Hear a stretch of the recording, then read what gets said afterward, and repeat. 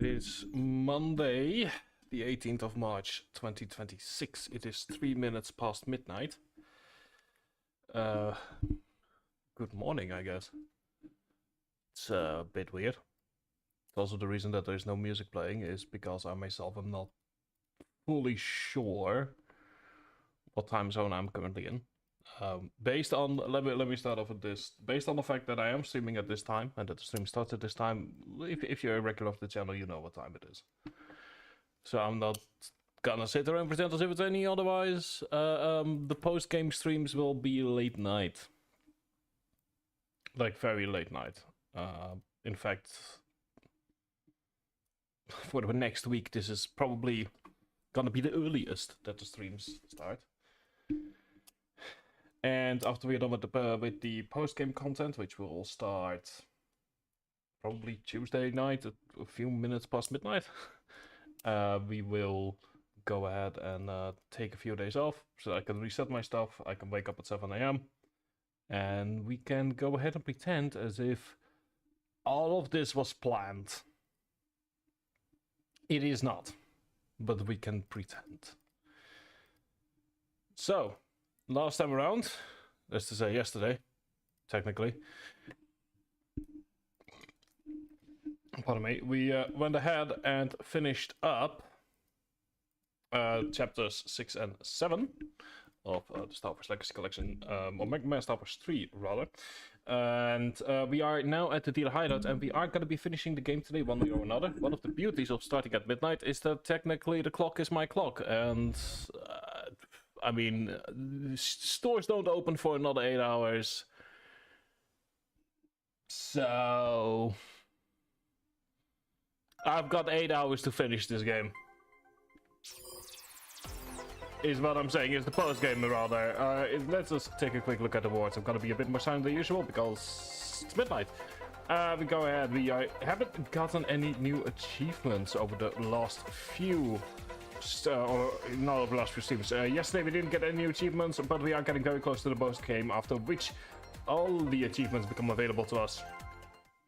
But first things first, we have 2 dungeons to go through today. I've kind of decided how I want to deal with one of them.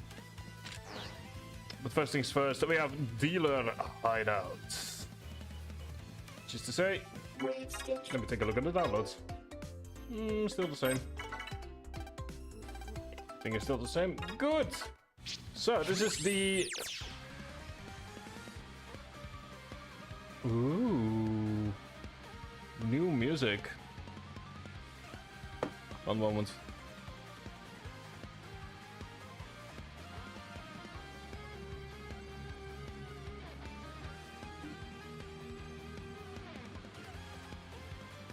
I forgot to. Yeah, did I ever get to? Yeah, I'm trying to avoid annoying my friends a bit too much.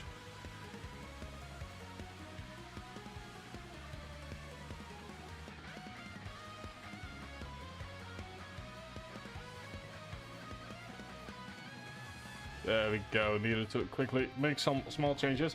Anyway, we are now at the Crimson Factory over here. Go ahead and access the Cybercore, which is, I don't think I want to do, but we can might as well go and have a quick look. We have 2 more dungeons to go, and we've got 1 more intermissionary period. So yeah, and I am kind of deciding how I want to deal with one of the areas. Let's first of all deal with this area. Let's see here. Okay, got an idea.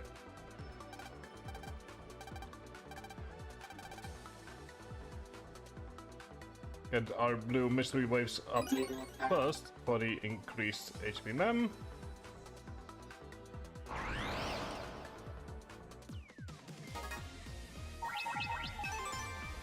I'm ready to also need to take a bit longer to actually wake up.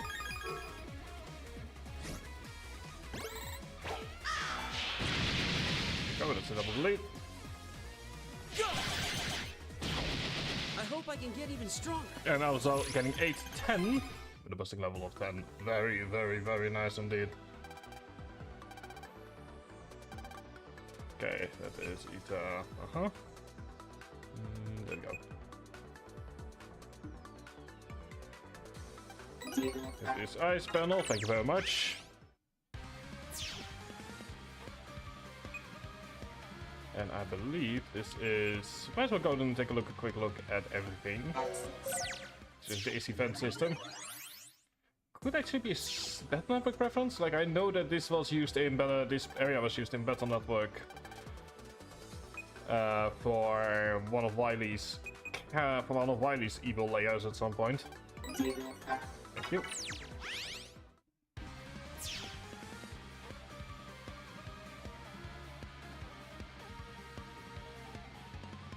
Just go ahead and more access.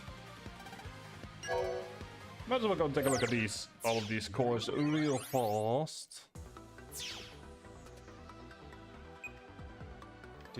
No, yes.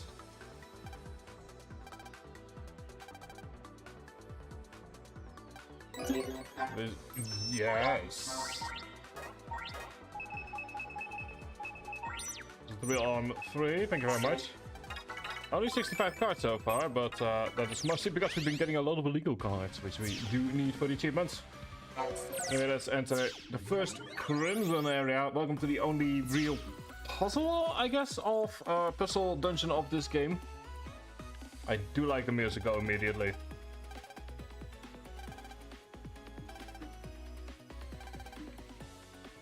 Yeah, we need to... it's essentially a simple connect the dots puzzle. The problem is you cannot cross any tiles you've just crossed over. You need to make sure all the cards are flipped over. And we can press B to reset. Like that.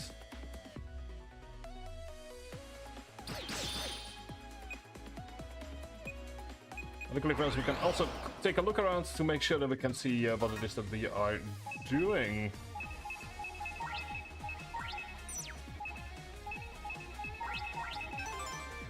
Here they come.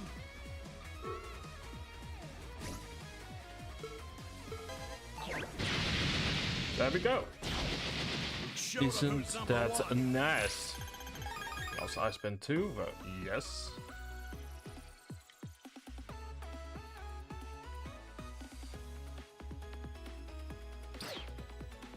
There we go. Just the basics for now, teaching you. Do we already have single 3? We do, okay. Just checking.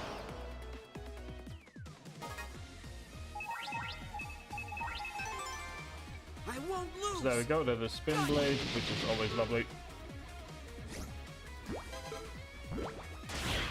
Okay. Not that I care, because it's not a cutting down in my background. Or my back pocket, that's spin blade 1.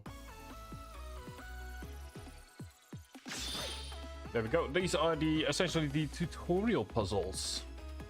Teach you all about what you need to know in order to finish up the dealer hideout.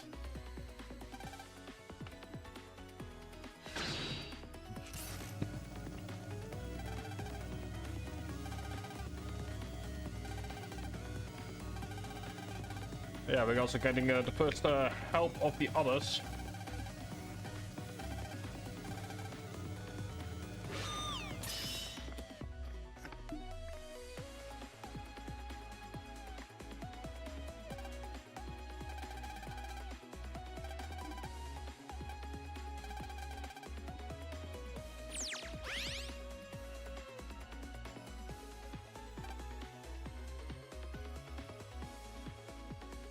It's not the fact that apparently according to YouTube there's like nothing happening, but according to my own OBS, YouTube is lying.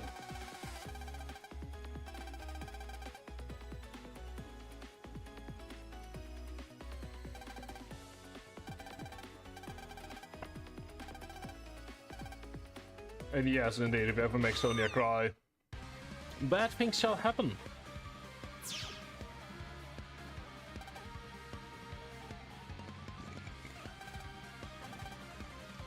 We can immediately see how many we have to get through.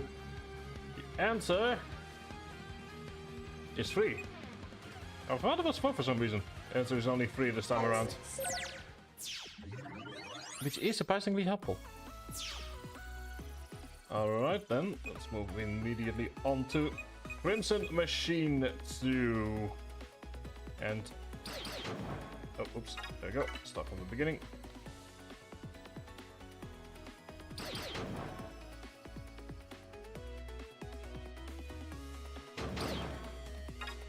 I'm a dub. I really just now realized what I need to do.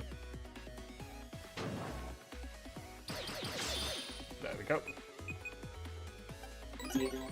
A spreadshot, which is I've never found it that useful, but I can still see why some people might like it. You won't be getting out of this in one. Here we go!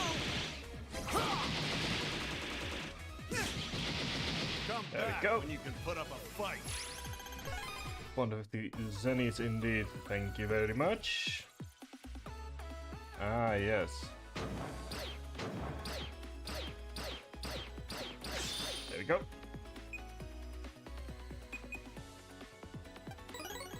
Some additional zennies.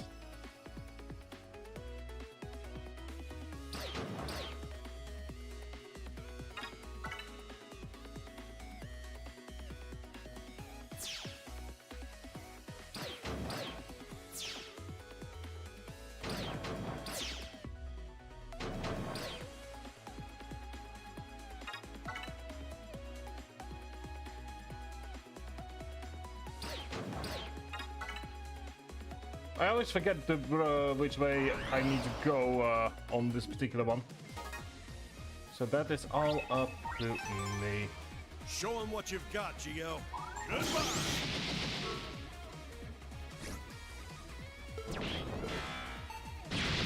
Come back when you can put up a fight. You got more zennies.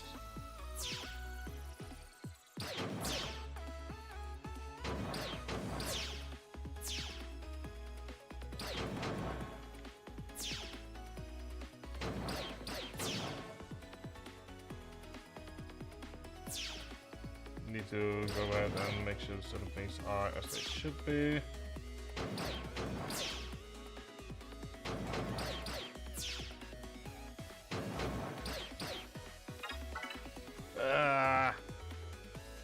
I should in theory know what the route here is.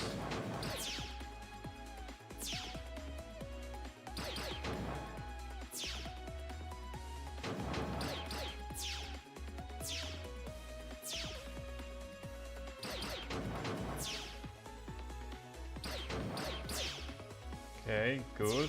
Getting there. And there we go. Now we can just do all of this. There is actually a faster way to do that, but it's the way I did it. And that's the important part. Let me have a quick look at Titan Glove, which gives us superb striking power, but I just... I'm happy with what I have. There we go, as we move into the second layer. Could have done this yesterday, but yeah.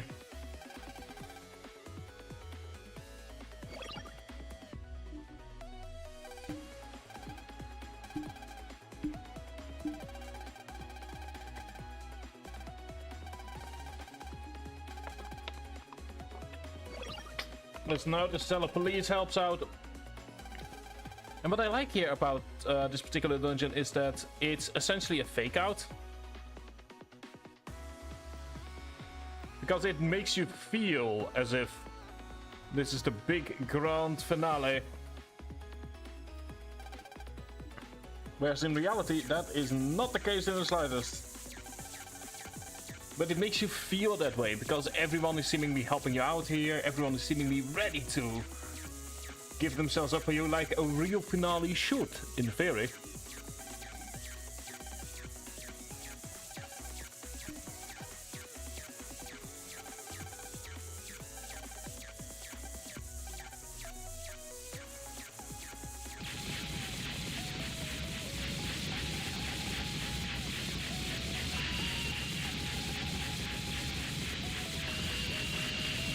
Here we go, gonna have break starting in about a minute.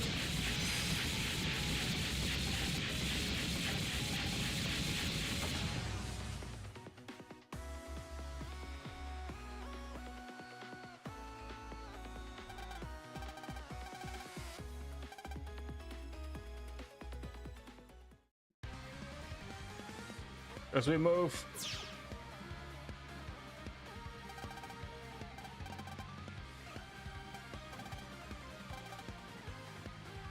It's time for us to move on to the final section of the Crimson Machine. With the final puzzles. And then we will have lots and lots of plot happening in a bit, but first...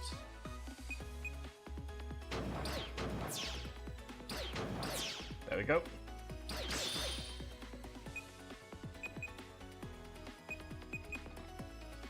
Let's go ahead and grab the blue mystery wave. It's HP memory plus 20. Getting very close to the 900, which is more than I often go into the final fight with. Come.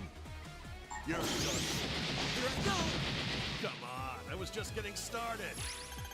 There's Mummy Hand, thank you very much.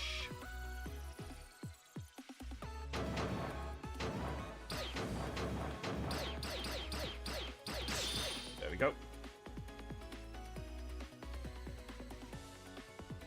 Ah, yeah, they put this puzzle in me. Save here real fast. I believe. No, there's one more puzzle after this, but it's not so much a puzzle as just the open road.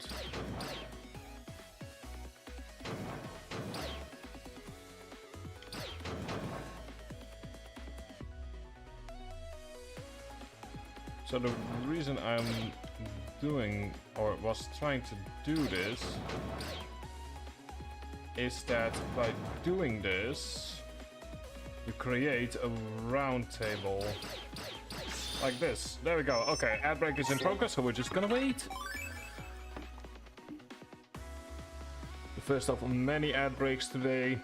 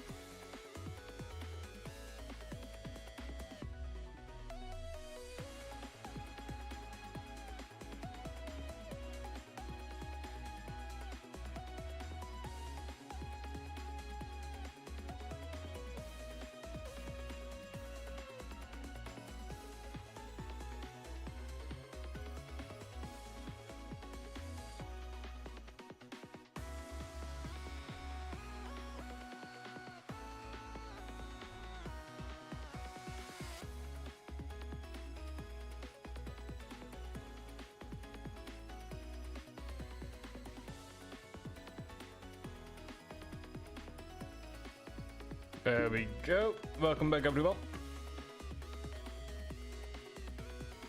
As we continue on down the final bits and bobs of the Crimson Machine. Short dungeon, but not any less. Let's get these. We can deal with them in the post game. As we move along towards the final CC machine. And then not technically a double fight, but in the same way that the end of Chapter 5 had a double fight, essentially.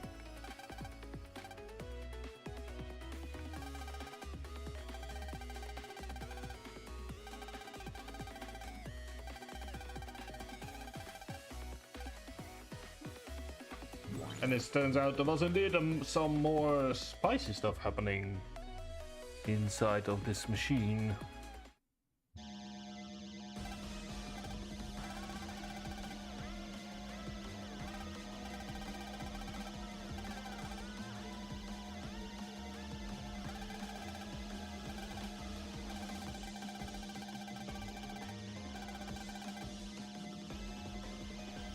Also, let's make it clear that Dealer is willing to kill children. I mean, to be fair, we already knew that, but just wanted to make that clear once again.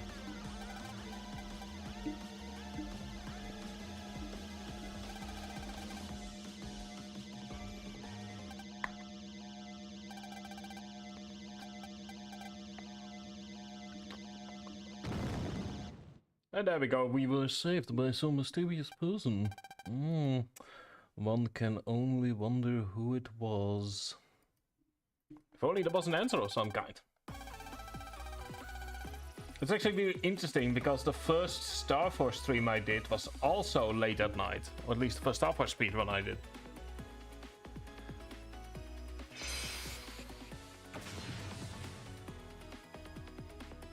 So in that regard, history is coming full circle to a certain extent.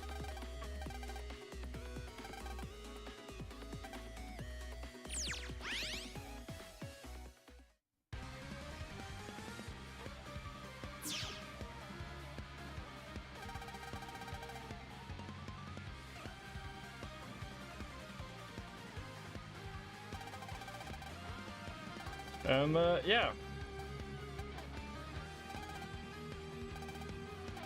Gonna go ahead and continue on without telling anyone what's gonna happen, which I'm sure will have no consequences whatsoever. And there we go, that is the final hint as to who helped out here. One can only wonder who it was. Because, and there's our first move tech of the 3 that we're going to need.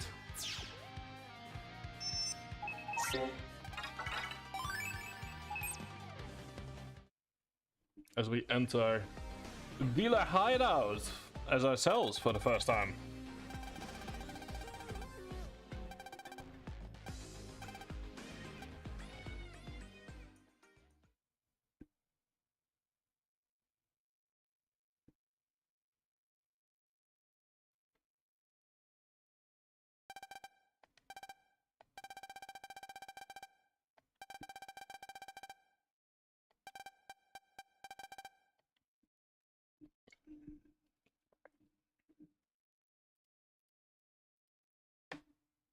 One moment.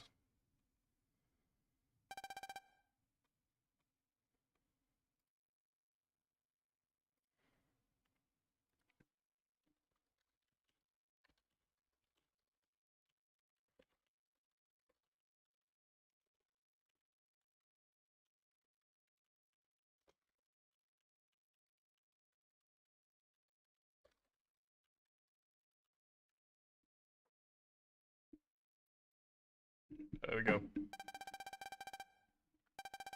Yeah, it's gonna be a weird few days for me because after I will really start moving stuff around after I want to say Thursday.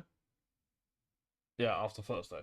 And then I will just stay. Then it will become like I'll stay awake for as long as I feel like it and all that kind of stuff, so that I can go ahead and be awake at 7 AM instead of what we currently have.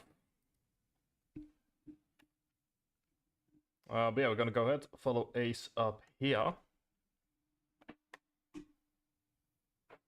It's also really weird because I'm being quiet here and it's like, oh yeah, you know, like it's late at night, but it obviously isn't. You know, it's if you're currently in America, then it's either the afternoon or it's the early evening, which is the kind of thing that I do sometimes need to remember because I often tend to go from to look at stuff from the perspective of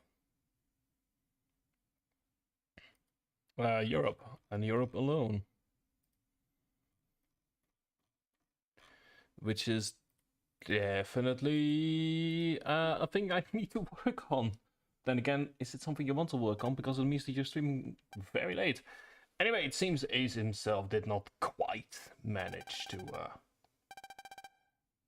to beat the person that he was trying to fight.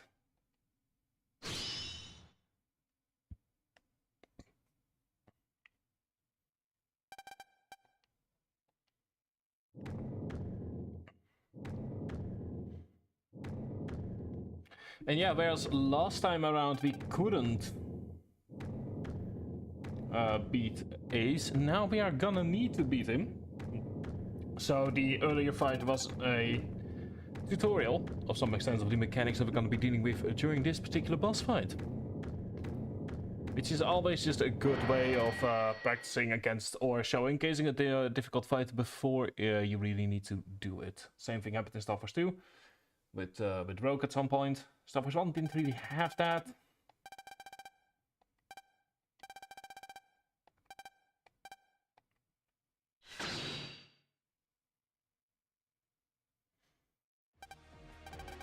It's also important because for what's about to happen, because Ace once again is a person that Geo looks up to, is a person that he to some level admires.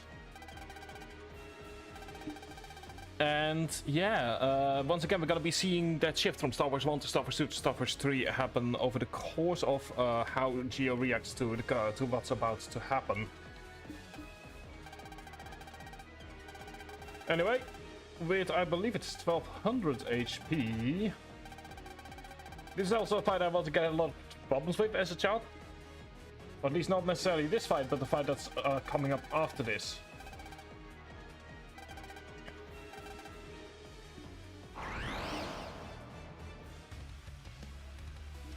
So yeah, there we go with 1200 indeed, it's Acid Ace B, as it's the second form of Acid Ace. I won't lose. Starting off with a simple divide line.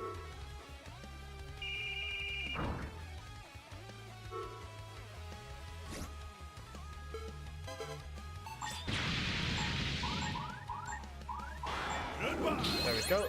And using essentially the ability to counter. Oh, certainly, dude. Good luck in that case. Double eater. There we go, into ice stage. But yeah, good luck.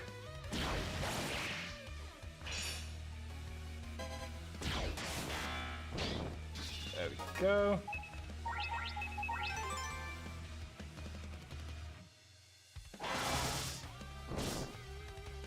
Did I do it deliberately? Maybe. Nah, it wasn't deliberate, but still. There we go.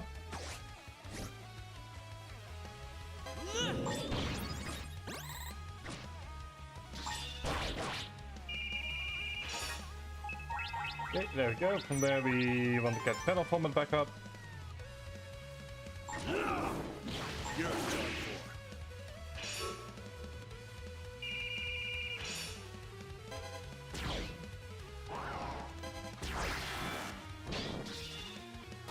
Now we are back to normal, which should help out.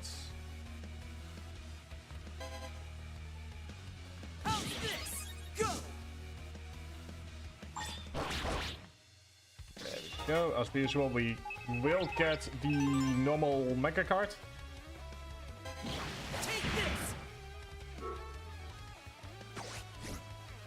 this. Because it's a boss fight and you can only get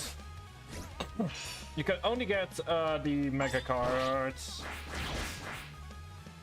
during their fights, so that way you are always guaranteed to at the very least be able to get all the cards. Goodbye. Goodbye. Here I go. Oh, that was very close. But alas, it's game over for Acid Ace, the first of two fights. There we go. Did you really think you could beat us? There we go, that's Acid Ace for a Mega card.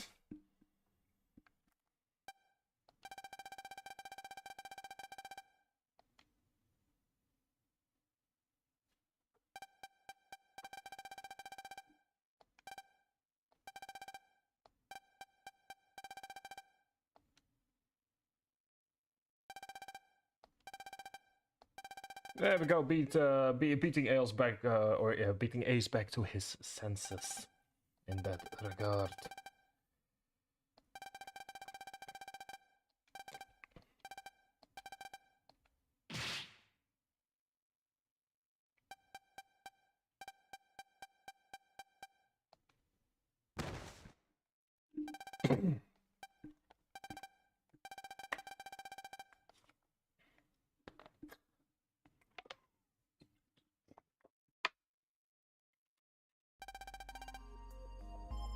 Yeah, Ace is gonna be sacrificing himself for the sake of Geo.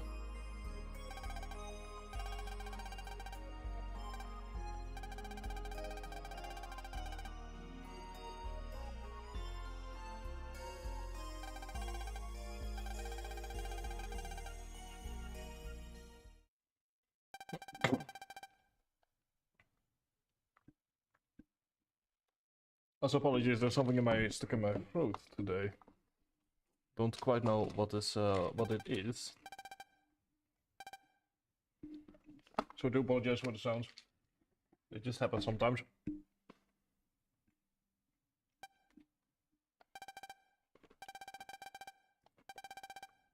Yeah, Ace is we're going on ahead. Omega knows exactly what Ace is doing.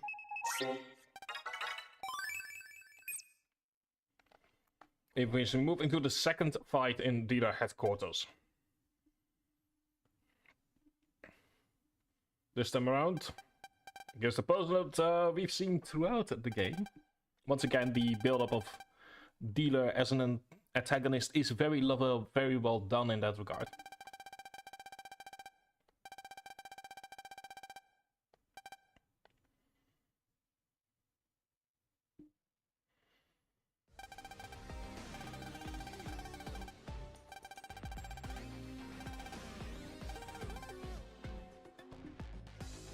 Like, Joker isn't the most complicated villain, but he doesn't really need to be.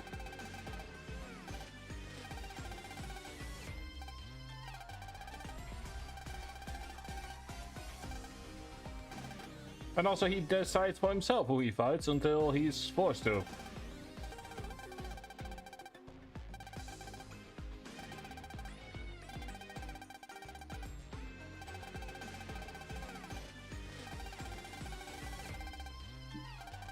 And to be fair, the reason, you know, Joker doesn't need to be complicated. In fact, I think that Starforce villains, 3's villains especially, are better for not being complicated beings compared to 1 and 2, because Starforce 3 isn't really about the villains. They're there because they need to be, but it's more about finishing up Geo's personal journey.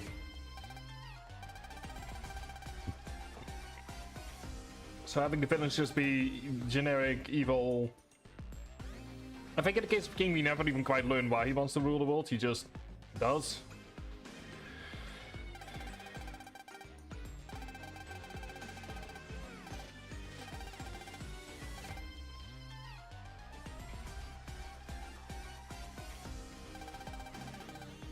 And also for reasons that will become clear later today, actually, I think it's good that dealer isn't really that complicated.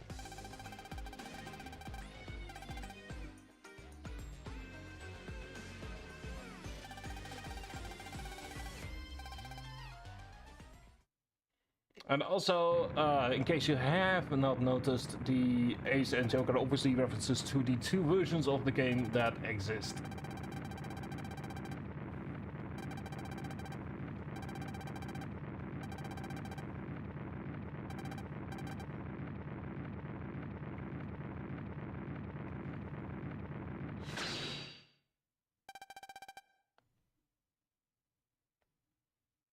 And so yeah, meet our second boss fight.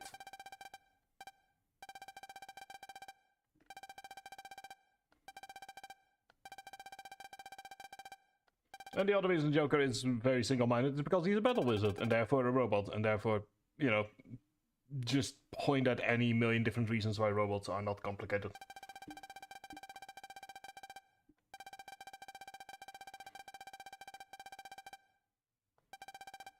It's also an explanation for the meteor access that we've been seeing whenever we reach 200%. So that's a nice little in-game explanation.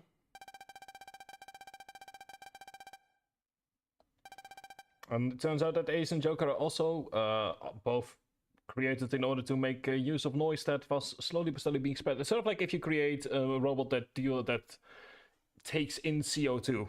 Because it's just what we happen to have a lot of what we happen to have a lot around.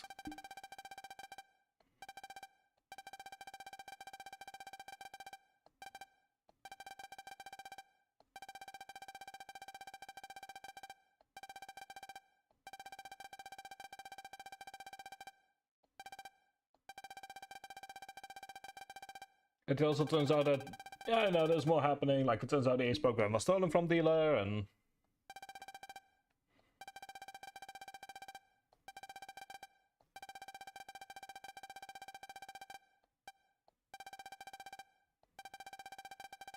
so there's a lot going on here. What's also going on is that I quickly need to do something. Please pardon me.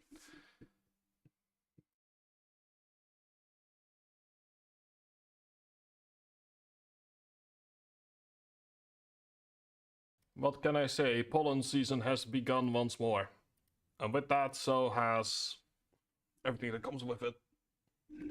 Where am I gonna put you temporarily? Right here works.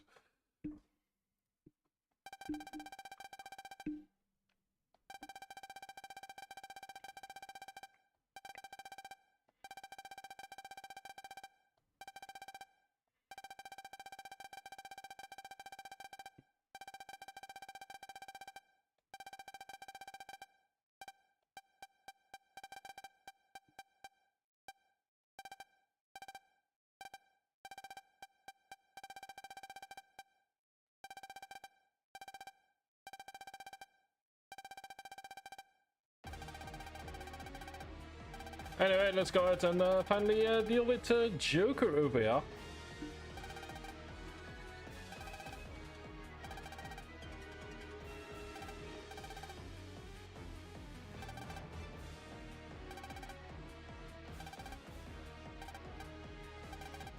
And I believe it's 1400 HP.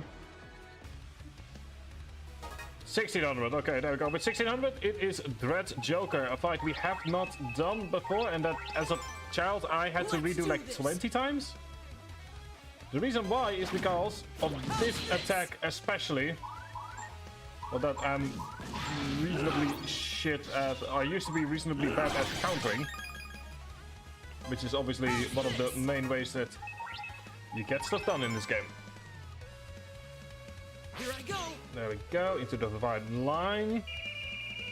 Ooh, we're already reaching. Oh, we're already beginning to reach. I mean, yeah, in theory I can access area eater. Hang on, let me see here. Ooh. We're going to support use into Taurus Fire. Area eater.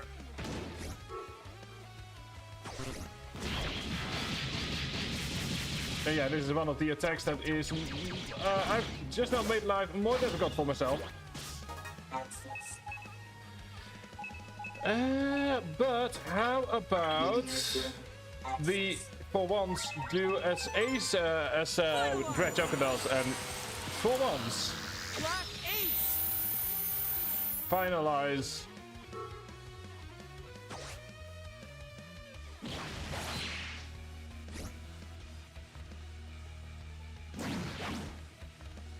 And it also allows us to fly around, which is part of the reason that I did this.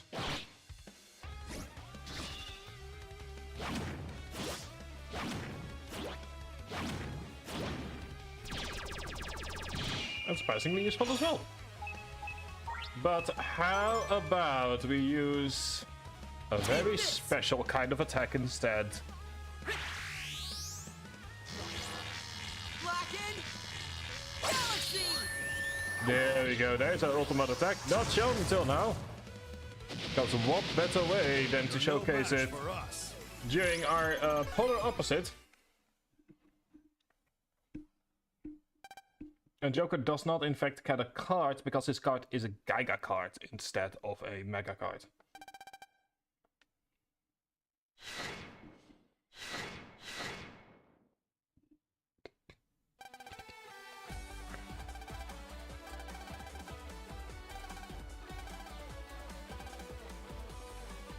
So there's something to keep in mind, is our boss card is technically Acid Ace, not Dread Joker. But more importantly, there's no one left in the way between us and dealer. So in theory, this should be the end, shouldn't it?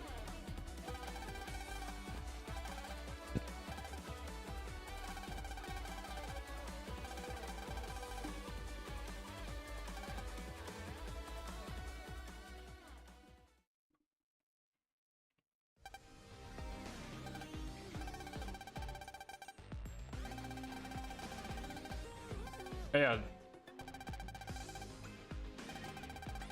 Like I said, King isn't the most complicated villain, so all of this mostly just the usual end of, you know, your defeated speech. Mahaha, you're defeated. Mahaha, time to monologue. Mahaha.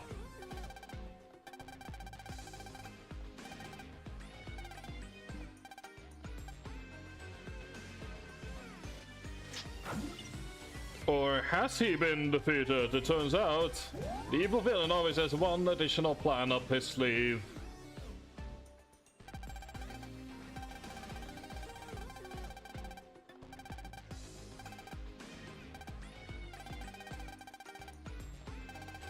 Although I will say I do like the fact that he did commit to the theme.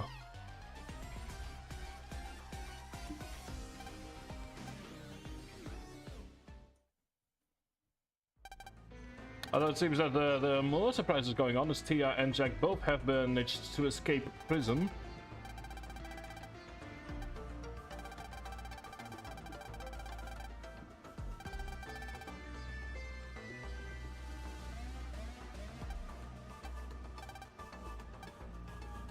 And there's betrayals upon betrayals today as well. Because I will kind of summarize the cutscene early. Jack and Tia have always been using King for their own ends. Says he only allying with King because both happen to share a common goal for the time being, and now that the goals diverge, so do they.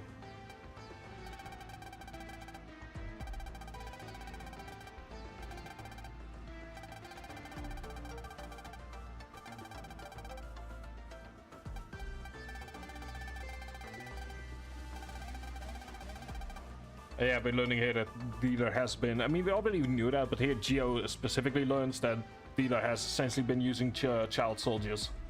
Once again, the Battle of the Starforce universe gets a lot darker once you start thinking about it more.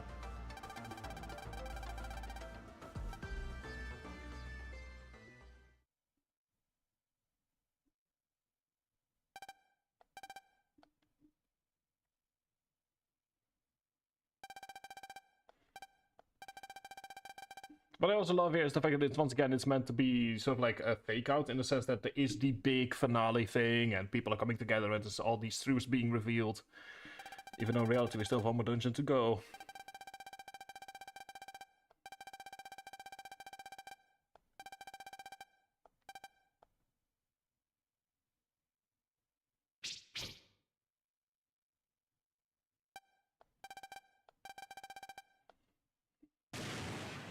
And of course, it wouldn't be an evil villain layer without some form of self-destruct sequence.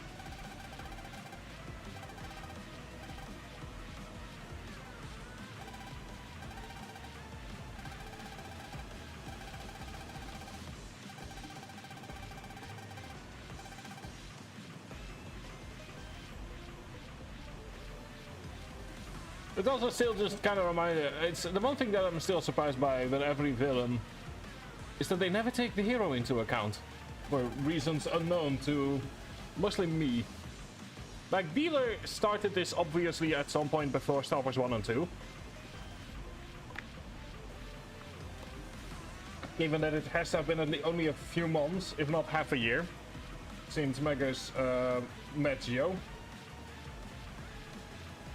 So at some point, you know, Dealer must have learned about Mega Man because everyone at some point did, and that's part of the plot points of Starforce 2, is sort of like that, getting to grips with media attention and with the burden of heroism.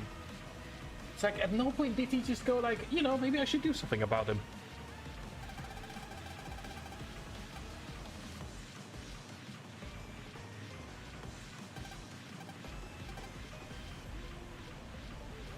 It's also pretty clear from this line, from the line of Tia here, that that they are still feelings on both sides.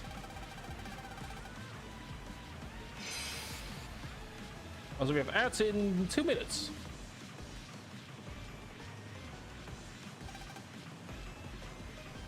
So yeah, Ace is gonna do the... I kind of already alluded to it earlier.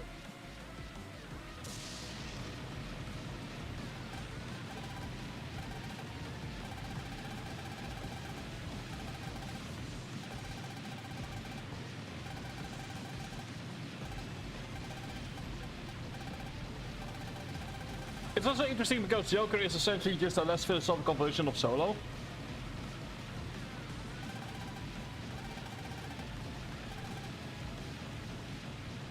So it's also almost like a commentary on what Solo would look like if it wasn't for the philosophy and the backstory.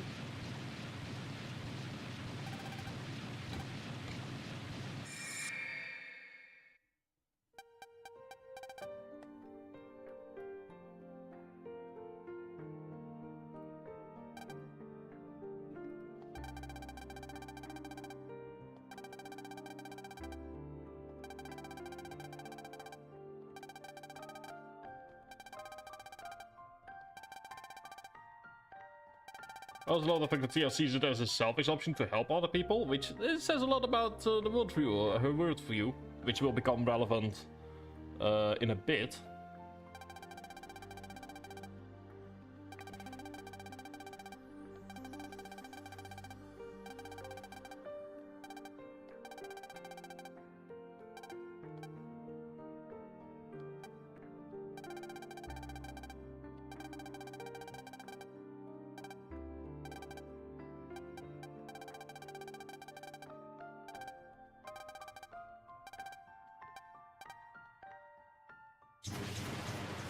Only then for the explosion to yeah, and end to Ace, and that is yeah. What can one say? That Ace is actually a relatively good character. I'll wait with the actual full thing until the outbreak is over.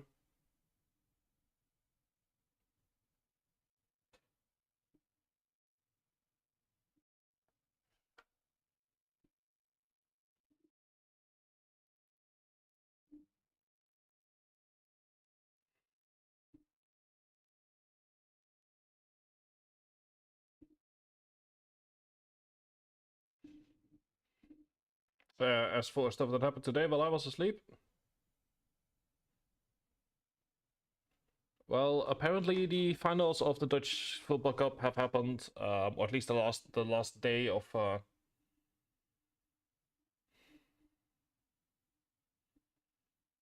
Sort of like the good morning. The last day of just matches happened. We all had a good laugh at seeing who came in fifth.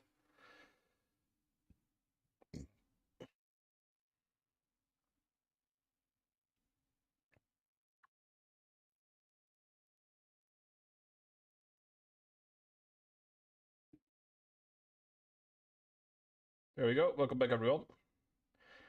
So, what can we say about Ace? Apart from the fact that he was a good character, from multiple angles, he was definitely what kind of what Geo needed in order to move up with his development. Like in Starforce 1, Geo needed to get out of his depression. In Starforce 2, he needed to find some level of purpose in life. Now that his depression was over, I'm in the meantime cleaning my glasses while I'm talking, so please pardon me. And in Starforce 3, he sort of needed a new figure. Like in all three games, he had someone or something work as sort of like the father figure in his life. That was Megas for most of Starforce 1 and 2. Although I will argue that Boreal actually has a more important role on that front in Starforce 1. It's definitely Megas in Starforce 2. And Ace essentially fulfilled that role in Starforce 3. What we are essentially seeing, and I'm looking way deeper into it than this game ever really thought about, but still, I'm allowed to look deeper into it, is that as Geo sort of started climbing out of his depression, he started dealing with emotions he never really dealt with before. Like Geo, sort of like the first thing that Geo needed to do was get out of his depression, or at the very least get walking towards and trying to start climbing out of the hole. Which is what Megas and Boreal did in Starforce 1. Then he needed to sort of like... It's a weird thing to say, but at some point you first need to learn to plateau. Like there is this moment in depression, and I've experienced it myself as well, where it feels like you're not making any progress, really. Like, yeah, you're happy and you're less sad, but it's also a feeling of, that's it. You know, I remember with me when I was in therapy, that at some point I went ahead and I got to a point where for multiple weeks it kind of plateaued. Like, it wasn't as if my life was no longer a 2 or a 3, but it was like a 5, a 6, sometimes a 7. And the thing about getting out of depression is accepting the fact that most days are gonna be like a 5 or 6 or 7, with days that become 8s, 9s, or 10s. And that plateauing, the acknowledgement that you're plateauing, but that from now on you can start working towards those special kind of days that you would otherwise not have. That's a big thing to learn, and it's for some people fall back into depression as well because of the fact that at some point it feels like they're plateauing, they're no longer taking the medicine, or they're no longer, you know, it's a feeling of, well, not much is really happening anymore, so why would I? Why would I still take the medicine? Why would I still go to therapy when it doesn't feel as if it's changing stuff anymore? But it is still changing. It's building the foundations to keep you from falling back in. And that's what Starforce 2 is partially about with Geo. It's building that scaffolding to allow for essentially his days to become more 5, 6, and 7s than 1s and 2s.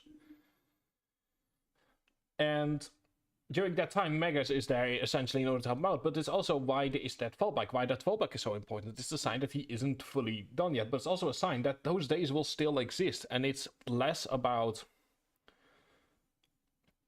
always being happy and more so about getting tools to deal with them, which is once again what Starforce does. Starforce does a lot of plot lines that all sort of converge on the idea of strengthening Geo through accepting himself for a big which is a big part of that. And Starforce 3 then moves into, okay, now that we start having these days that are like 8s, 9s, and 10s, what is the next figure? Megas can't help him anymore.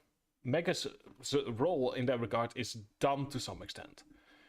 So Ace filled in that hole. Ace was someone that Geo, for the first time since his own father, really looked up to. And that's a big difference with Starforce 1 and 2, is that Ace is someone that Geo looks up to. And is someone that Geo admires and idolizes.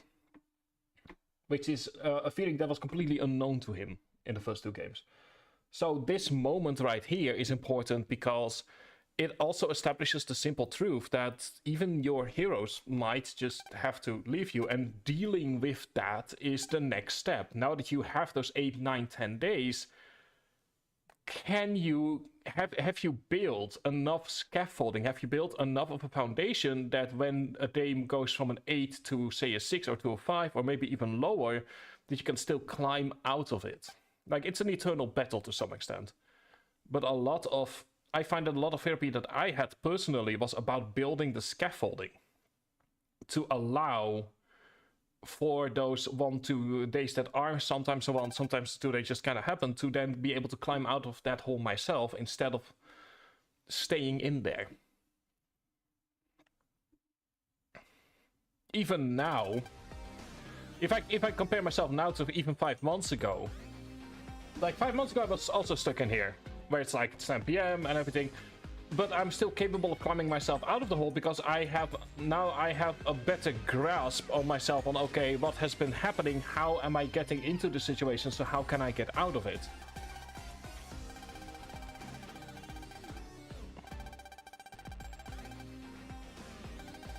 So this is an important moment for Geo as well, in that how he reacts to this is essentially our way as the player of knowing if he has grown over these 3 games, and if so, how.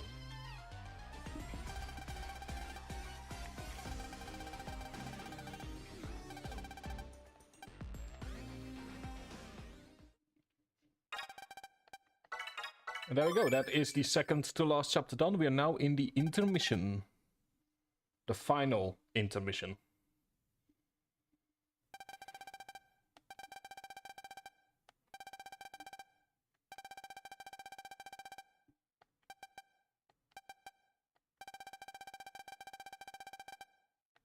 And obviously for Luna, it is her first time, which is the other thing as well. Like for everyone except for Geo and Sonia, it is the first time that someone they know has genuinely just died.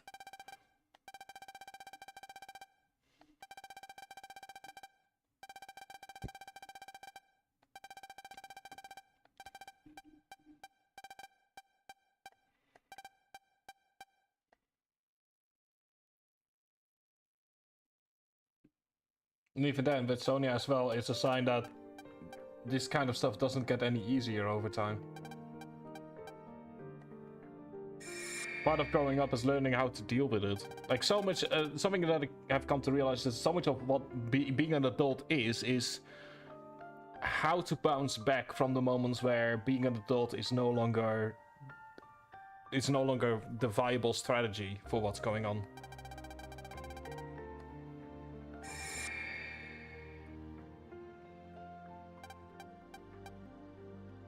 Also, the only time we ever see this, you know, it's an important moment, but it's also the only other time we see this particular sprite.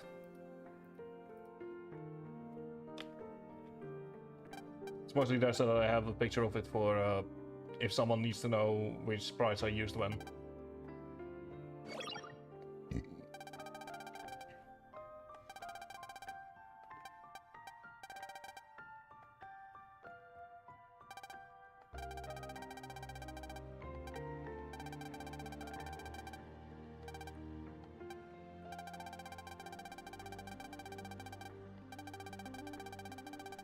It's also the different, once again we see the clash between the different worldviews of Mega and Geo.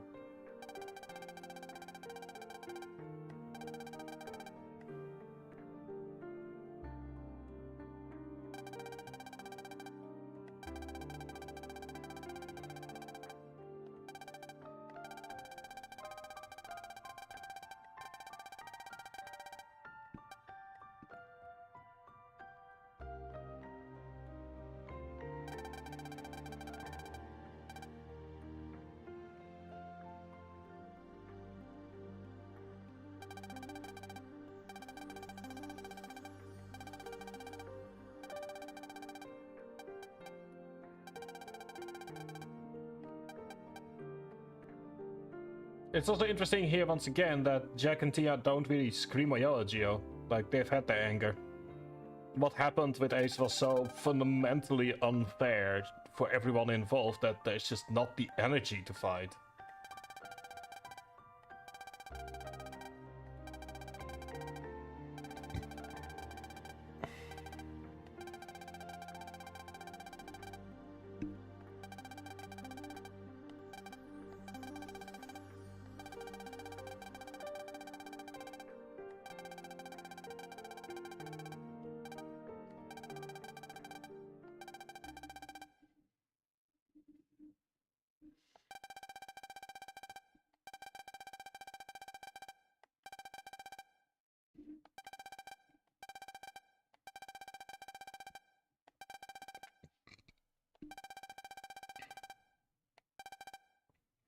Yeah, technically the purpose of Destroy Dealer has been fulfilled, but to what extent?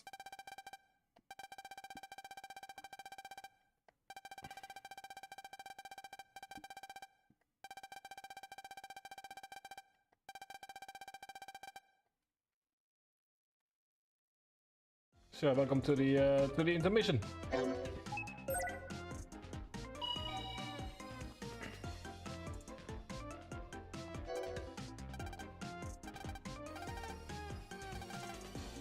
There we go. And as we see a brand new evil hideout. Very spacey.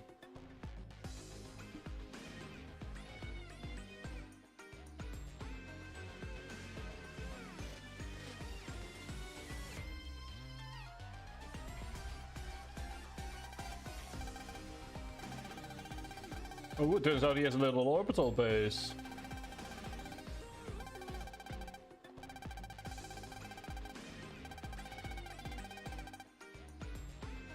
How spacey, very roomy.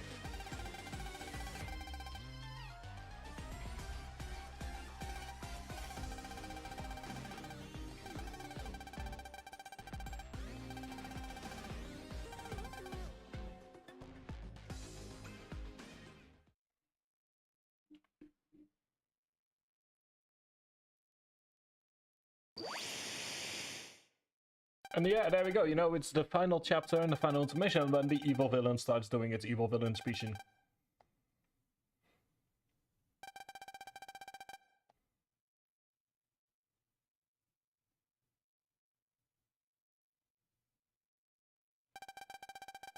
But unlike in Starforce 2, where the moment that the evil villain speech happened, we just about straight went to...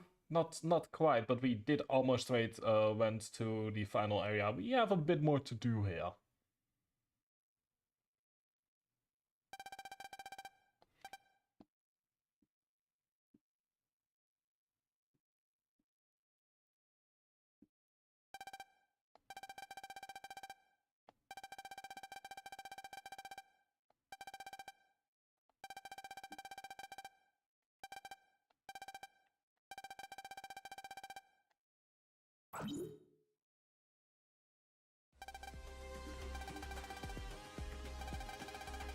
And there we go, he's now doing his evil villain speech.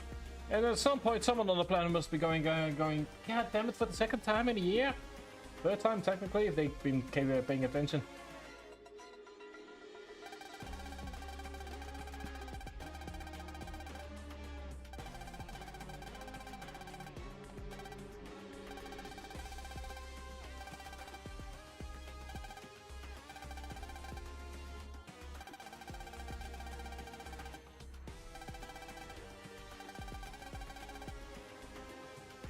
Moment.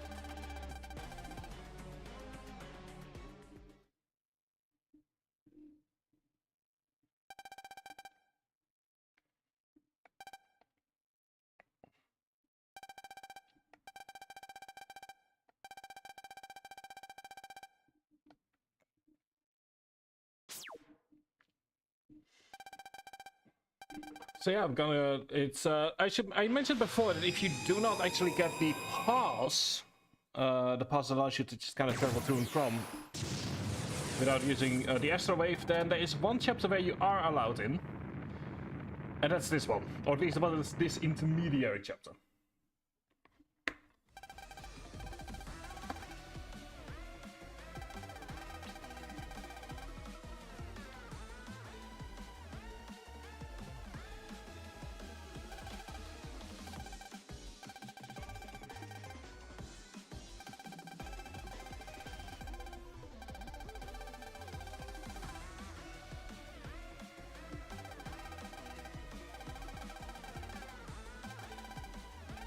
After that, the counters will be... Alright, and there we go. That's also sort of like your ticking timer countdown thing, where it's like, ooh, 3 days, so...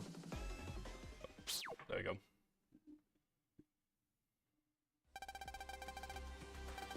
So I'm gonna go ahead and take a look at what's happening in Waza.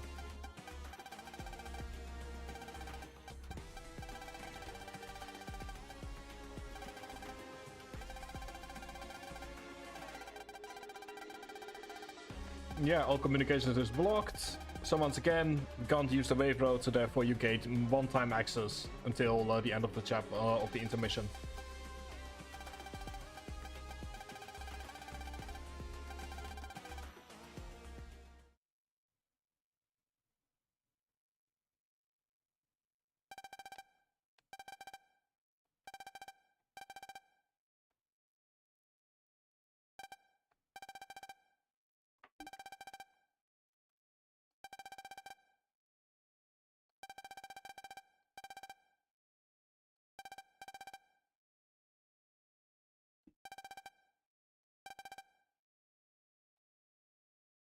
So yeah, everyone's gonna go ahead and work on their own things.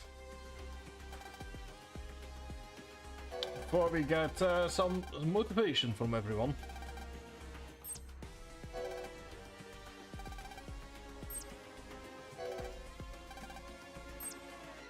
Yeah, we go. Just a bit of motivation on everyone's side because so much has happened in the last few days.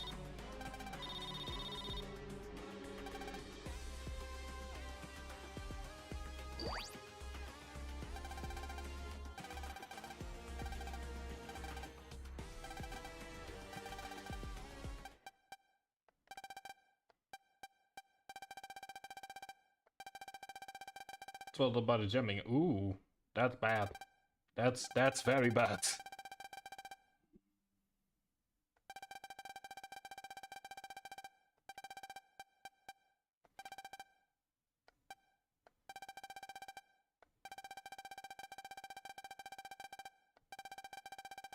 Alright, and they're actually still evacuating. Interesting. I mean, to be fair, it only happened mere seconds ago, technically, so that makes sense.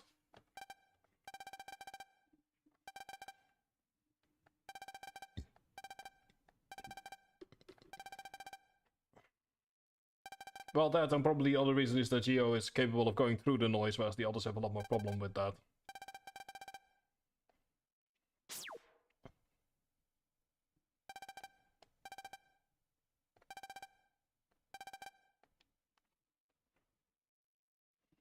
So as a result, we can now, even if you wouldn't have done the side quest, which takes about all of 5 minutes, you would still have access.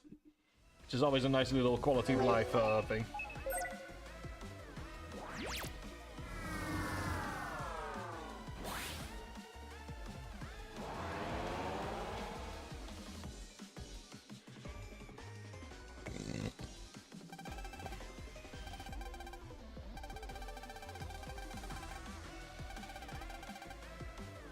Exactly, Geo comes to the same conclusion. That they would be in serious danger from simply being near too much noise. And now it's time to play... what's the one of 3? I don't remember. I'm tired. I'll be honest, I didn't sleep a whole lot last night.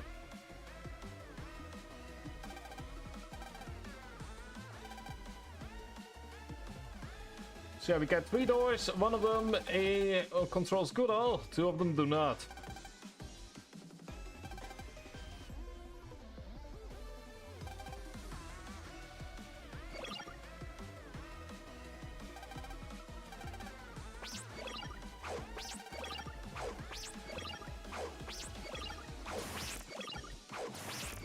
And I do admit, I don't remember which noise it is.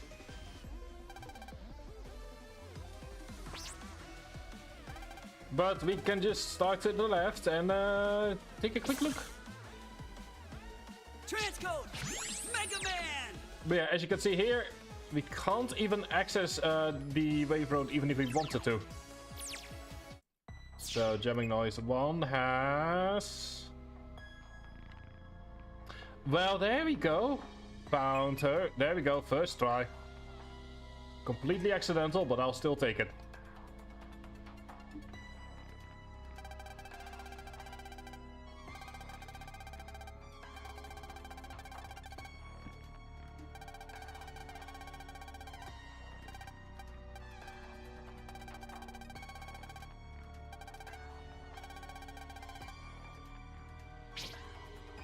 Unfortunately, though, we do need to deal with the virus first.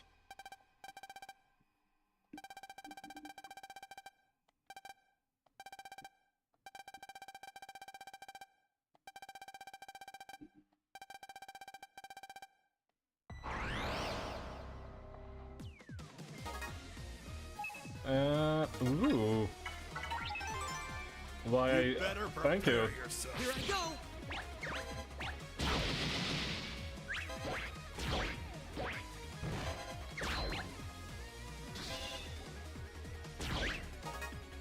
And yeah, little bugger has a neat little gimmick.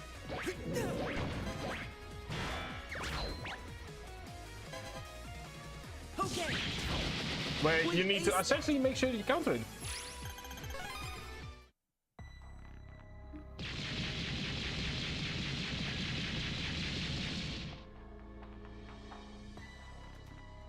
So that's always a funny little gimmick.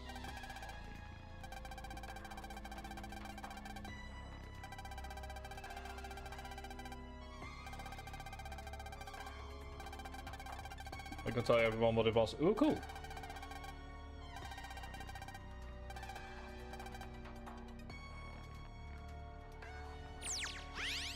And for once we actually can pulse out just for the sake of it. Aloha, aloha, castle. Cool.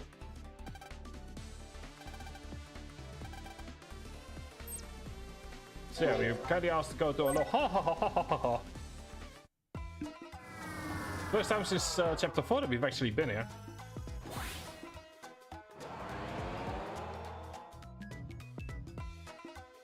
Can just casually go ahead and go over here.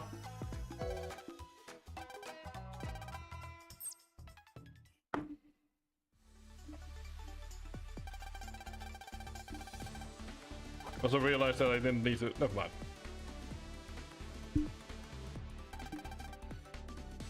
But yeah, like grinding for rock noise definitely helped a lot so far. Mentioned the local hospital. Well, that's good to hear.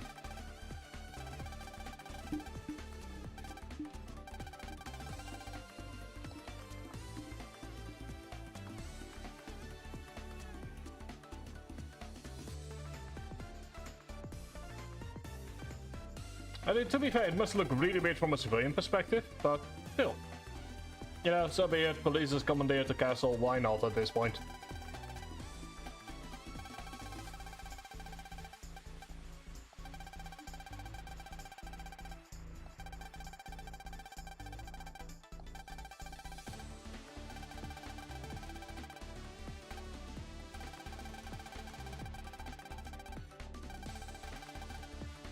And yes, what countermeasures indeed? Ooh, they see transferred it all to the environmental system.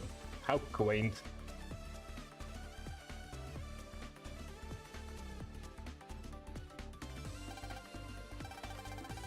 And since the dealer has no idea that this has happened, he believes that Vaza is now all done for.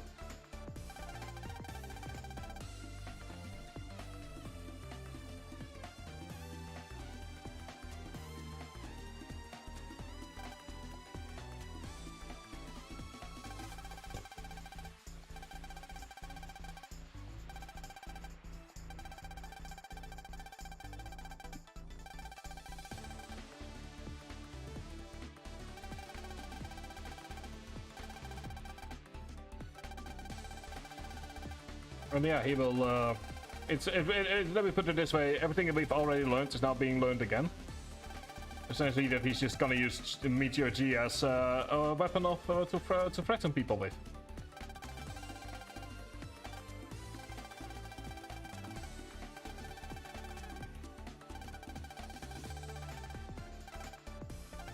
Moreover, what they don't know and what we do know is that there is some stuff still happening inside of Dealer.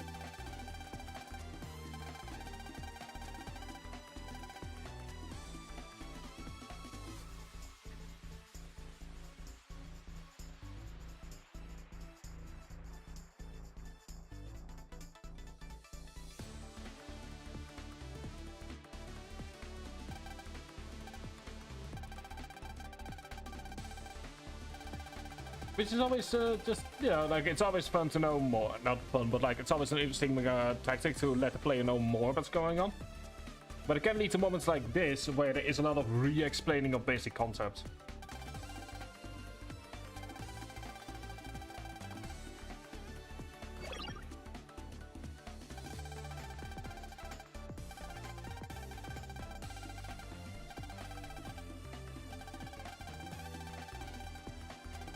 Also, the one thing I came to realize, because for those of you who didn't see the message earlier, I woke up late today. Very late, in fact. And the one plus that I'm realizing I currently have is, so surprisingly, in a surprising twist of fate, waking up at 10 p.m. is actually better than waking up at like 4 p.m. than waking up at like 4 or 5 p.m. because now I can just take a walk in the morning. Like, one of the main reasons I hate waking up late is because I don't really have the time to do stuff. You know, like, the shops are already closed by the time you're fully awake. And by the time that the shops reopen, you're already going back to bed if you wake up at 4 or 5 p.m. But at 10 p.m., that changes. Sure, your evening is the day of everyone else, but they do overlap. So after stream, once it's roughly 8-9 a.m.-ish, hopefully, I can just go ahead and go for a walk, and then afterwards I can just do groceries. So I can go to a nearby park, just kind of enjoy the morning, be awake when everyone else is awake.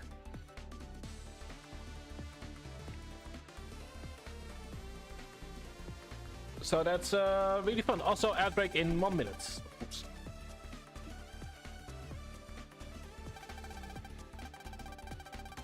And yeah, the first of our 3 days is over and done with.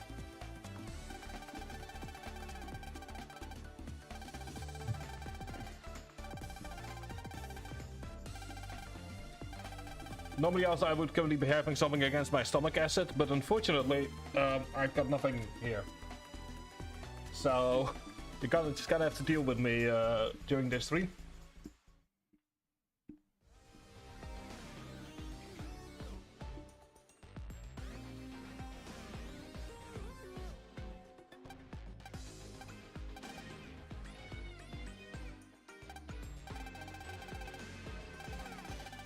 Although there is, like I said, some interesting stuff going on, which we will talk about after the ad break. Please enjoy the ads.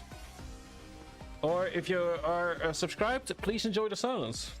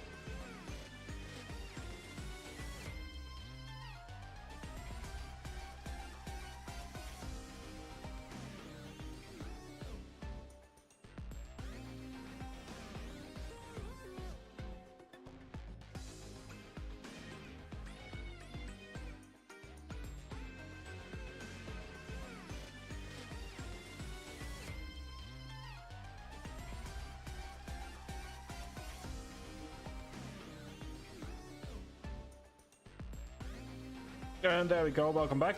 But yeah, as I said, some interesting stuff is happening behind the scenes. Because it turns out Meteor G is not fully responding despite all the crimson. Almost as if there's more going on.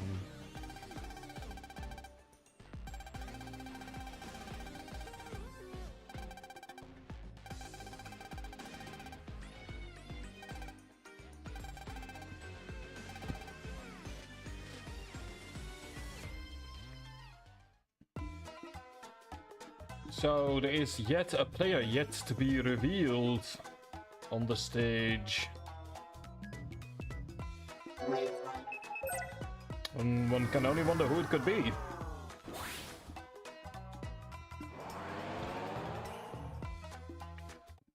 Now do remember that earlier on, a few hours ago, a few streams ago, it was mentioned that it felt like Meteor G had its own voice.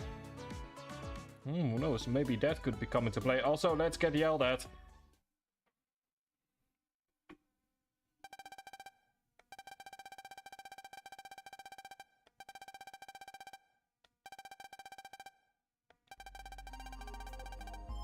That is the first time you've been scolded, dude.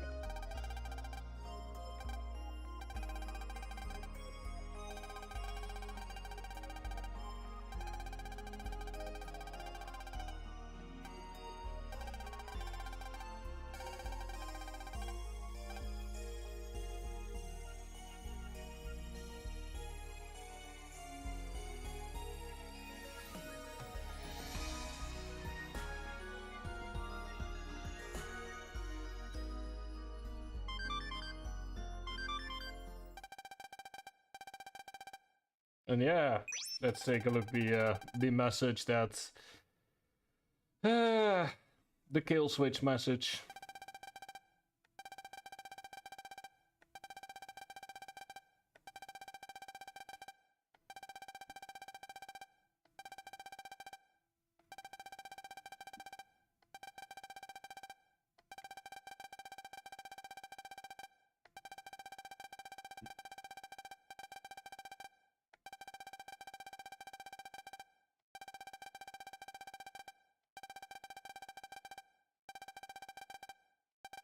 And there we go, our first Geiger card.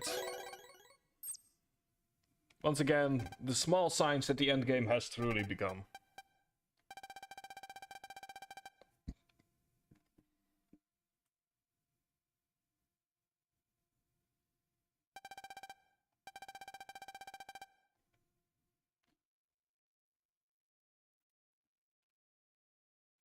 So the values go to grab it. There we go, wing blade. We've seen it before during the access.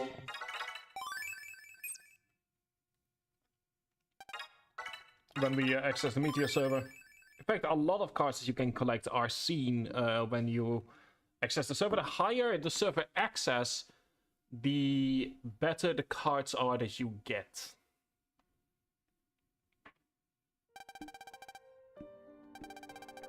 So it is, even though the timer starts ticking down faster and faster and faster, it is very useful to keep that combo going.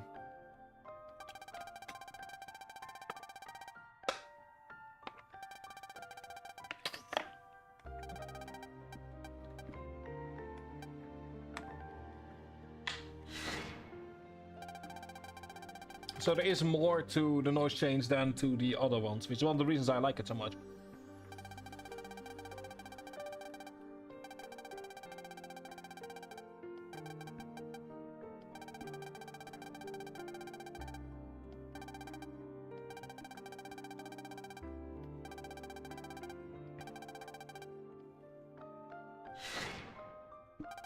Yeah, Gio's having a bit of a nightmare.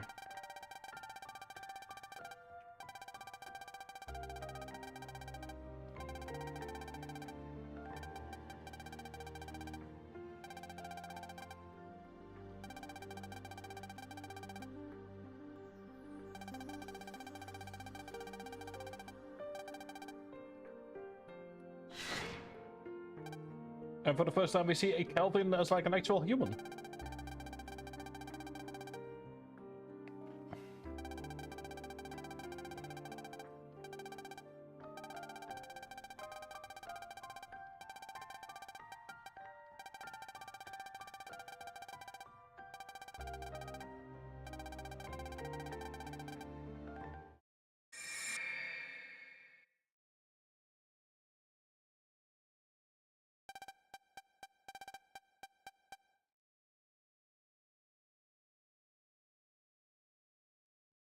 Dream or premonition, you decide.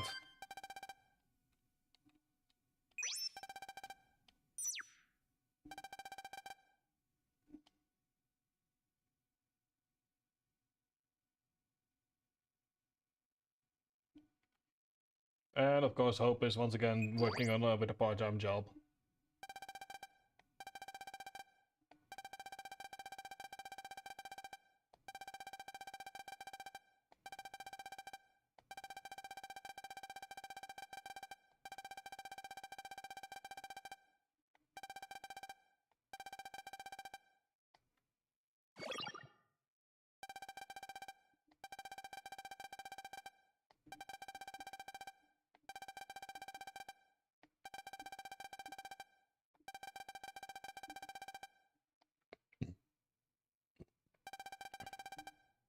If only TVs could talk back.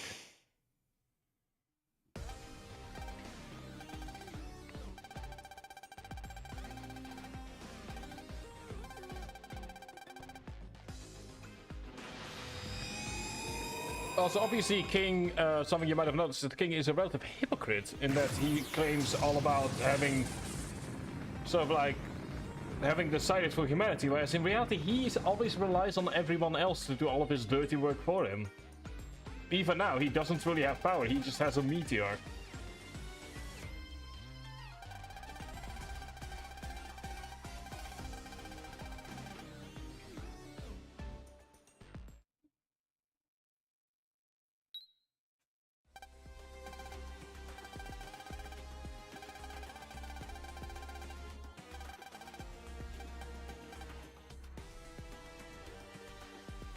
Oh, never mind, she was apparently still home. Whoops.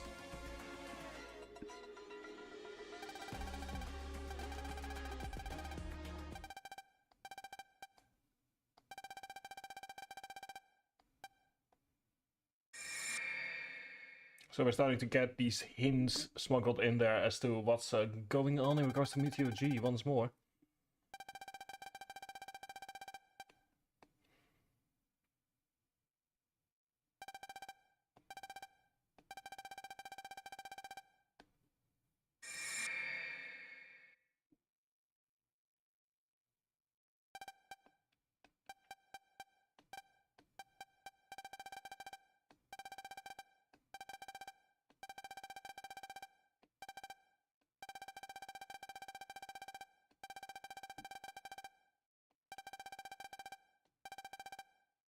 Also, just call it Megas. It really annoys him. And there we go. There's our autosave. Moving on to WBG Studios. As we are on day 2 of the 3-day deadline.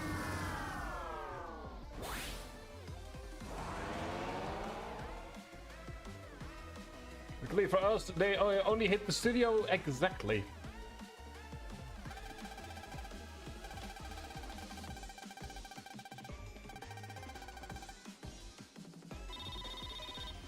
Ooh, and there we go. Timely phone call.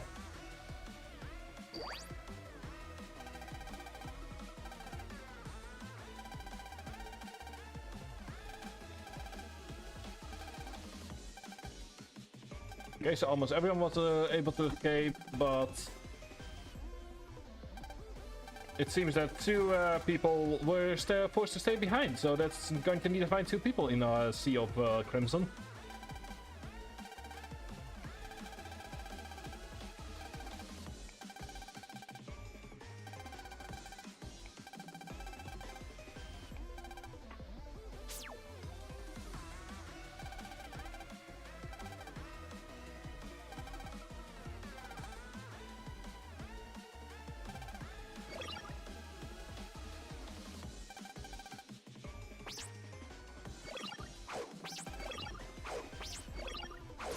There we go. There is our 3 holes.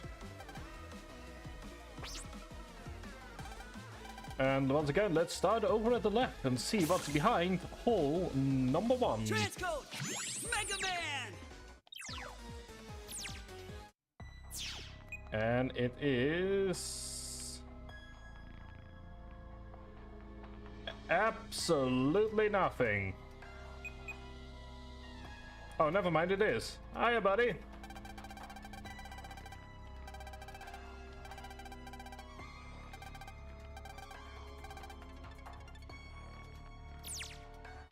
Anyway, moving on to number 2.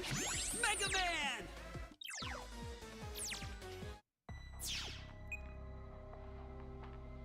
And this time around, is it once again absolutely nothing? Oh, yes, there we go. First 2, 2 for 2. I'll take it. Haha.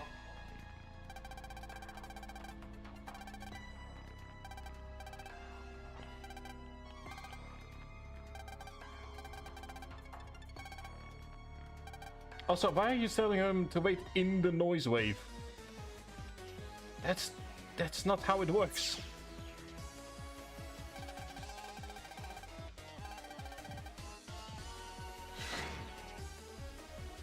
There we go.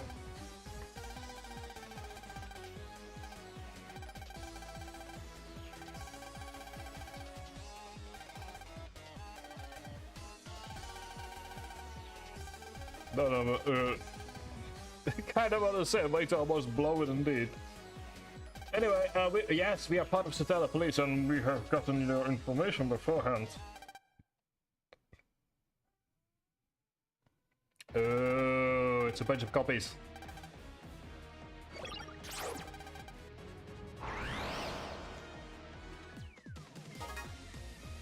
Oh, it's 2 copies. All right, let's clear it Total out. 1000 HP.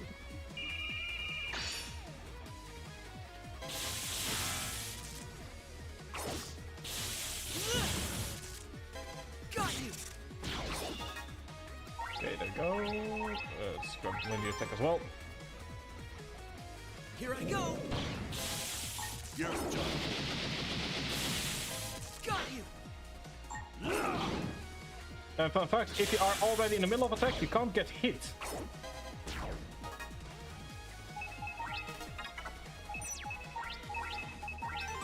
So that's once again a bit more to the battle system than it might seem at first glance. Here I go. Moving in time bomb.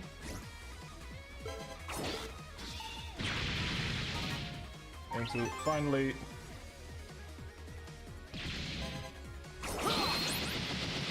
I hope I can get even stronger. Thank you for the additional zennies as well. Don't need quite a few of them.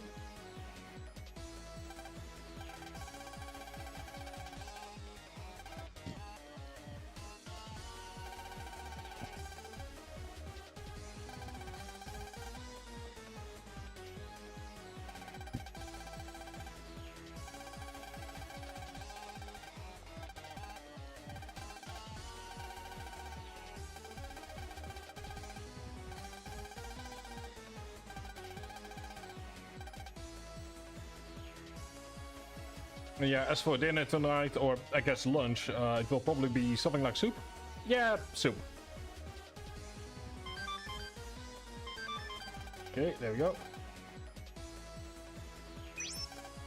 Now the orbital base key will open the astral wave which will take you there. Got the dealer key. And indeed, if it's a trap, then we should be ready for it. Now, unfortunately, we cannot actually get there from Waza, or from our WBG.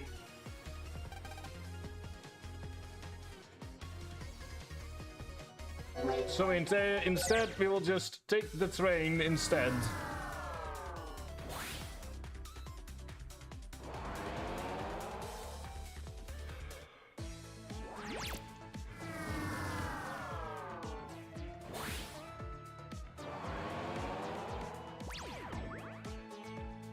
And from there. Also, this is the guy from the 30 years old.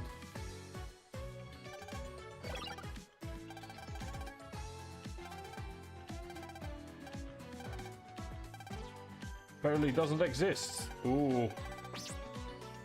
Now there's a conspiracy. Turns out the last one was a lie all along.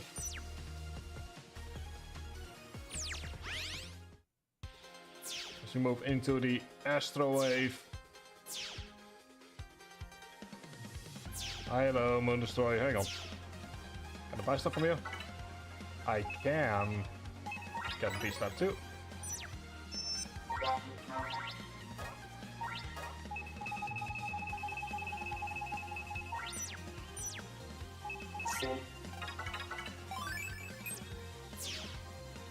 We move over towards... Oh, there we go. Into what is the final normal area of the game. At least as normal gets.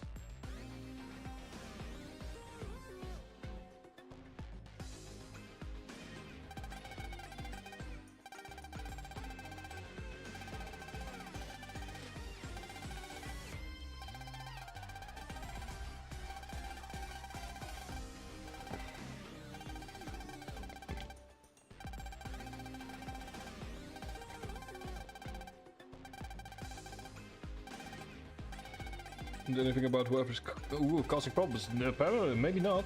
There we go. Probably not, indeed.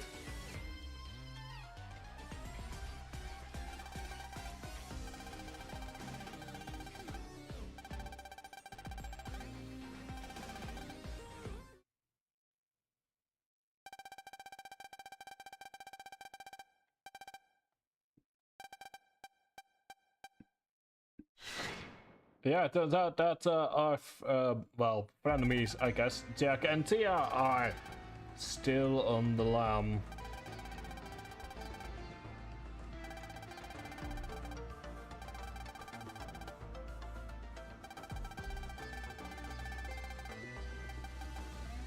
Also, it's not Jack and Tia that are interfering, which is an interesting conundrum. It really is a third party we've yet to meet.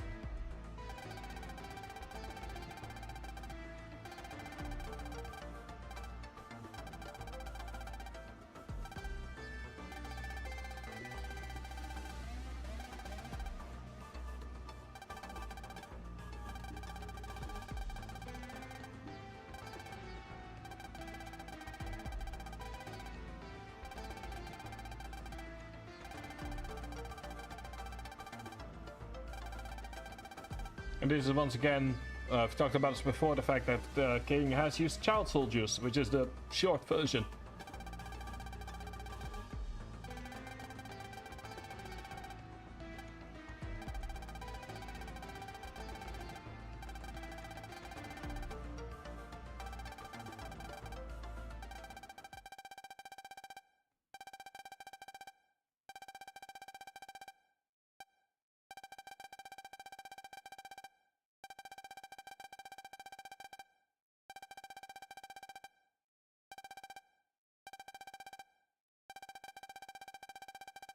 So it turns out there's also a more benevolent reason for what Jack and Tia are doing, in that, given that they were two of the children, it's something you often see in fiction a lot, which is that sort of like whenever there's a group of children and there's one or two that are capable of being leaders in some way, that it's often sort of like a found family situation where it becomes against the parental figure instead of with the parental figure. For, you know, reasons like parental figure does evil, heinous stuff.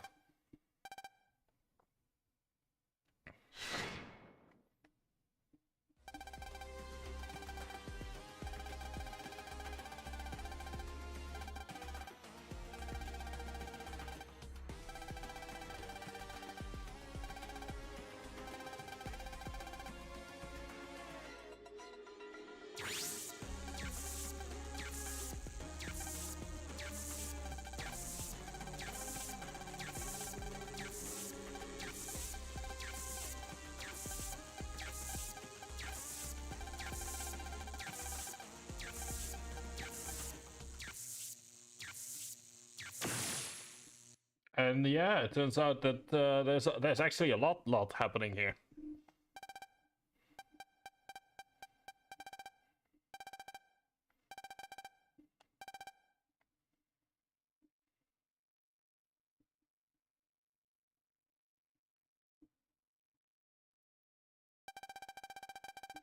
Turns out that there is yet another betrayer. Heartless, how could you?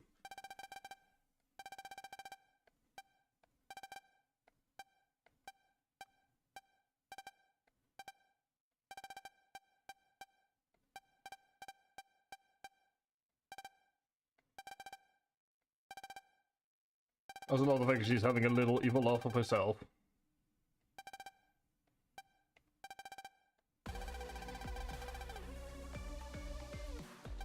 As the music fundamentally changes.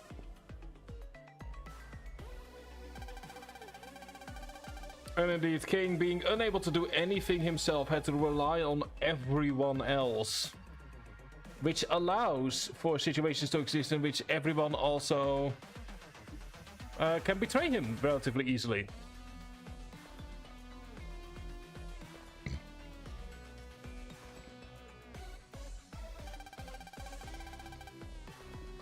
In the end, by being the person he is, he never had anyone that truly believed in him.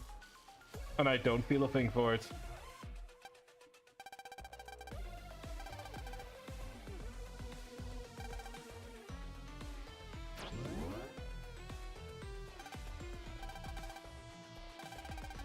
As for exactly how she gained access to moon technology is never quite explained.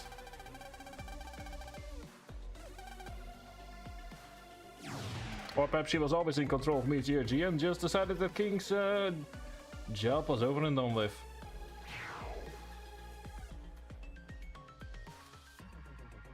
Also, hi Kels, how are you doing tonight? Welcome to what is the finale of the base game of Starforce 3.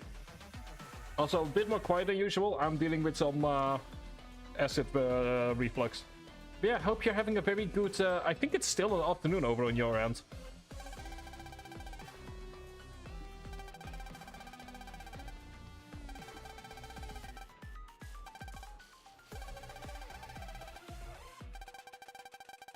But yeah, it turns out that the person that gave us the dealer key was Heartless herself.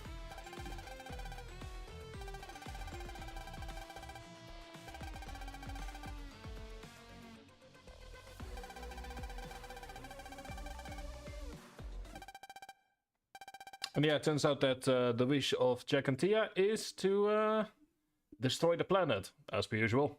Oh, nice. Hope it was fun.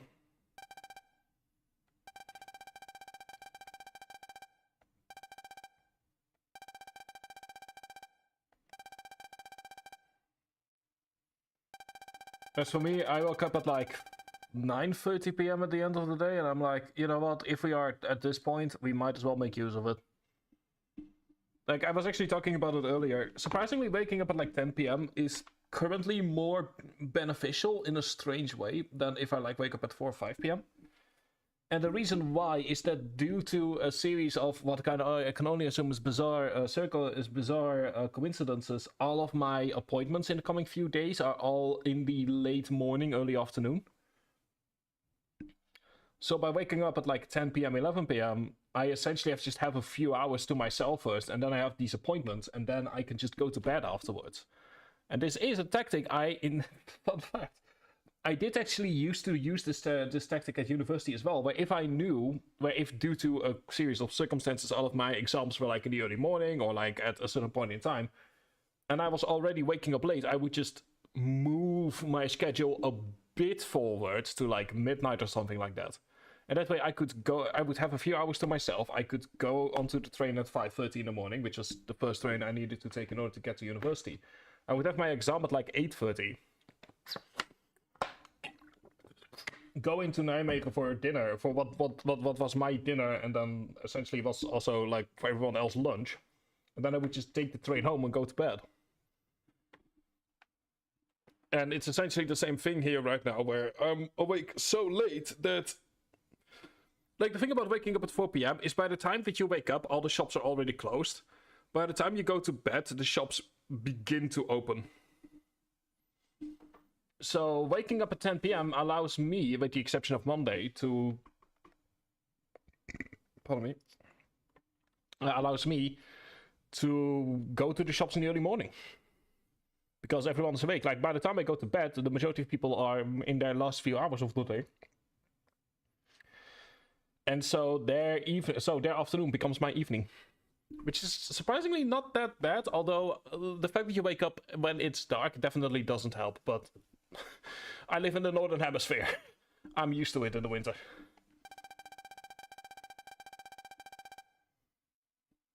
Oh yeah, right. America has a third shift retail. They actually want to introduce that in my country as well. Like, there's been a lot of back and forth on allowing shops to open whenever they feel like it, even if that's in the middle of the night. Which, yeah. It's not being welcomed.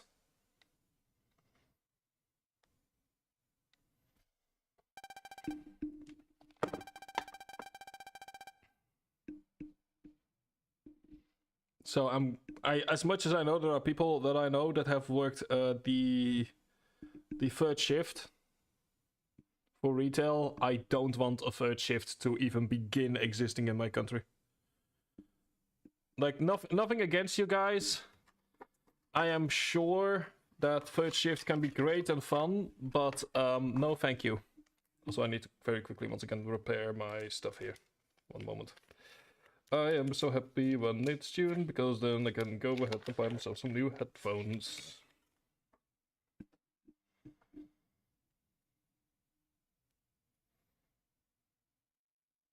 So do pardon me for a moment. Which does help, like ad break happens in about a few seconds, so that helps. Or in about a minute or so. There we go.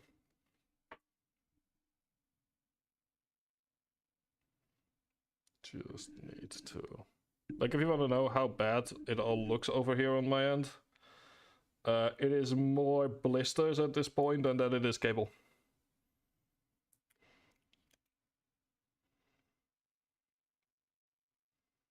Yeah, that's fair, but it's at the same time, like, people really do not want third shift because it would move us into a 24-hour economy. And people are really, really not happy with the idea. Like, the thing is that in theory, it's like you can decide, in practice, you will be forced to work the night shift. Which, in America, that is not as big of a problem. Because of the fact that night shift is more normalized and there's, like, more to do at night. Over here, in a lot of places, even in a place like where I live, which has 100,000 people in it, 120,000 give or take, like, past 11 p.m., it's just dead. Like, one of the things that I really enjoy during the summer is walking around at like 5 a.m. in the morning. But like, because it's like still, it's like quiet and it's still a comfortable warmth, but like there's nothing. So for a lot of people, the third shift would be like, okay, great and all, but like, this why?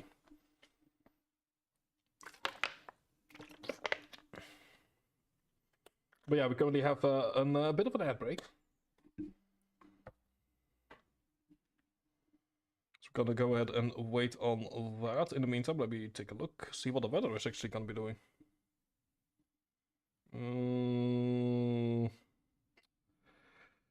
It's once again gonna be raining. Hooray. We zien in de ochtend valt vooral in het noordoosten regen. In de loop van de dag ontstaat buien die van zuidwest naar noordoosten overtrekken. Hierbij is kans op onweer en hagel. I don't wanna. I need to do groceries in the early morning.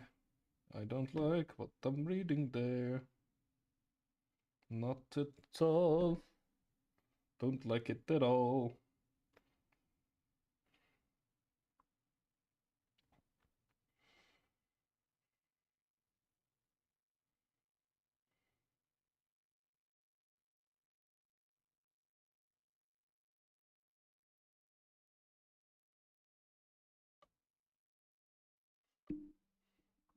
Well then, meantime, see here.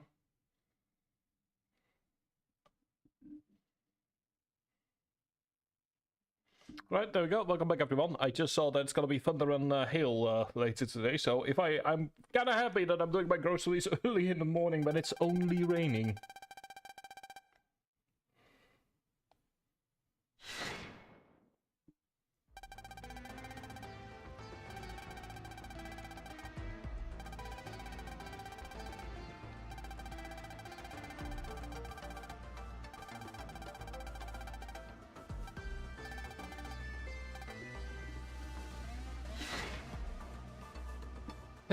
It's meant to be, you know, it's meant to be summer season, but instead all we've gotten is rain and here thunder, so I'm okay with that, but the majority of the country is being annoyed.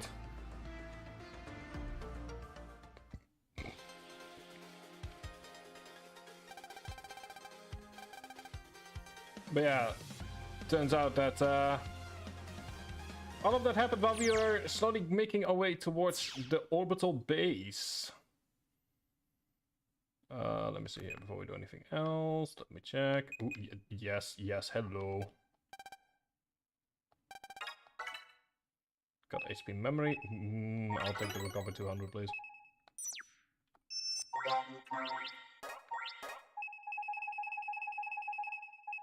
There we go.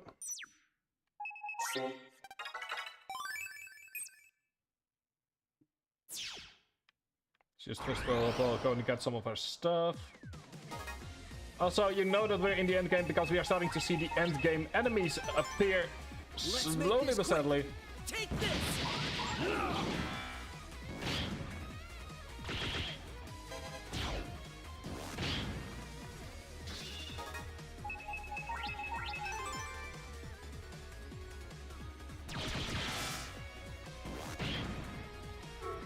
Go, moving into time bomb.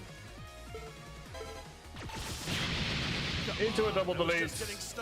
Just the way that I like it, and more Zennies. We need to get myself the card thing. Well, that is. Thank you very much for the B-Slap 3. I do deeply appreciate it. Which also means that we now have 62 cards. We are getting there. We're only missing 4 more Geiger cards and quite a few normal cards. We will deal with that as we deal with it.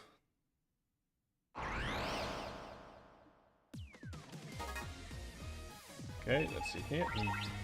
Yes. Bring it. Take this! God, we were so close. So close to a double delete. Luckily, we can always hide the viruses as needed. How's this?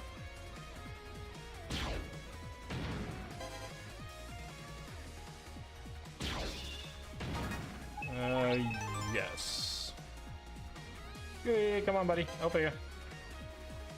Thank you. Show them who's number one. That gives us Healer Bomb 2. Still not enough for the 30 cards. Still not enough for the 30 illegal cards, but we are slowly getting there once again. Every single time that we get overkill, we get closer and closer to the numbers we need.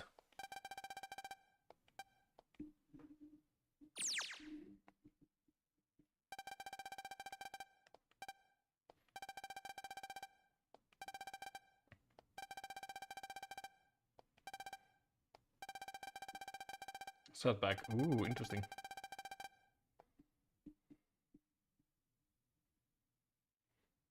So we just get an explanation of what has just happened just before we arrived.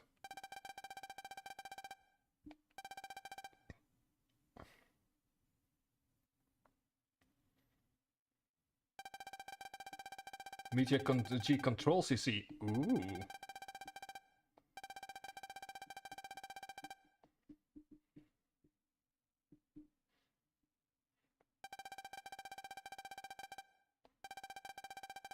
So we wipe out 80%. Yep, it's essentially relatable to the meteorite that killed the dinosaurs and started sort of like the ascendancy of mammals.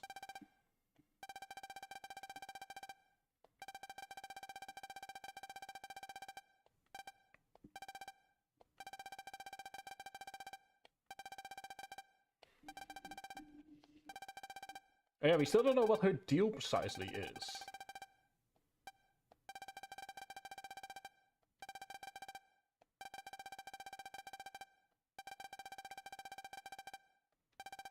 It's also the final, we're sort of like in the final bits here. This is the final CC core that we need to enter before we move into the final dungeon.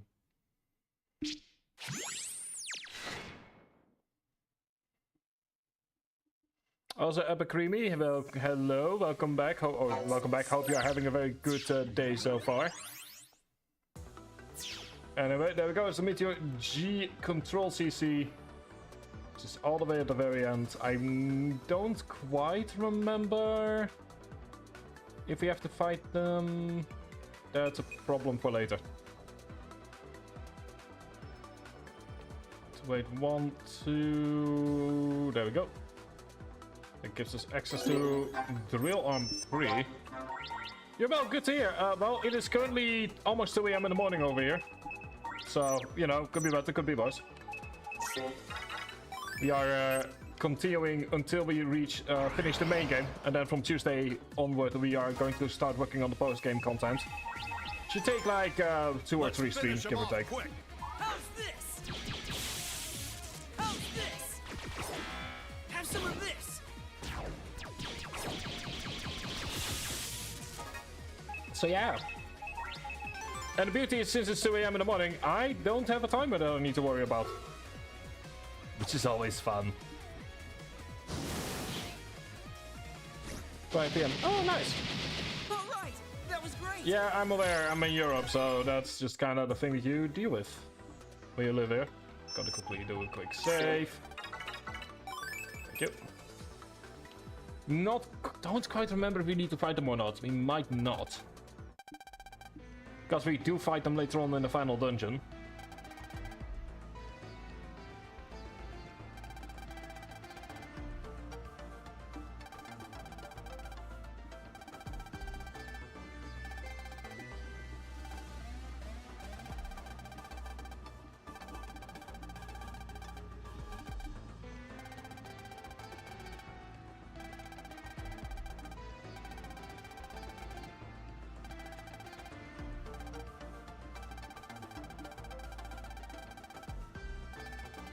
And so we learn about their wish.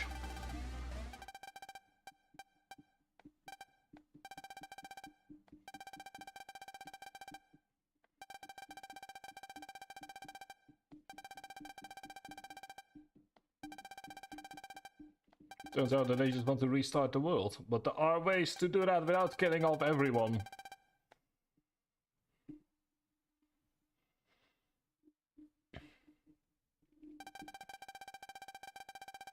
And surprisingly enough, again, we've talked often about how Starforce sort of predicted things that would become relevant way past the point where it was, where it sort of like was relevant when the games first came out, which in this case was 2009. And here we essentially see nations being left behind by technology.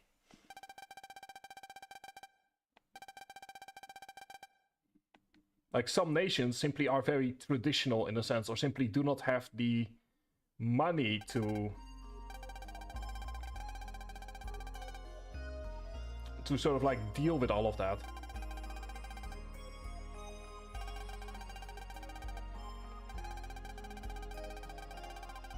Or sometimes you just are unlucky enough, and that's the other side of the coin, is that you are unlucky enough to get the technology, but might not have the means to defend it. Like, once again, we're talking about some genuinely heavy stuff here, with, you know, being essentially war orphans.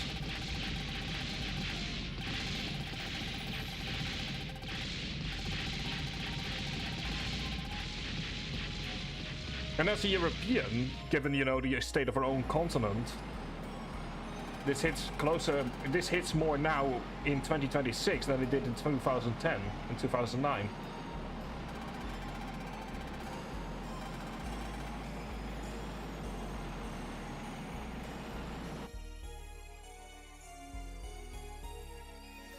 And 2011 as well.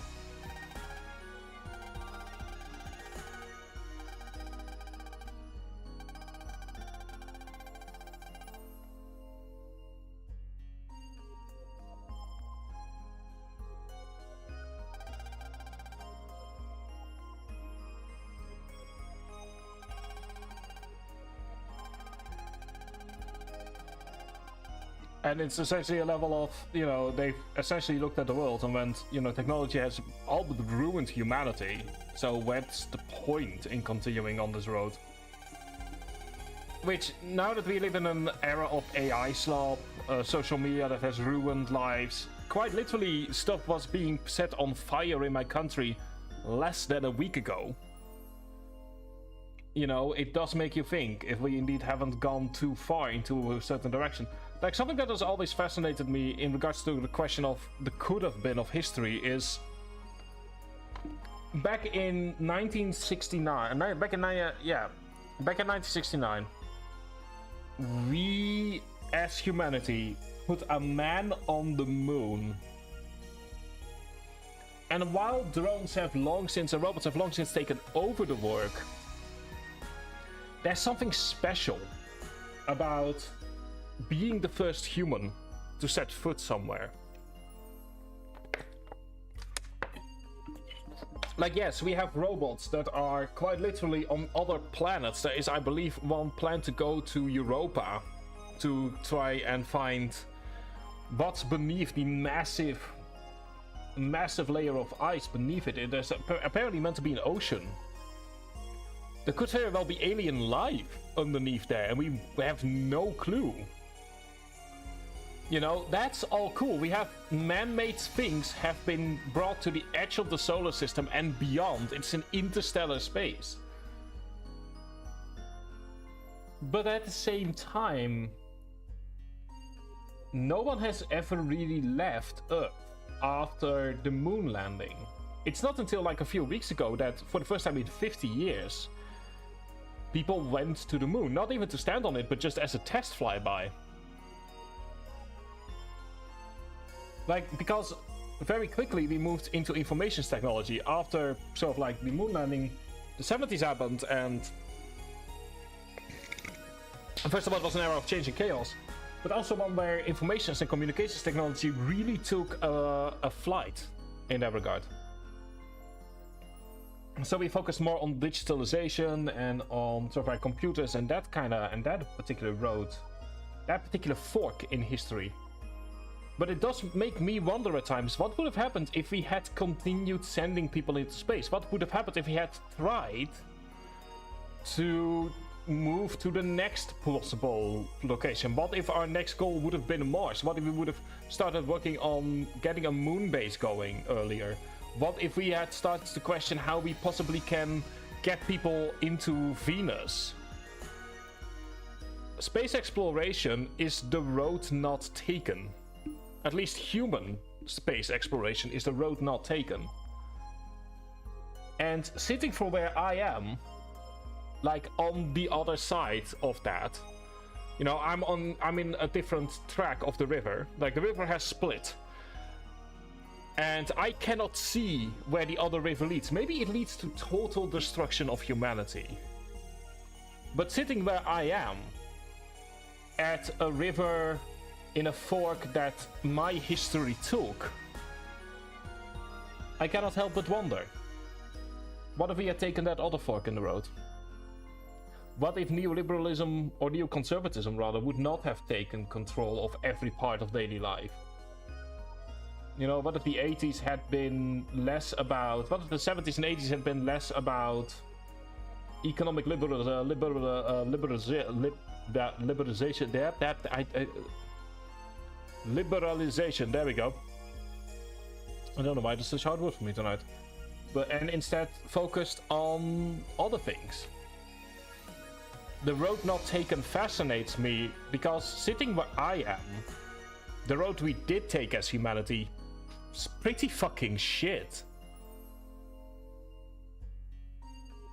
At least, maybe, like in 10 years, it turns out that this was a necessary evil. That the decade that we're currently in is a necessary evil and it sucks for everyone. And it, you know, honey and rainbows and all that kind of stuff will happen in like the 2030s. I don't believe it will, but maybe. And maybe this turns out to be a necessary evil. But I can't judge my trajectory of humanity based on a speculative future that hasn't yet happened and where there is no evidence of it happening.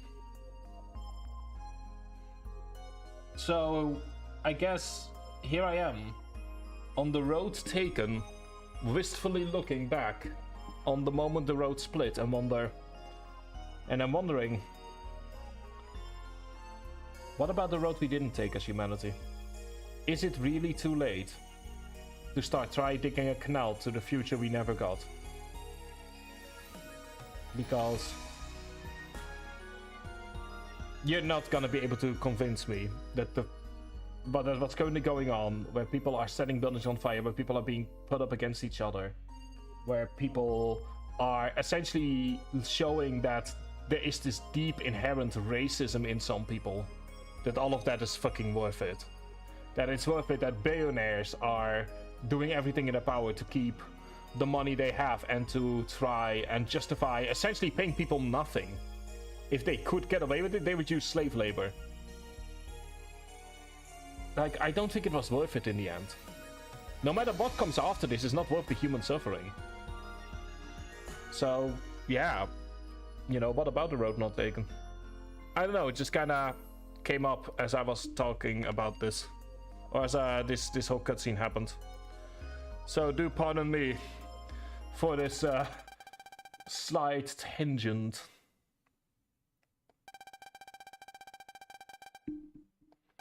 But it's just kind of something I've been thinking about. And a game like this kind of allows you to think about it as well. But yeah, it turns out that it's the first of the bosses of the refights.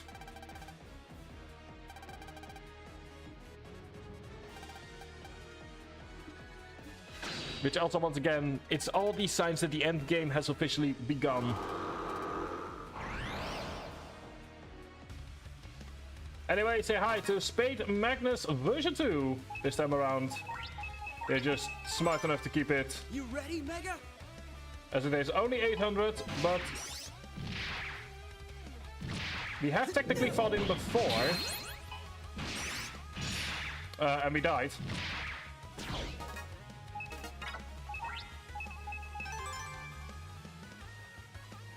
Some of this. There we go. Try to bait him.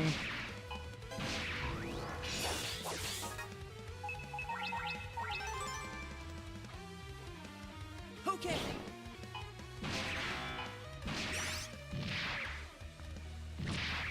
You're done. There we go. Into Tower's filing. But yes.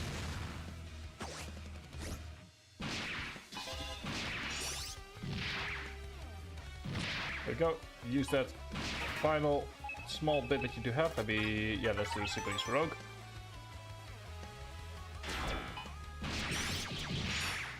Okay. There we go. Please tell me that it's not. There we go. Thank you.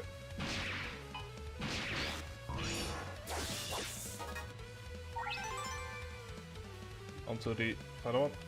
Okay. There we go, finally done. That is Magnus V2.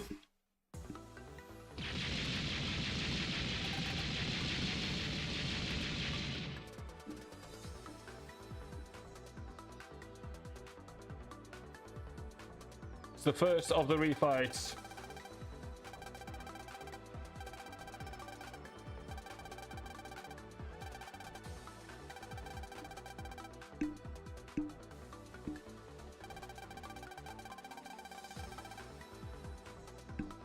Let me actually check something here. Ooh, okay, that is good to know. Might need to get myself some new batteries today.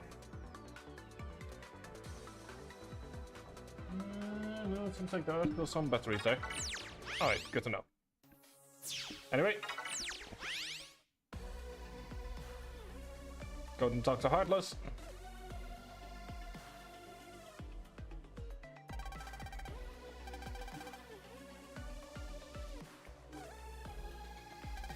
In the meantime, go ahead and see if I happen to have some more batteries available to... I do. Okay, give me one moment. I'll be quickly switching out batteries.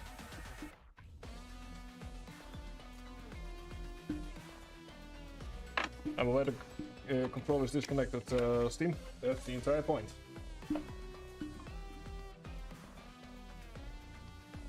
Go. That is 1. That is 2. And that is... 3. There we go. Some new batteries. What I might get with my vacation money is an Xbox One controller as well, just because at some point my 360 controller is gonna have to go by the wayside. But I love my 360 controller because it's a big fat one and that's very useful for my hands.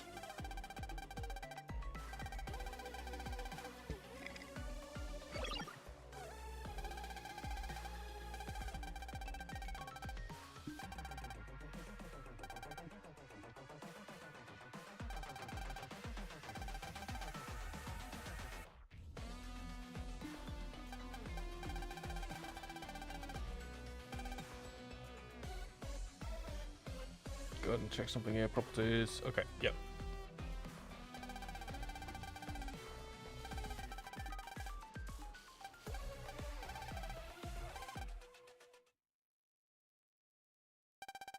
And it turns out that she was only getting near King in order to talk to Geo's dad, which is an interesting twist.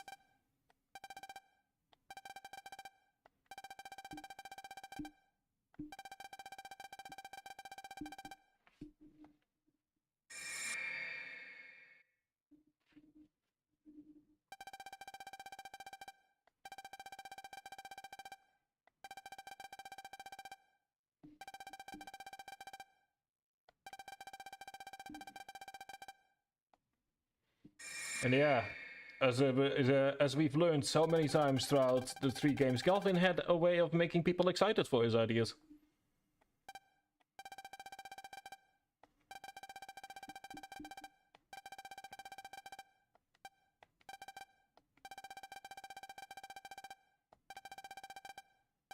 And it turns out that the person that has been stopping King in regards to Meteor G is Calvin, who is currently stuck in the meteor itself. Apparently he decided to hitch a ride to a meteor that was coming close to the solar system.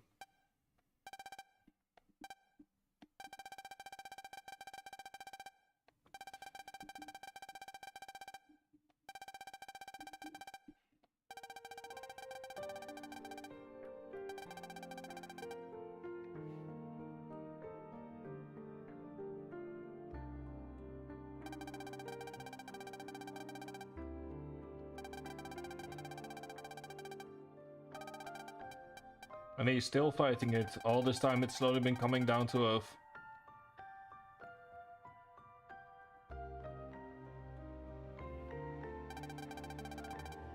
And we have finally, after 3 games, the full story of what happened to Kelvin.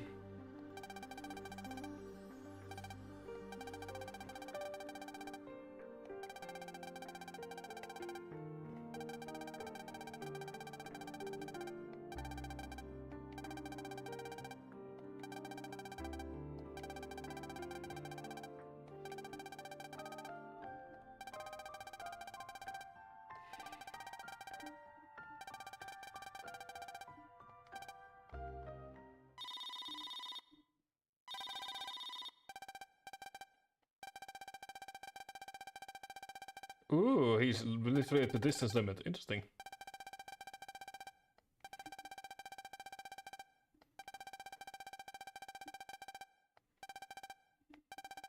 Also, we'll be taking a bit of a longer break during the next ad break because I need to spend a penny.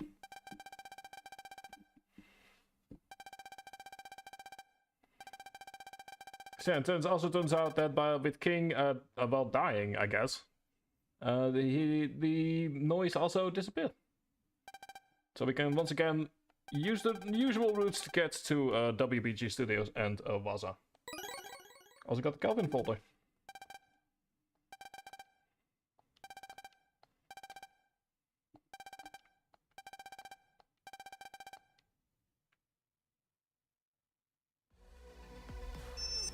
So it gives us access to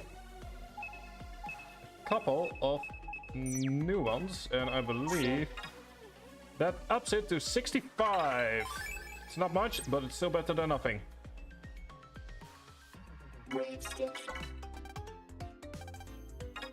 See, what do we have here for the downloads? I'll take all of those, yes please. Also, there we go, we can see here the final bits and bobs have all now been filled in, including the space station. Just need to go ahead and walk all the way back. Luckily for us, there's a quick route.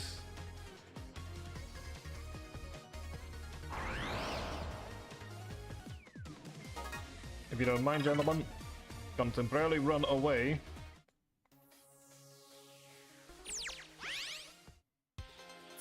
As you move away back to National Astro Wave. Assumed diseased. Wow. Alright. There we go. Go to Waza. Let's use the Astro Wave. Hello, Moon Destroyer. Bye, Moon Destroyer.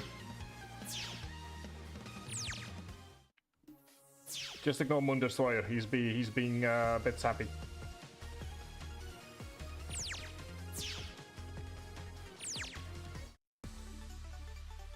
But yeah, I'm gonna go ahead and just start the 5-minute break now. So enjoy your ads once you do get them. And once we are back, it's time to finish all of this. So see you in a few minutes.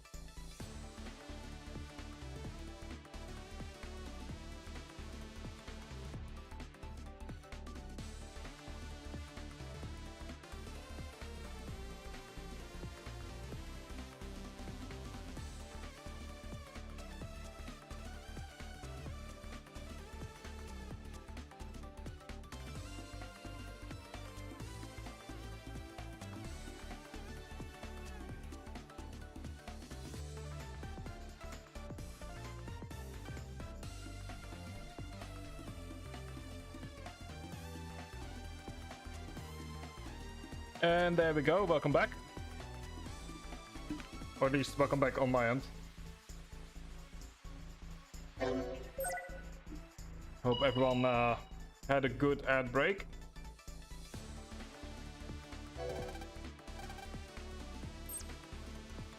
And hopefully we will be able to just start finishing the base game up.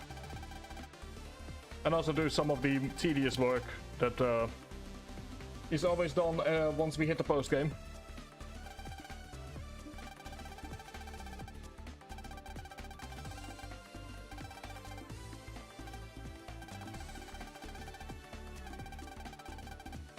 And the final team has officially begun.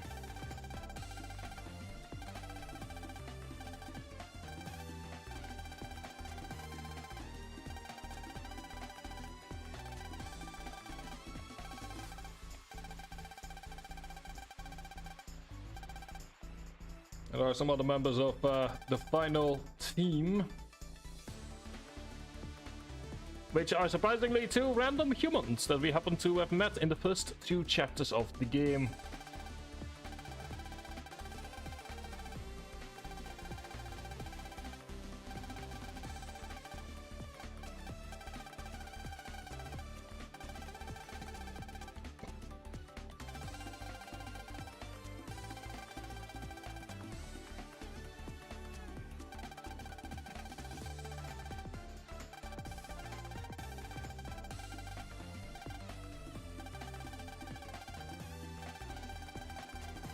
And yes, so now everyone is pretty much aware of the fact that meteorite plus Earth equals explosion, boom, and apocalypse. Also, someone is late to the uptake.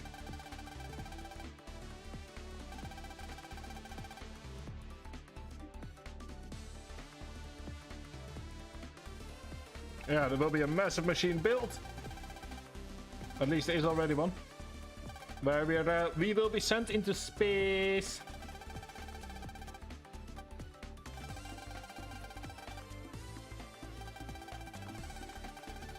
And then we use Woody's rocket, which we helped launch in the first chapter, to essentially use it as a springboard.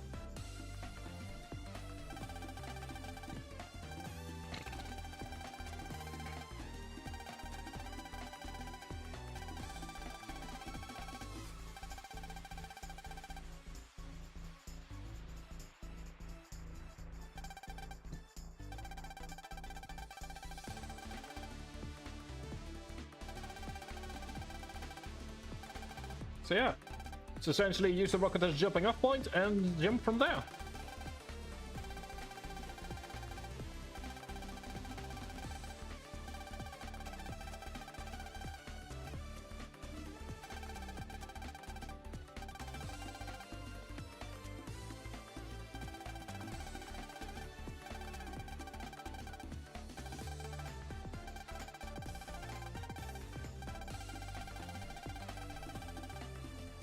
Dynabit transmission.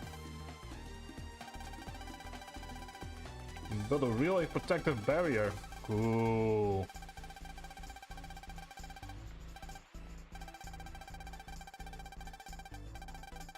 So these first two chapters that we sort of like were seemingly seemed like introductionary chapters turn out to be a bit more important than they at first seemed.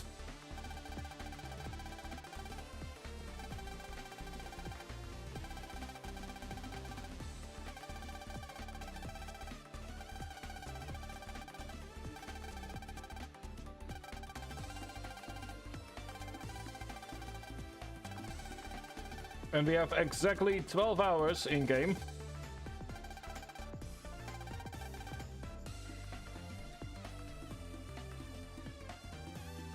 As Heartless is back where she probably worked at some point. Also, keep your eyes here. Keep your eyes up there, buddy. Don't let them go down. So we have technically 2 days instead of 12 hours.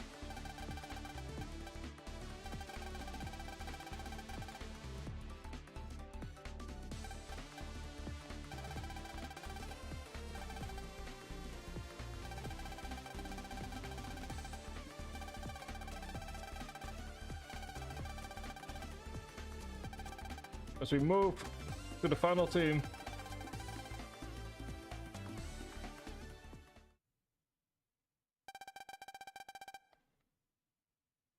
Although, as per usual, there has to be one final snag. In the form of dipshit McGee over here.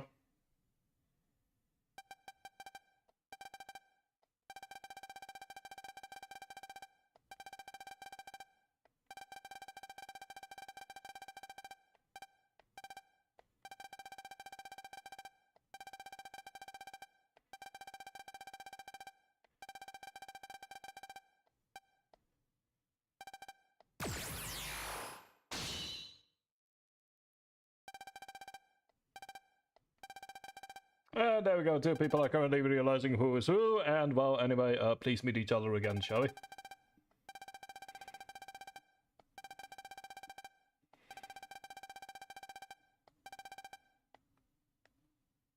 Anyway, King made himself into an EM being, using Joker's energy, blah blah blah blah blah. Pointer is, we still need to fight him at some point. He's probably gonna be the final boss.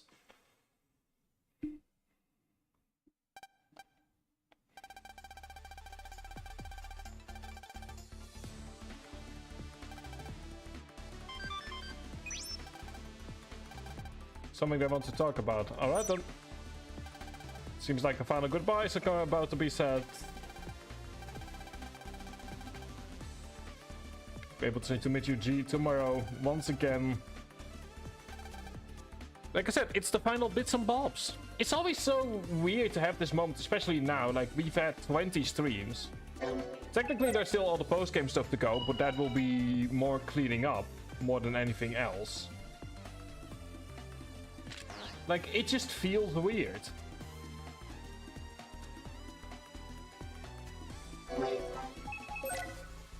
Like, Starforce is an amazingly important game in my life.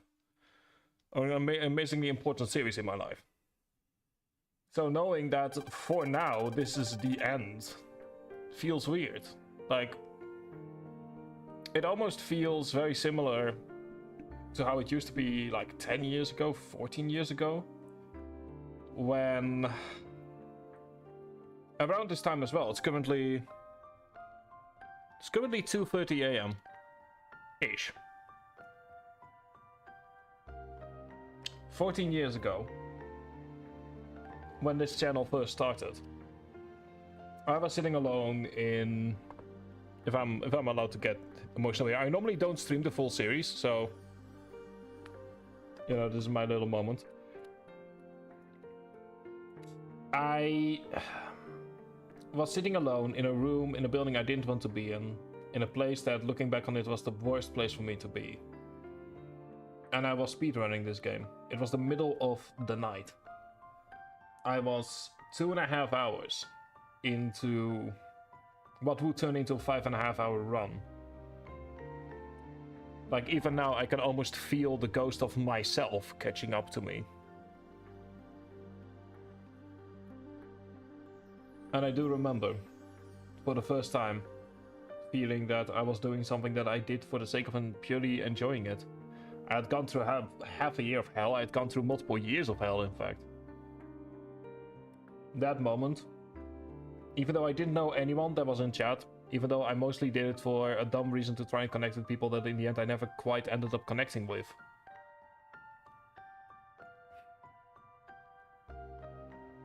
It was still an important moment. And now here we are, 14 years later. At almost as if it was meant to be the roughly exact same time. Probably finishing around the exact same time. That first stream and this stream are 14 years apart.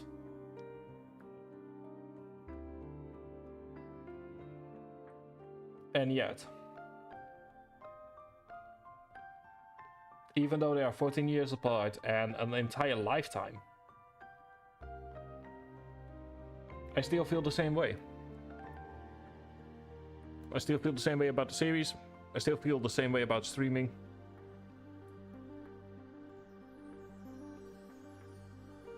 And if it wasn't for Starforce, I never would have done any of that.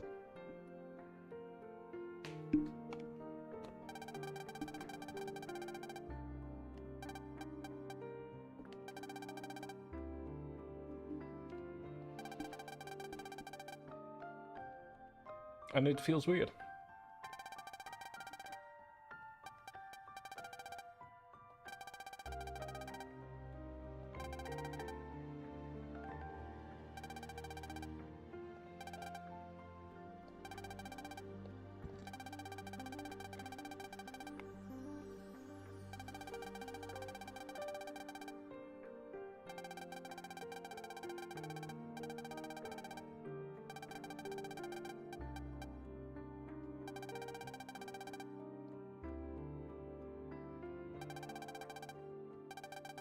So yeah.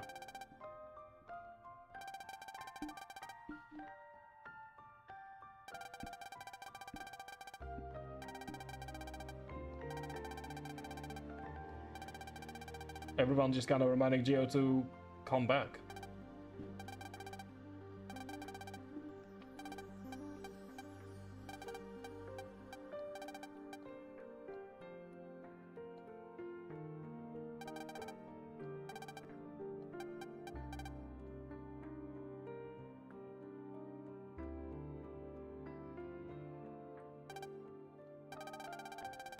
It turns out that Hope has finally learned the truth as well.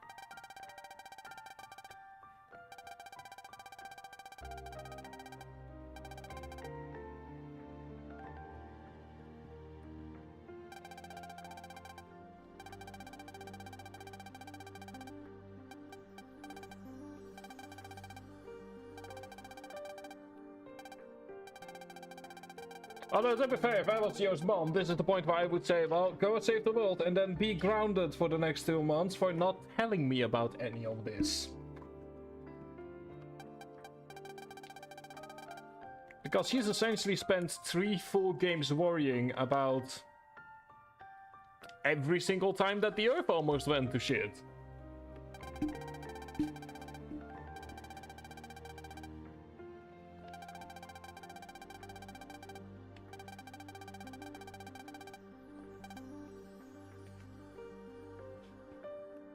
Quickly clean my glasses here.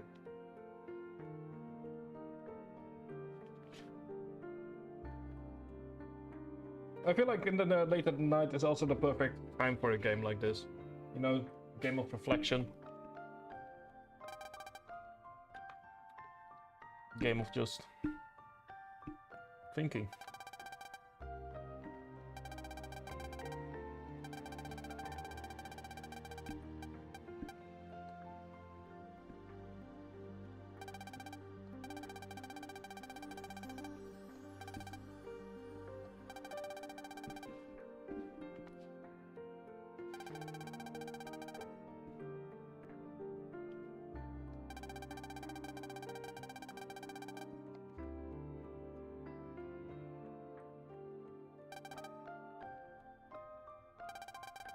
It's almost funny, because in the same way that...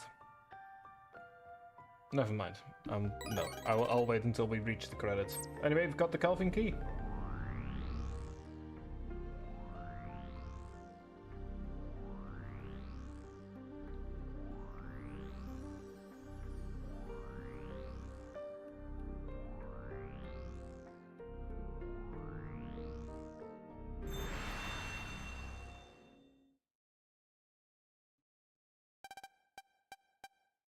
Because it's interesting, even though we know that it was a Starforce 4 in development, it does feel as if it's the end of the series.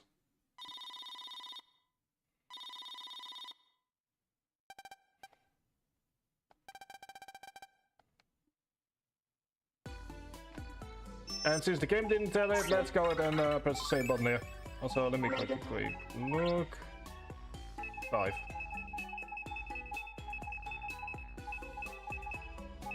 Panel format. Okay.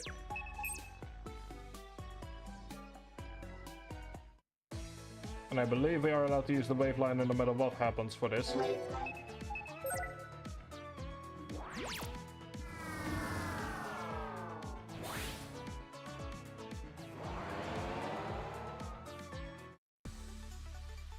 And there we go.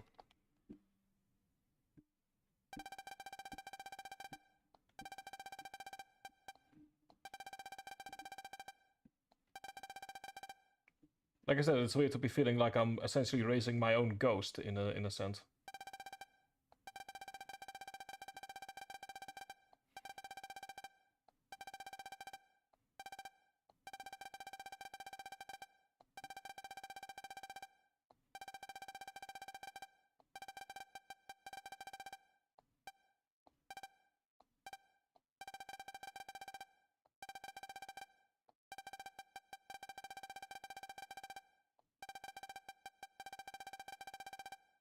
And we've got four, in the end, this time around, 4 CCs to go through. And quite a journey.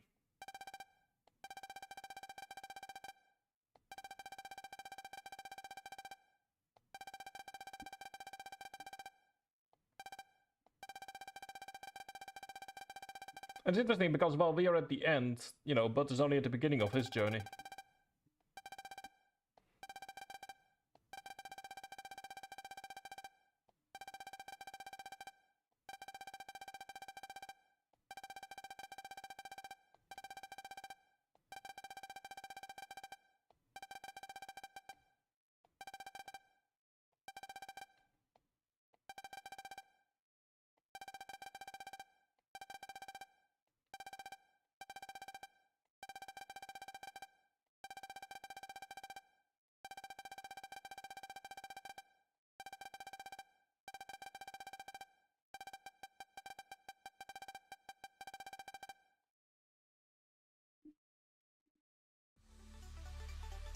Transcode!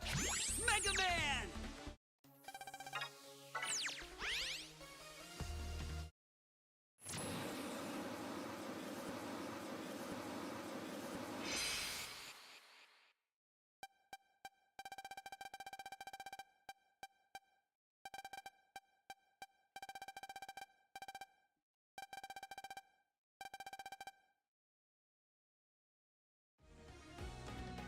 Anyway, welcome back to the Rocket Core CC for a moment.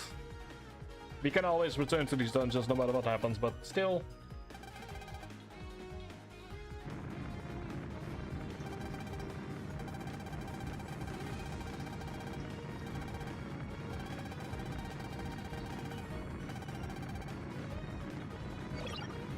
As we move.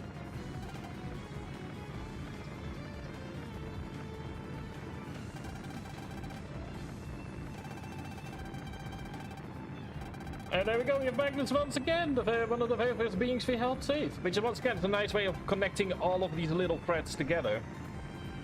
In some way.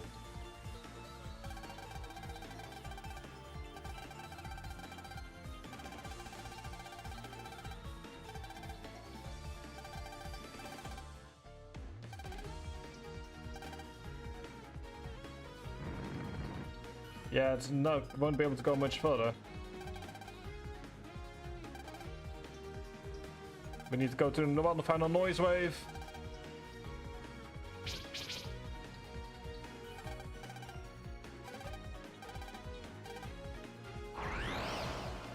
I really wish that we could just kind of keep them. I know you can technically, but I wish it was more dynamic in the same way that it is with something like Final Fantasy.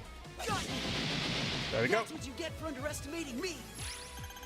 Giving us even more zennies. How lovely.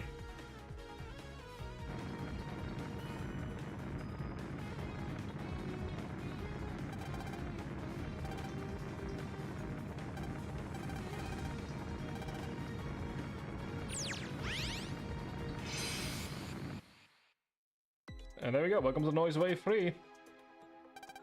Oh, that's not done. Okay. Well, let's grab the blue mystery wave data. Gives us HP plus 10, 840.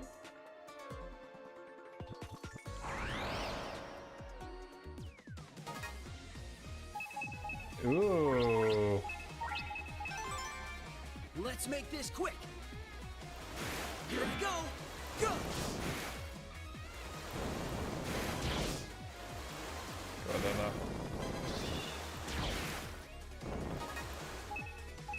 Okay, double eat, let's go for the bite line. Because I do want to help save the herds. But this way... Go ahead and...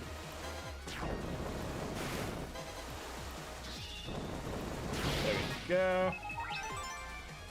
Because we do still need to get the 30 hertz. I hope I can Thank you. get even stronger.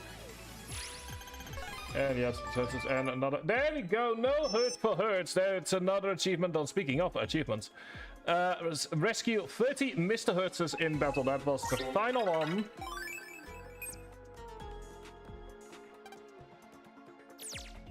As we almost feels like it was meant to be. As we enter Meteor G. Not the biggest fan of the remakes. I feel like the old version is better, but yeah, we'll take it.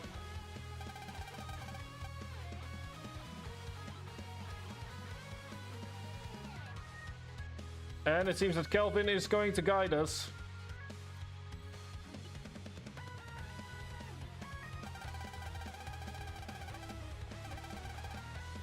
And if he hasn't given up, then we for sure won't either.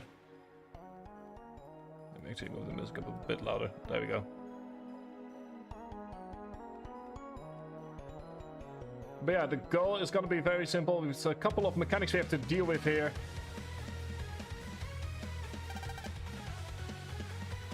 Which is Crimson Storms that will be happening while we are busy working through the mechanics of this dungeon. And the mechanics are very simple. Repair Kelvin.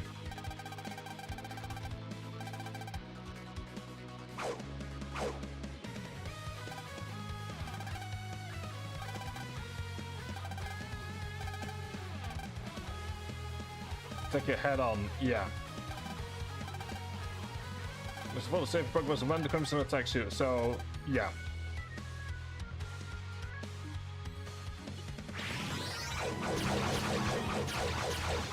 I personally like to go ahead and stand like this.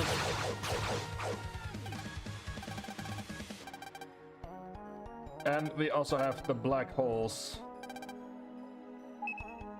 So, we don't quite yet have the new mechanic introduced to us yet, but that will happen around here. It's like I said, very simple. Kelvin's memories will be the key to unlocking Meteor G, and all we need to do is grab all the pieces. Not that difficult, right? In theory. That's in 2 minutes.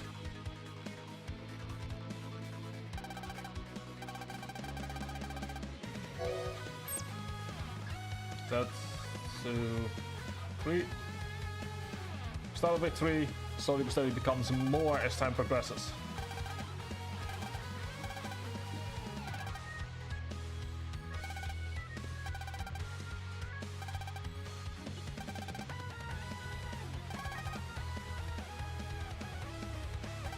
Yeah, quite literally the most advanced version of the link ball of the bonds that have slowly but steadily been a theme in all the games. Once again, sort of like the most advanced version of that particular thing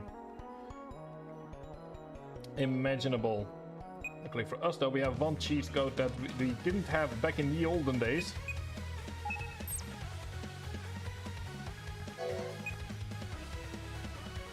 Yes, so let's grab that one first, which is...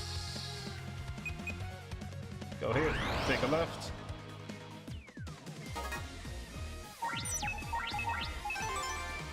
Let's make this quick. Okay. There we go. Come back when you can put up a fight. And once again, more money, because apparently that's the only thing that we can grab here.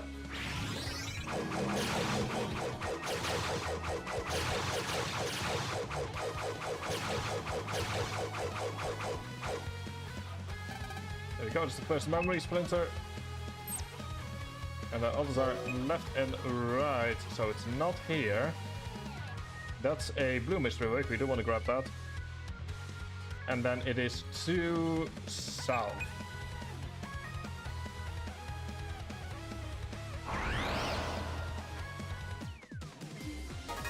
And we will be grabbing these throughout the ad break. Oh-ha! Bring it! Take this!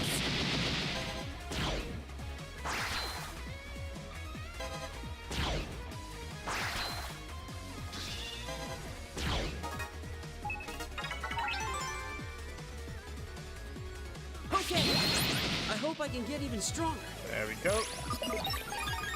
It's extinct meteor.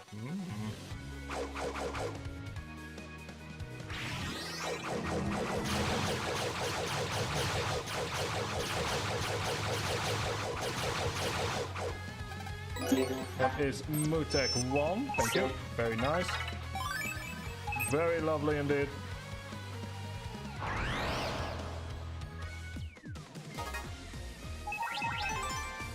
I'm counting on you, Mega. Take this! There we We go. aced That's a that. triple delete right now. Giving us access to Dance Fire and Rocket Launch. And that's also card Connoisseur, which we will be dealing with in a moment after the outbreak.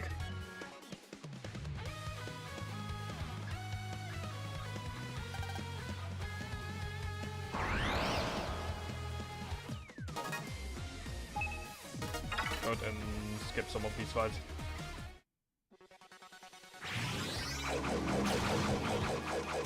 There you go, and welcome back everyone. You find us in the middle of grabbing the final bits and bobs.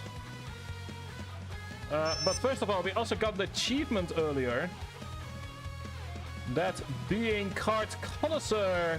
Collect 30 illegal cards. We're getting very close towards grabbing all the final things indeed. Very, very lovely. The problem is, I don't know where the final one is. It's not there, it's not there. Oh, wait, hang on. I do know where the final one is. I'm just being a derp because it's on the other side.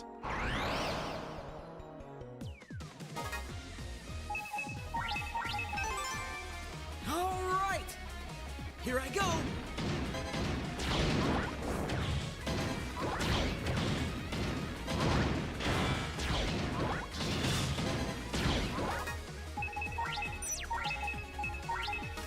And run away.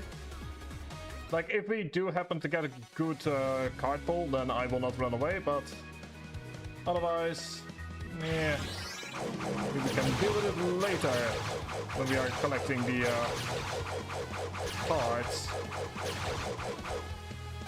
And there we go, just the final memory splinter. That is 1 out of 4 areas done. Like I said, well, we do get a good card pull. How's this? Here I go! I hope I can get even Like stronger. this. Then we get level 9 and also heat upper 3.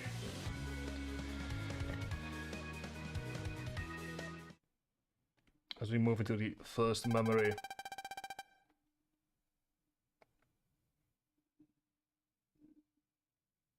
Which is right after he was turned into an EM being.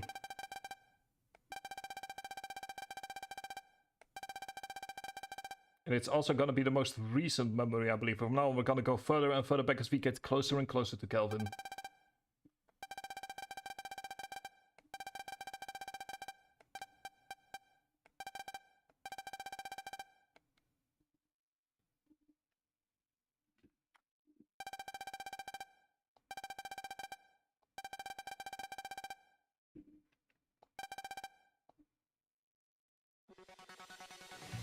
Also, fun fact, I'm once again seeing an ghostly after image. So Kelvin is now a ghostly after image. Right around where Geo is. It's fun. Anyway, moving on to the second boss we fought this game. It's a return of Diamond Eyes.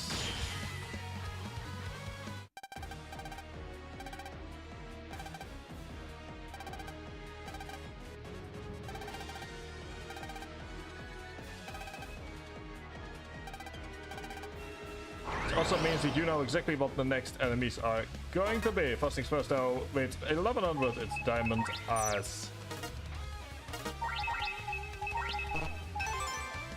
You better prepare yourself.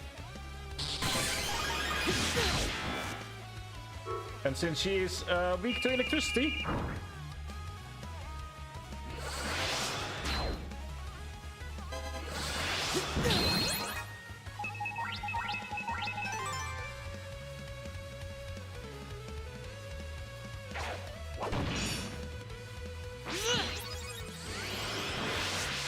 And, well, Subaru, enjoy your emote. And hello, welcome back. I saw that you were in chat earlier. So do enjoy your emote. Okay. There we go. Okay, come on. Goodbye. That's a shame. We could, in theory, access, but yeah, no. It's level 1. Still curious as to how we're gonna do Take this. like level or 500%. Here I go. Like, that is gonna require quite a bit of.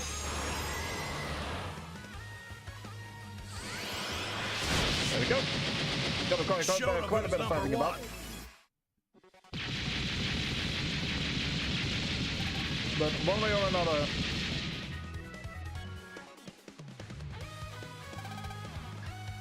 the first area is now over and done with. Luckily for us, save here. So we move into this area. We're gonna once again take a look first at what we have access to and then where we need to go. Let's go and see here. Okay. Yes, they are all points. Let me see here. Could be, yes, that is 1. So we might as well go and follow. Might as well go and try and follow a line here.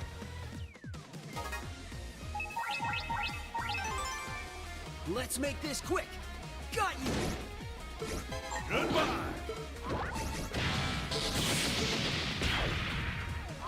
There we go. And then this isn't that difficult. Your turn. Go. It's a big drop. All right. That was great. It's always lovely when cards just nicely roll up like that. Okay. What's also useful is because it's in real time, you can actually check if you are at the right place. There we go. That's a thing that we can unlock. I will absolutely take that also. Say hi to our first black hole. All right. Got you.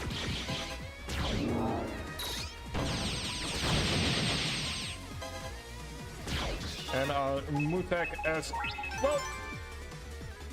Seeming to, I've seen theories that because Mutek is found in this dungeon, that this might actually be, Meteor Geom actually be built at first from a core of moon or noise from the subcontinent. Okay, Holly panel. Almost halfway. Okay, let's see here. Okay. And in theory, there we go. Next splinter.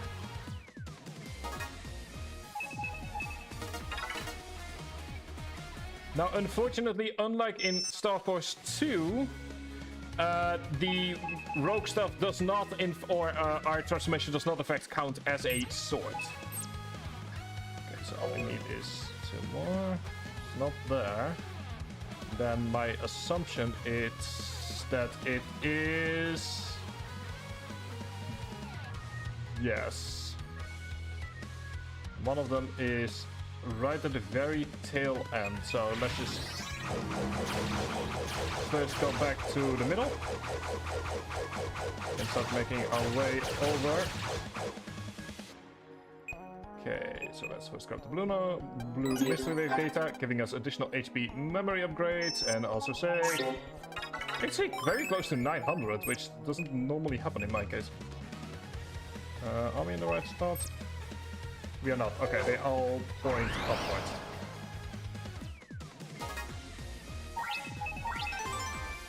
Let's make this quick.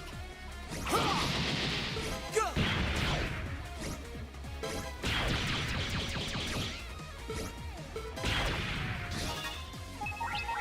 Do drill, baby, drill. You're done for.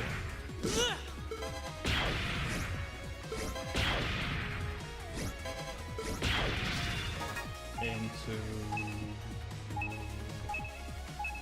Yeah, let's just use a long sword.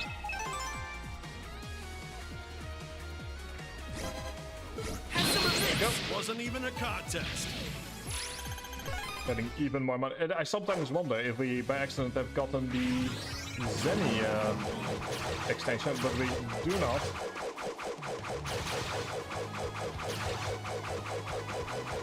So yeah, this is by far the furthest away that any of them gets. I believe at least.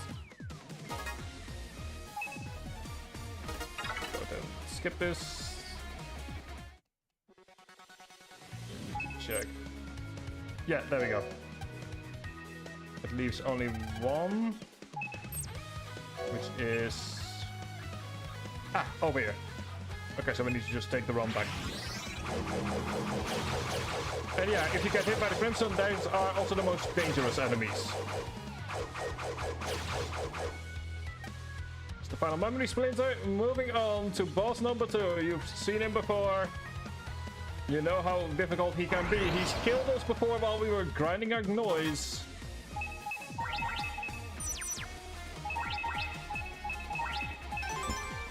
Here they come. Goodbye. Goodbye. Gonna be, well, we'll leave it who it is for a moment. Yep. But I will still be saving the urges. Even if there's no reason to, thank you.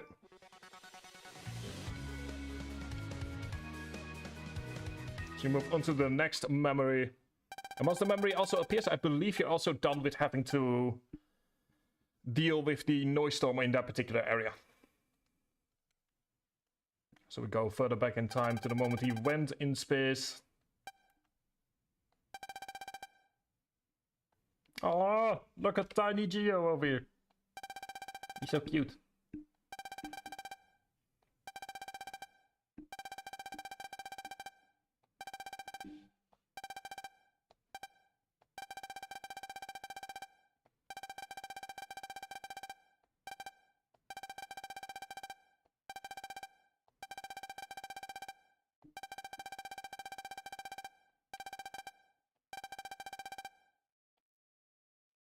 Oh, look at little Geo.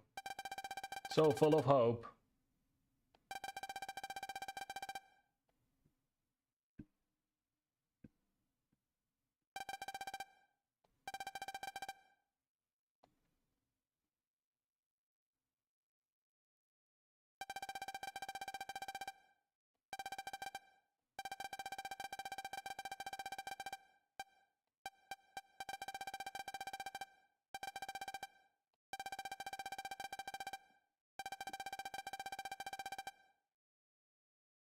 Special meatloaf and green. Oh dear. Ah yes, how to hook a man with meatloaf and green beans.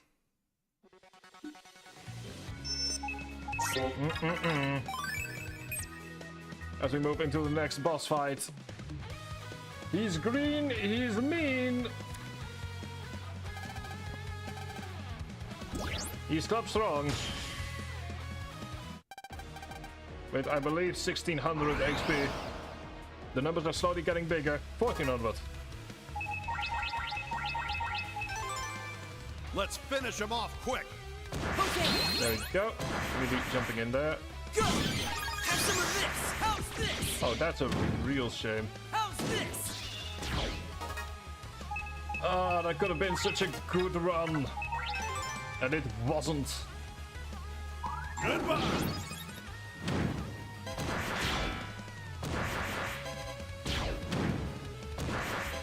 The idea is you can beat the game with every single noise, like there is no...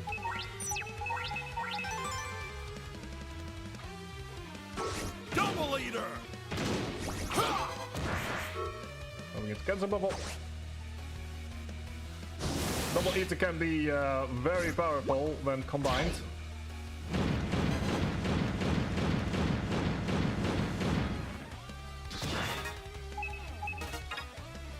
Let's do single use. How's this?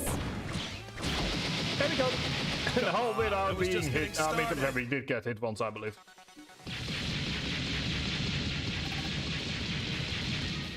There we go. That is 2 done. 2 more to go.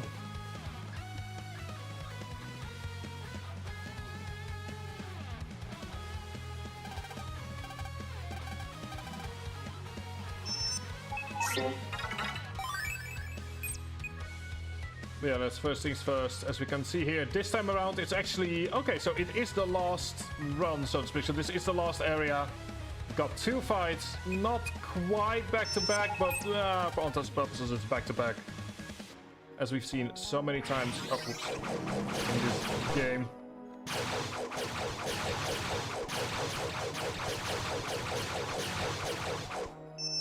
Okay, good. So one is nearby to the starting point. I think I will try and grab that one first. For the simple reason that we might as well go ahead and try and focus on one at a time. Let's see. So that requires me to go where? I have to go here and then head down here.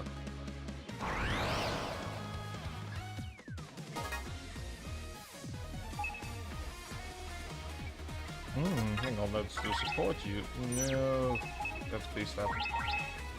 I don't want to say, like, we can use... yeah, No time for slacking, kid. Now we can just sit here and wait this one out.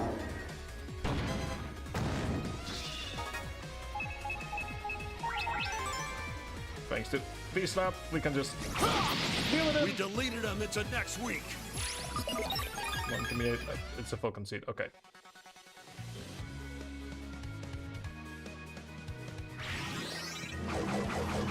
This time around we need to get 5 memories showing that we are getting further going further back in time. Okay, so one is left and right. Upstairs, oh, there we go. The question is there anything on this side first?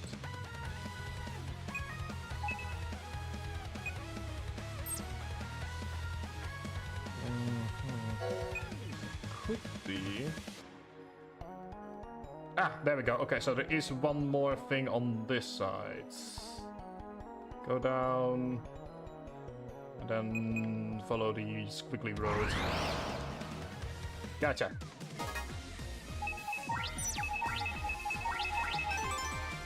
Show him what you've got, Geo. Got you!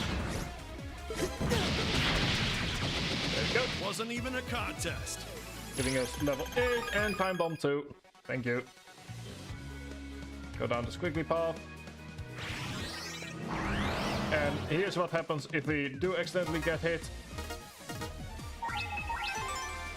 I won't lose! Goodbye.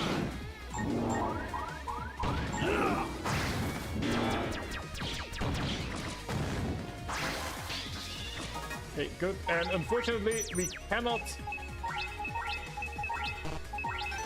get away from this because we are in the middle of a... essentially, the viruses have been activated through the Crimson that we've accidentally got hit by. You're no match for us.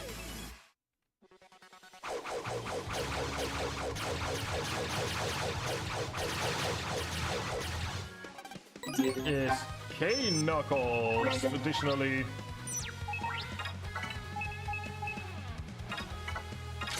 the best weapon you can get before the end game. Although random noise attacks happen is randomized. So that is something to keep in mind in case you're playing this game yourself. It is randomized. I don't think there is... It had like Let's your finish him off quick. attack stuff, like how many attacks you get is even relevant. Or, I mean, enemy density is relevant. So it's just the kind of thing you kind of have to get through. I hope I can get even stronger. There we go, it's an attack 1, which we already had a few of.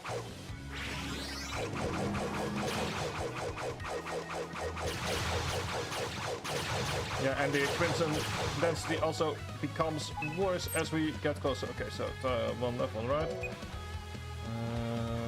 Is there one that I know? Okay, so that one I know for certain, that one I know for certain. They're both on opposite sides. Ah, found all 3 of them, I think. Not sure. 1, 2, 3. So then let's go up here and then go right first. I will, however, check this just to be sure. Already got Moon Tech. Cannot get 2 until later. Okay, it's not this one. Good. Just want to check just to be sure.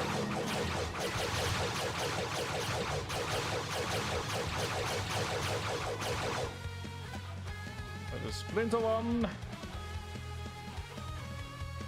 As we move down here. Splinter 2.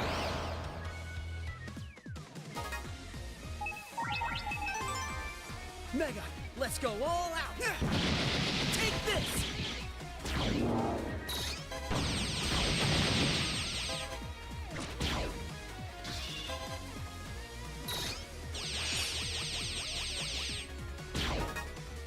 Such a use.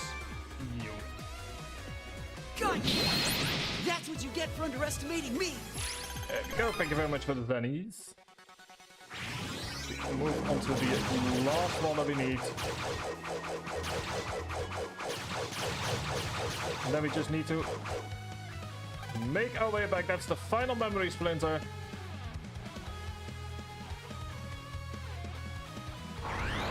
It's so much easier when you can check beforehand where you need to go.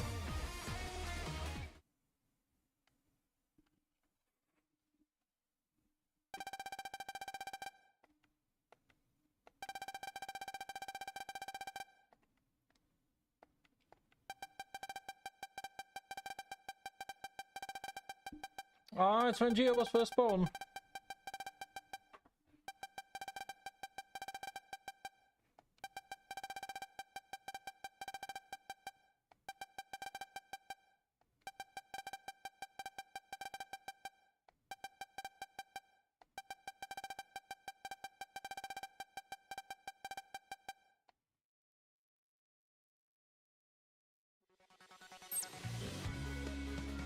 And there we go. We move into the final set, which we sort of already know who we're gonna be fighting, which is Jack and Tia in separate fights.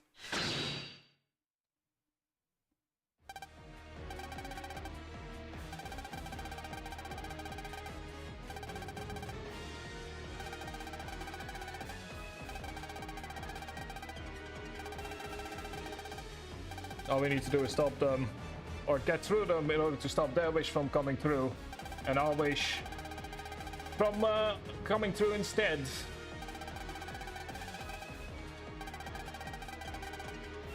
So let's go and see here. Although it's obviously not quite the final boss yet. The final boss is right after these two. Anyway, with 1800, it's Jack Corvus once more. All right, let's clear them out. Here I go. Oh, that's a real shame. Kinda hope to be able to get all 3 of them. And remember, one of the things that we get being road noise is that we do double damage, so we do 80 damage per full swing. Gotta do panel format.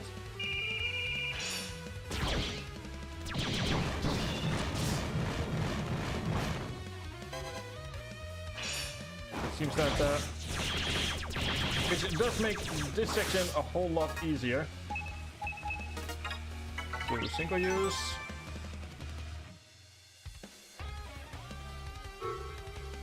Because he is still relatively difficult, despite everything. Yeah, he's from now on gonna be coming upon his sister as well.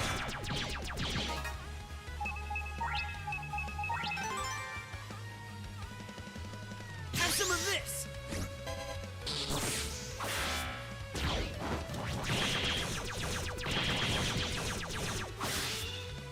And yeah, we are currently ooh. Yes, I will in fact take that. Into the Taurus Fire, which should, in theory, there we go. All we need is one more shot.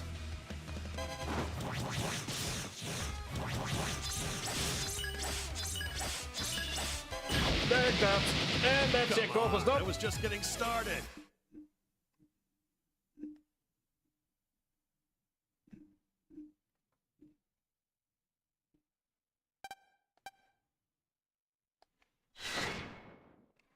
There we go. It's goodbye to Jack.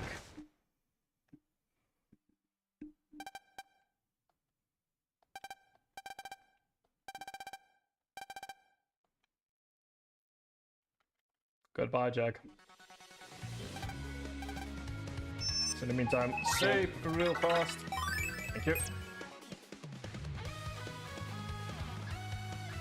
So we move into Queen Tia, which, I'll be honest, Queen Tia I find easier than Jack Corpus. I don't know why, I just do.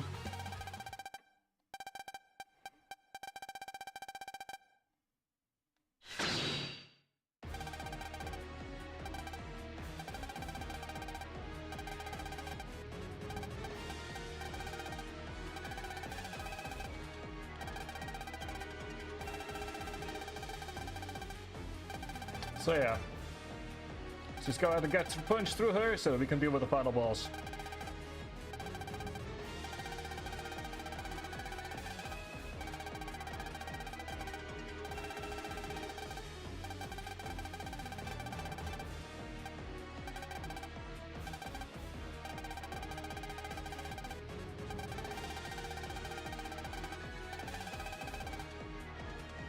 And I believe this time around it's gonna say 2,000, like it is a slow gradual build up to the actual number.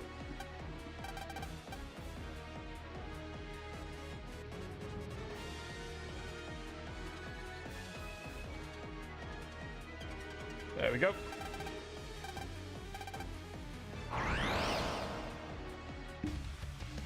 And it's all okay, it's 1600. Also, we do need to do Galaxy Force Big Bang at some point, but I have an idea on how to do that. To which I'm gonna be abusing, for which I will be abusing Waza for.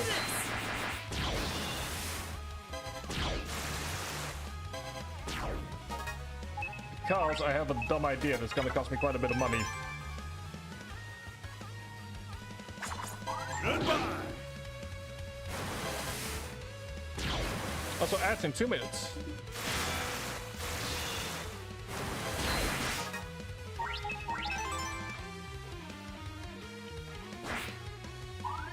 You're done for.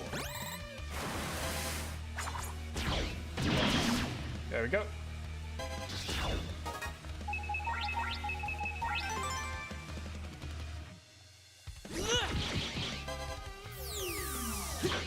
How's this? Ooh, she's using Jack now. Makes sense, they are brother and sister after all. That's not access. In theory we could, but where's the fun in that? There we go, only need one more hit. Like that, at 260. I hope I can get even stronger. Close, but still not 500 yet.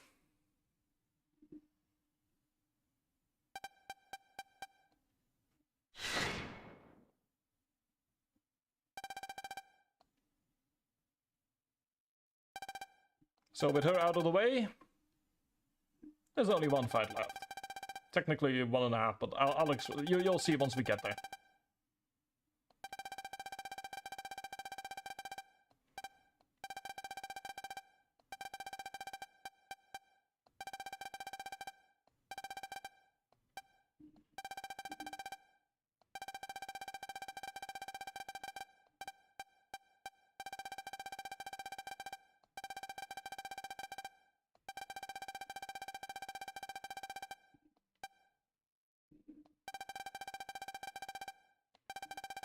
Yeah, Tia is essentially being told that she does have people care about her. She was just too blinded to see it. Which is a bitch coming given the road noise we have. Anyway, here's your ad break. Enjoy them. It has lots of noise in it last I checked.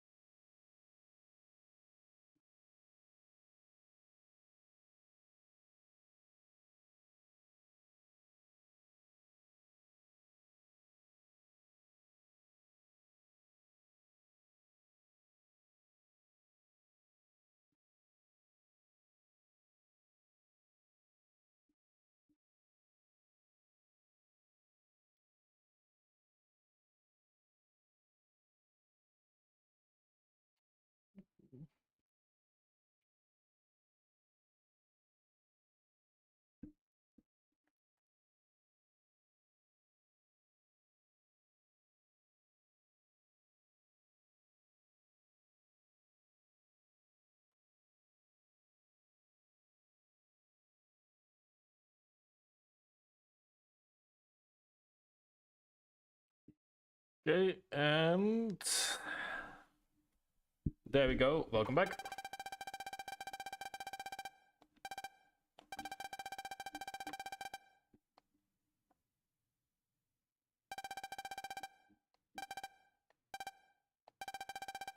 And it's interesting to see that Jack, who obviously had some time with Geo and his friends, might have actually understood the message of what Geo is trying to say here.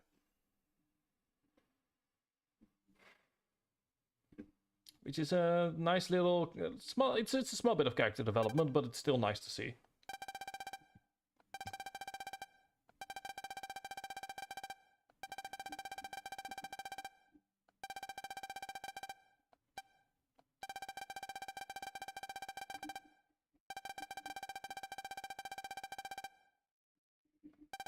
And the thing is about being caught up in other people's hate is a feeling that I recognize in myself as well.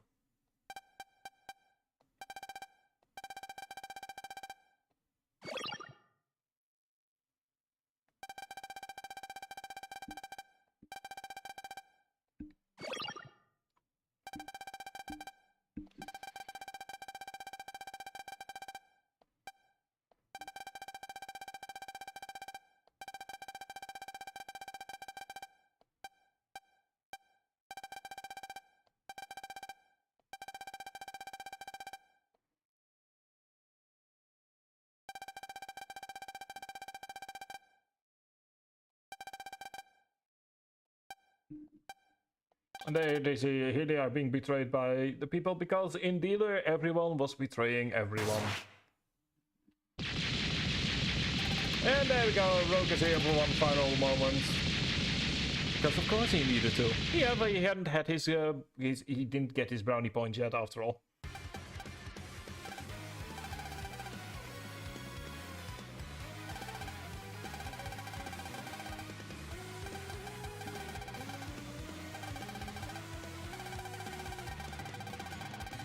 Ah, yeah, because he wants to kill them himself.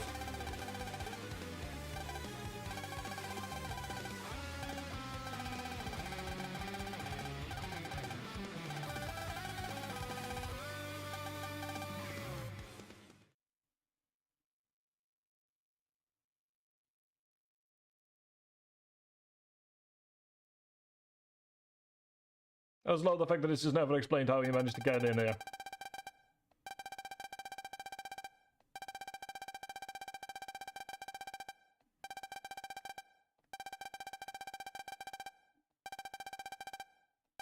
I love the fact that Jack is essentially like, hey dude, maybe in the future that never came to pass because there never was a Star Force 4.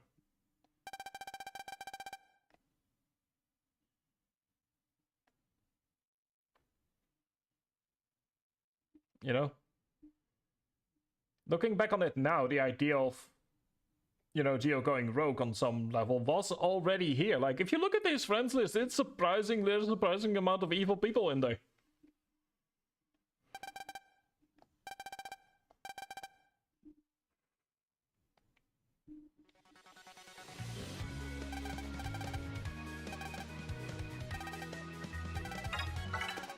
Let's go ahead and save. But next we enter, only one person stays. When next we save, it will be after beating the game.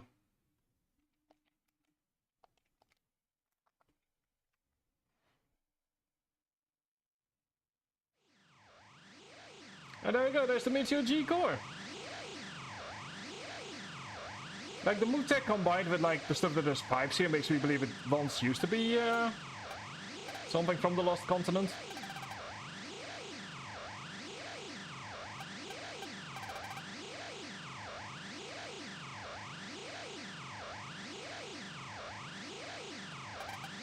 Also, for the first time, Geo and his dad have a conversation in these games, which is just really nice.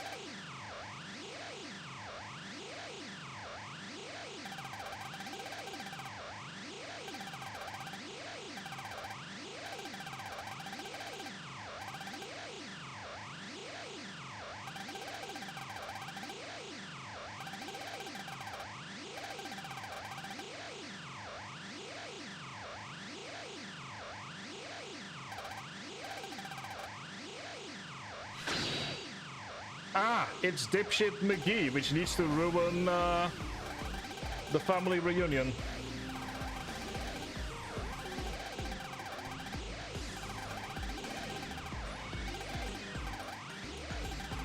Yeah, it quite literally, King never gets any deeper than evil for the sake of evil.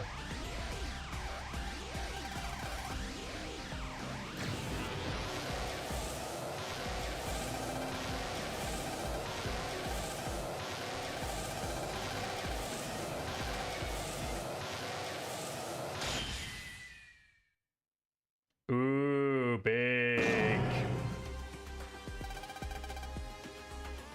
Yep, there he is. It's Crimson Dragon.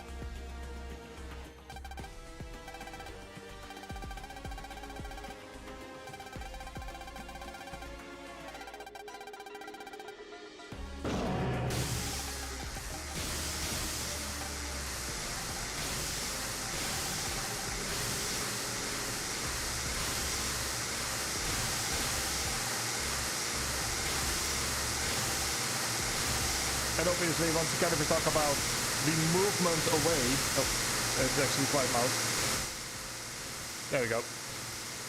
If we once again talk about sort of like that slow movement from Starforce 1 to Starforce 3, this is obviously his biggest test. Also, that is loud.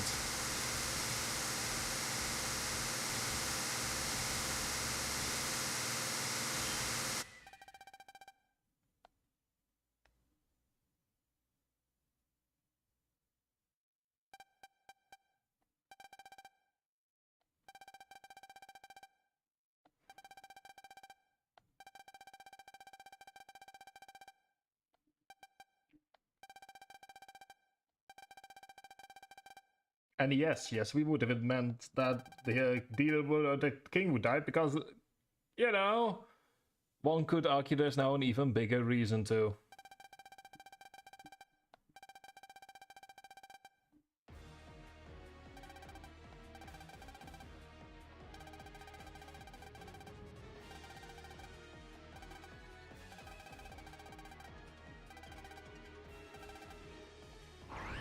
So, with, I believe it's 2500. With 2500 HP, it is Crimson Dragon. A fight that I've fought many times. What use? I'm ready to fight. Your first step is relatively simple. You cannot attack his core until his head. Have some of this.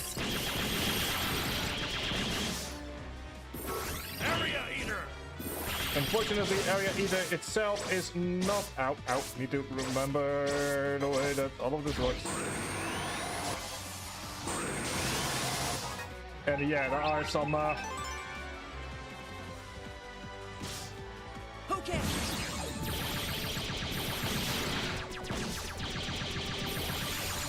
Take this. Also, I love the heroic music currently ongoing.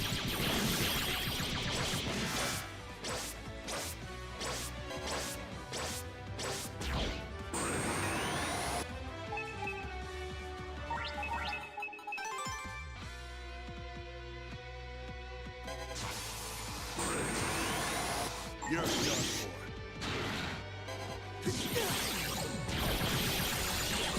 There we go. Once again.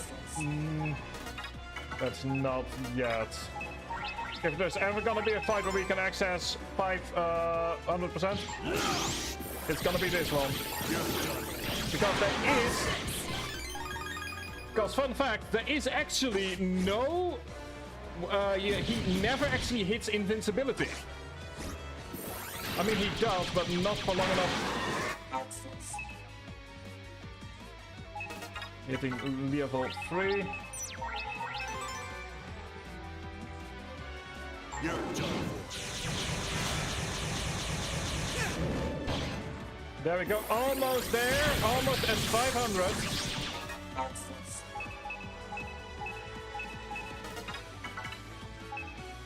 Ooh.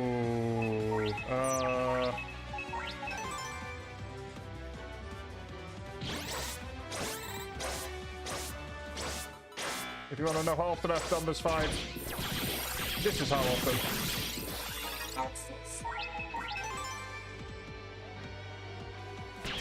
You're done. You're done.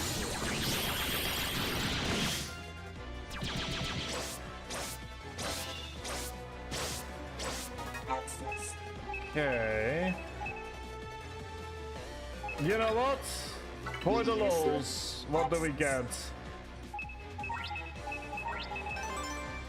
Finalize! Although, to be fair, we will be doing this again in a bit. Kind of like Lemu, which took many tries. We did this in one go, without even getting into the red.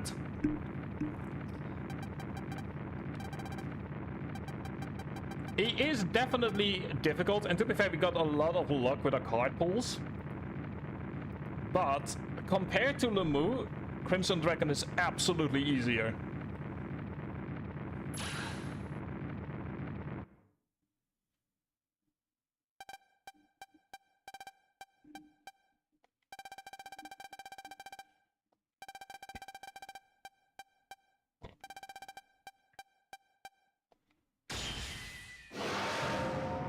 And oh boy, big boy is angry now.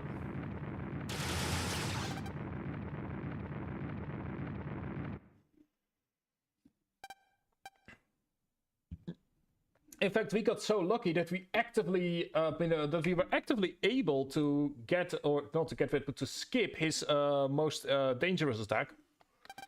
So yeah.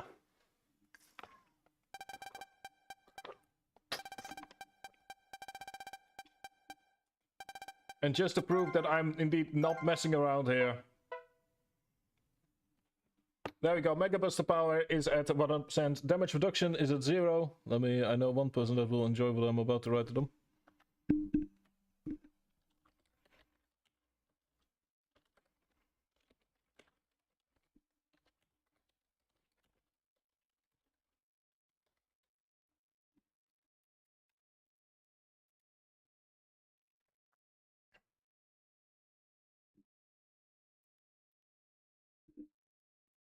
There we go. You need to let someone know.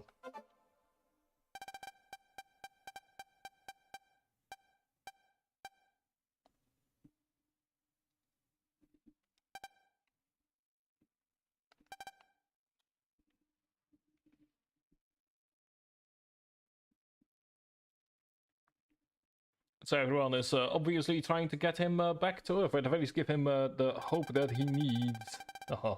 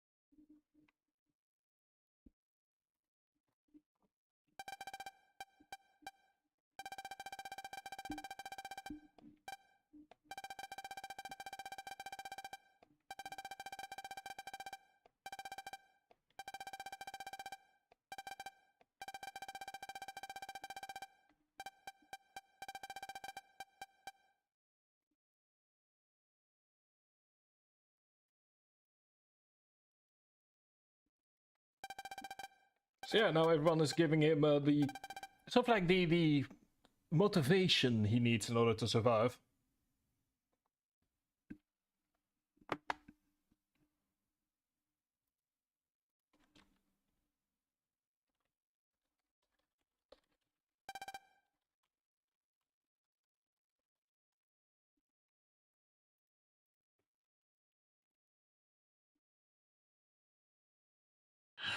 And the fact that we don't have an achievement yet is obviously a sign.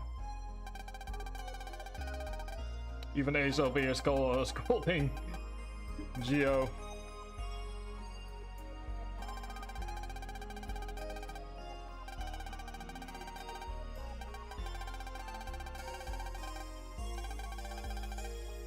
As I'm still fighting essentially my own speed run.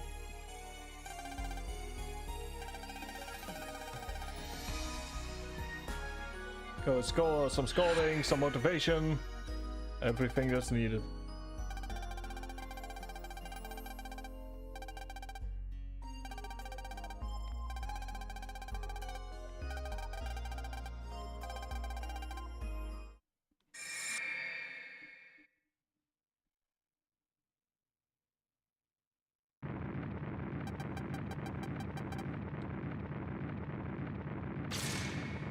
As unlike with all the other games, for the final fight, you do in fact turn into that particular game's mechanic. Also, there we go, cute. Nah, not cute, but eh. I mean, I like it more. So, 8,000. I can hear you think, good sir, how are we going to deal this? Well, the game has a couple of tricks up its sleeve. The biggest trick it has up its sleeve is you cannot go below 1. And if you're like, am I hearing that right? Yes, yes you are. You cannot go below 1 and there's only one way to beat him.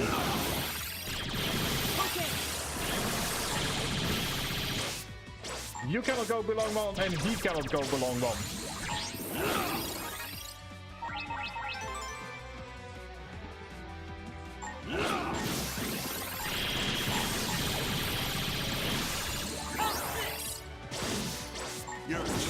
There we go. All we need to do is use Black Ant Galaxy. But I'm kinda curious about if the achievement will allow me.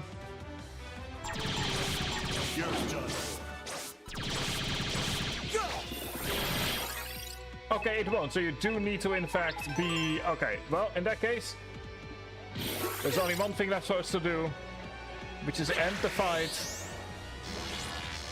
Blackened Galaxy!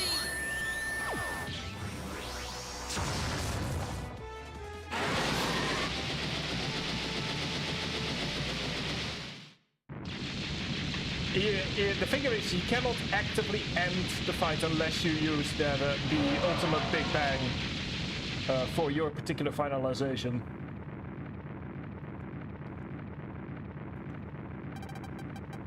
Otherwise, you will both be stuck at 1 HP. And Calvin disappearing for now.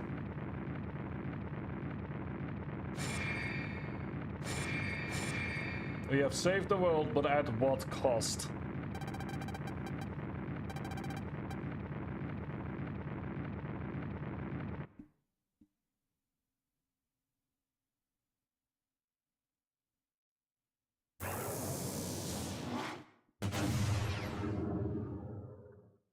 There we go. The meteor that had been hanging above us the entire game is gone.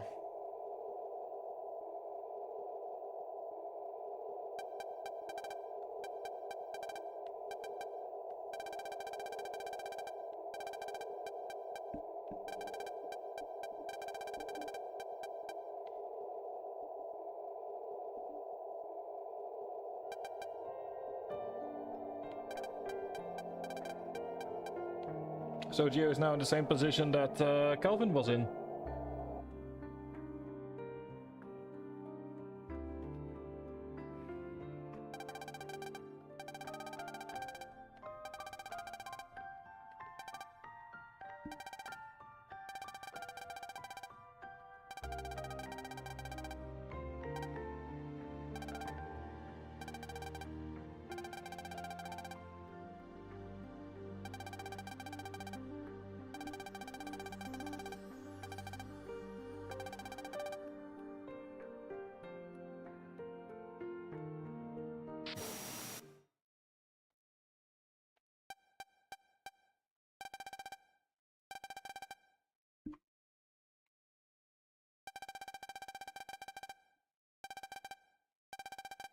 And yeah, this time around we've seen the final upgrade of the entire planet helps out the hero, because it's what started out as purely friends is now the entire planet.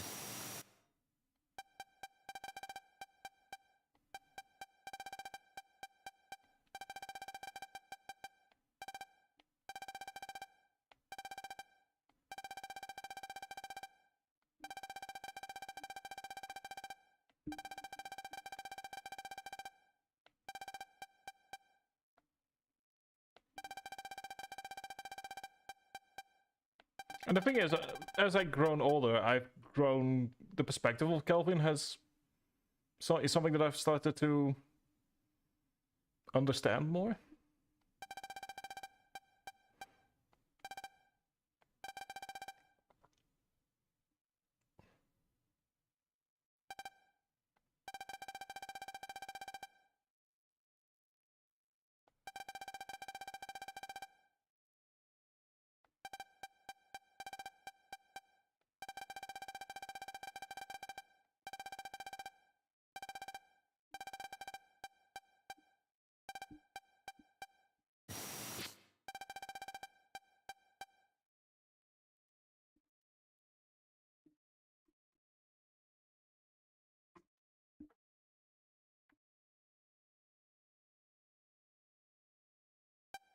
Yeah, for Hope it's especially difficult because it's the first time that she's heard his voice in like 3 years.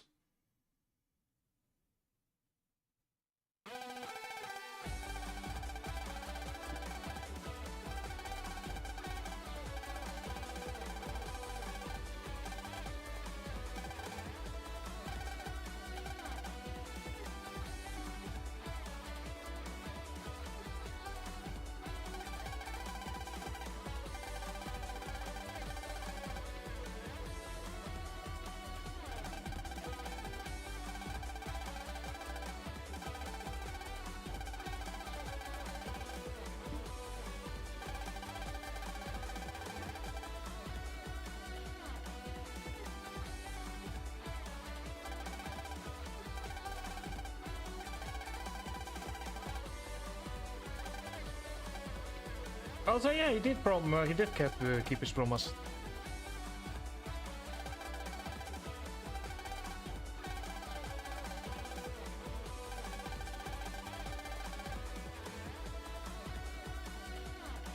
I'm sorry, it's been like, normally I speedrun this game, so it's been so many years since I actually saw this part.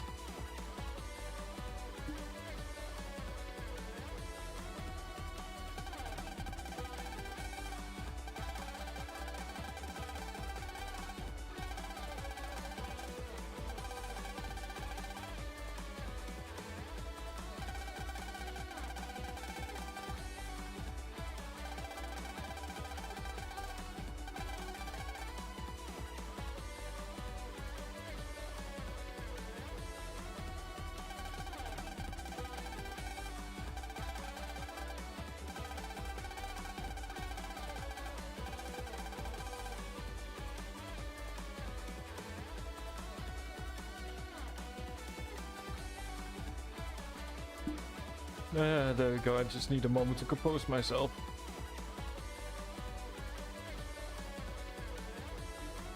Okay, there we go, apologies, I needed a moment to compose myself. Yeah, it's great to see how Gio, especially in the third game, just has managed to finally make so many bonds that...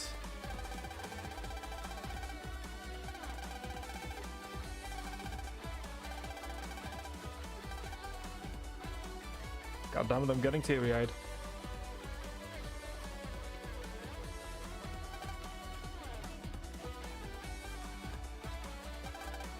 Just...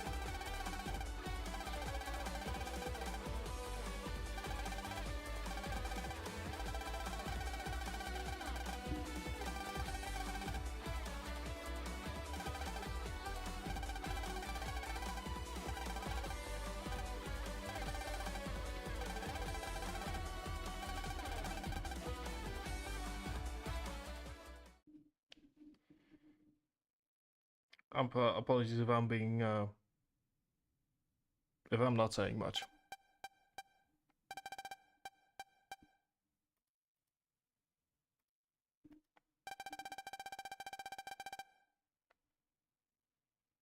I mean, to be fair to Geo, there isn't much else he can do other than sleep.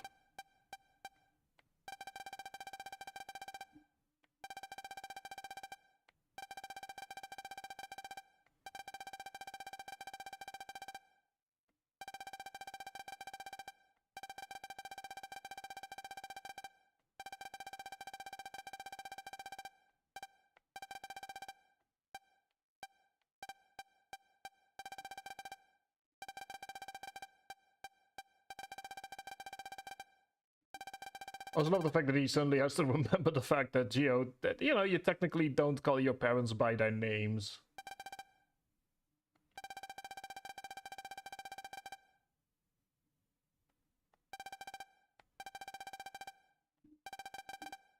That is a nice little detail there.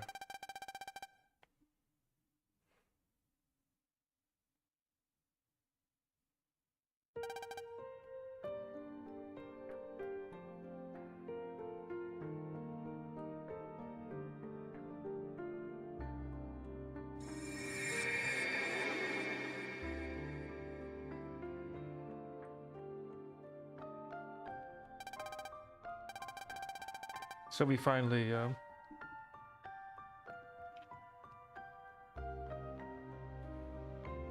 get to see the full memory. Also adds in 2 minutes, as horrible as that sounds.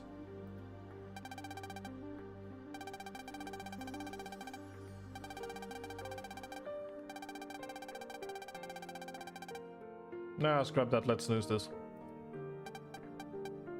No ads in 2 minutes. Ads in 7.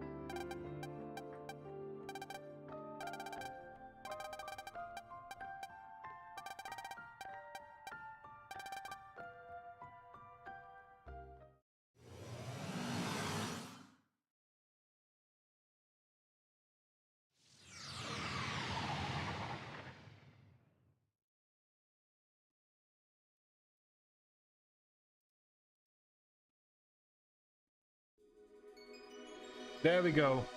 Among the Stars 3. I need a moment to compose myself. This is not normally a game that you would think about when it comes towards games that make people cry, and I've been really holding back here, and I've not been saying much to avoid crying. But Starforce 3 is a special game for me. It's been special for years. It was the first game I ever streamed. It is a game that meant a lot to me personally. It's a game that just still to this day means a lot to me. It is this. When I started the stream today, I knew that there would be a lot of memories involved.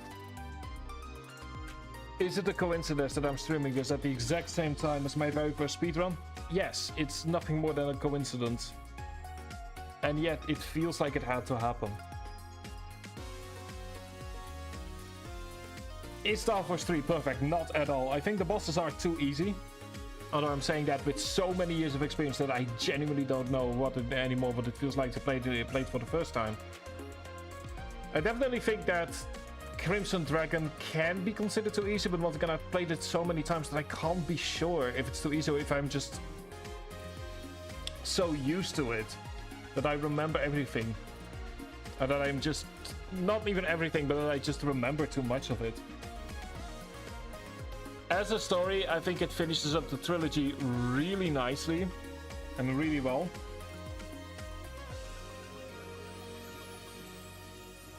Gameplay-wise, it's a lot better than Star Wars 2.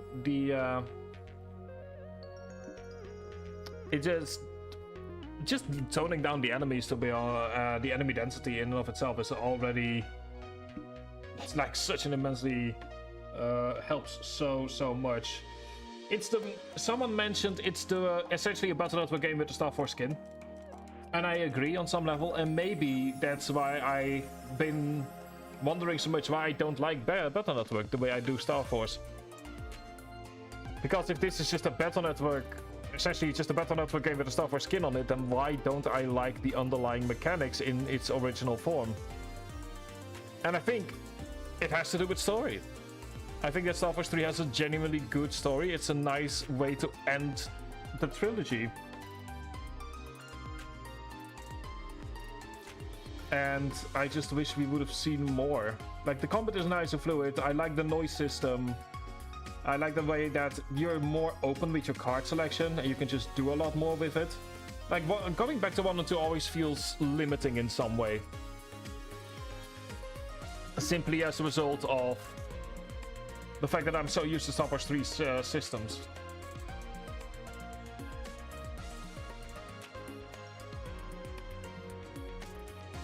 So all I can say is, all I can do is thank this game for what it has brought to me, to my own life. It is one of the most important games for me. Not necessarily the best game. There are, I think, games out there that are better. But there's a reason I've replayed this game over and over and over again. There's a reason I've played this game over and over again. There is a reason this game is the first game I ever streamed.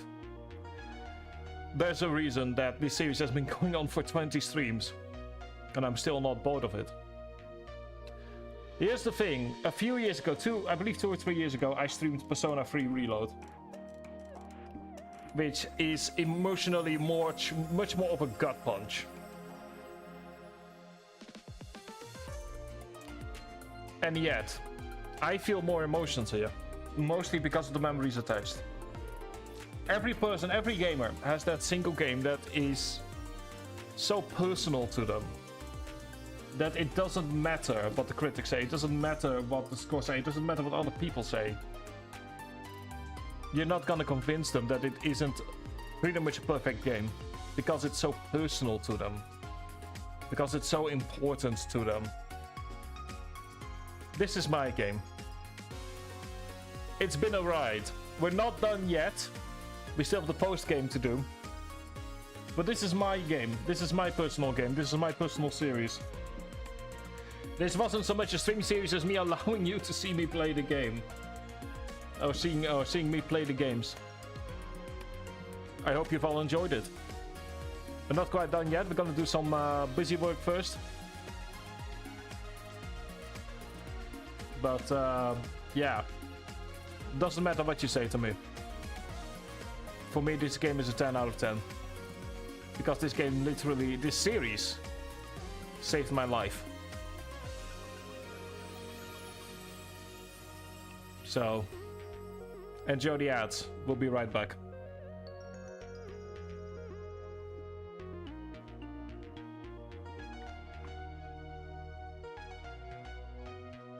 Fuck me.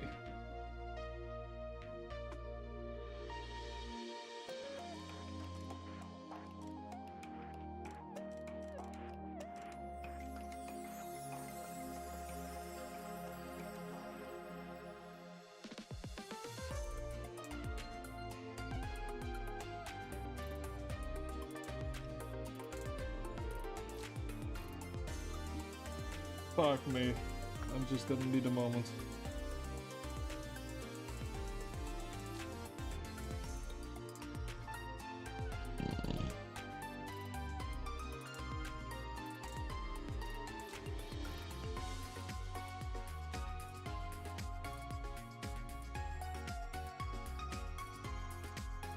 I just need a fucking moment there.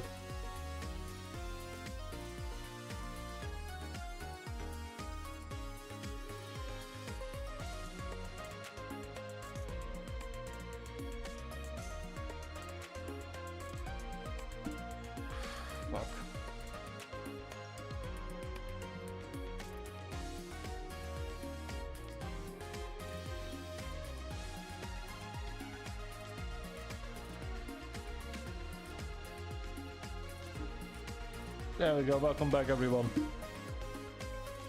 Fuck me, I need a moment.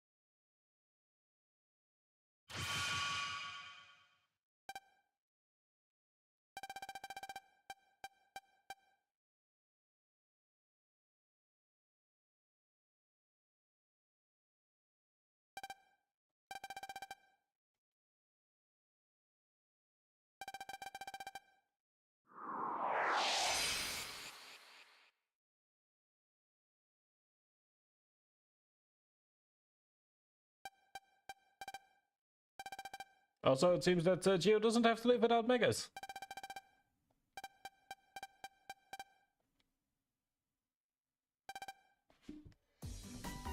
There we go, that's another little screenshot.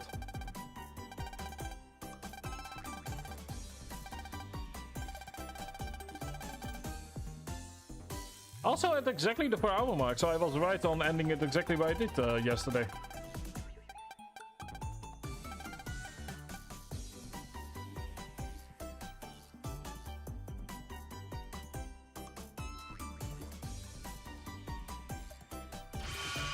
That's what they call timing.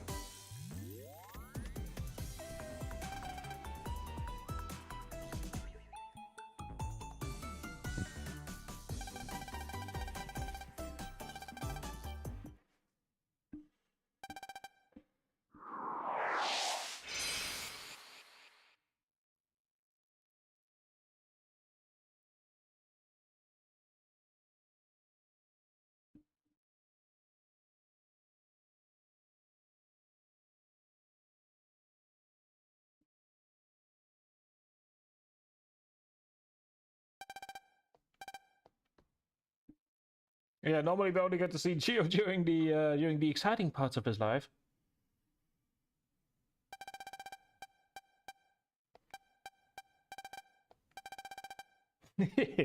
Asshole.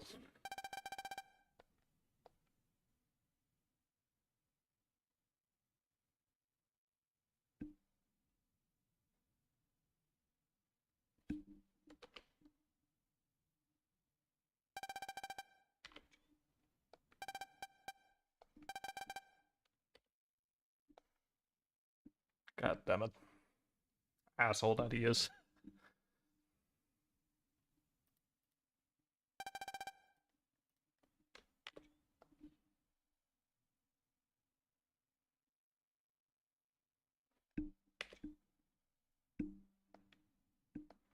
Yeah, we've done so with, like I said, we've got quite a few things left to do. There we go.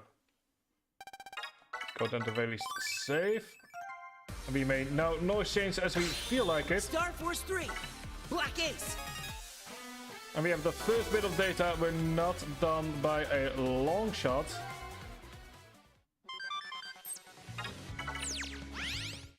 Let's go and first of all do this real fast. We have a message of interference. But that's not what we're doing. We are gonna go somewhere else entirely because you've already seen what the interference is. But we're gonna ignore that casually because we've got some small stuff to do. Because now that it's officially the post game, ladies and gentlemen, all bets are off. So let's go and get this party started. So we've got a couple of things. We first need to do noise cards. Now, in order to finish up one of the achievements for the noise card, we need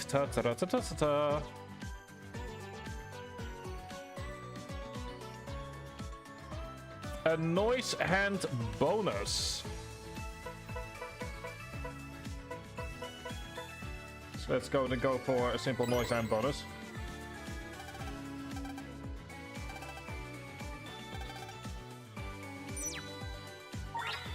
Gonna put in some additional stuff. 3. Gives us super armor, because we might as well. Get Raid N,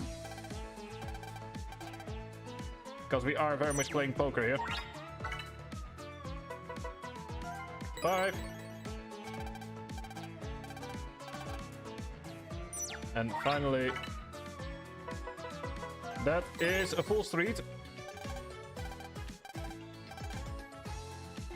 And that's a straight flush, giving us play your cards right as the achievement. Got a straight flush as well.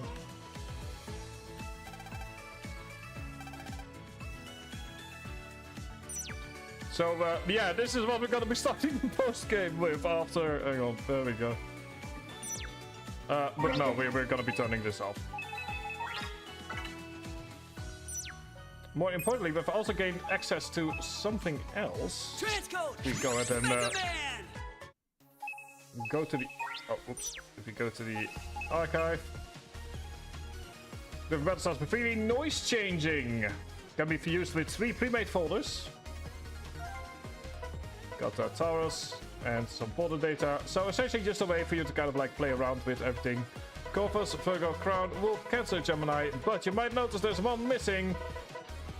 Yes, road noise is in fact not a part of this.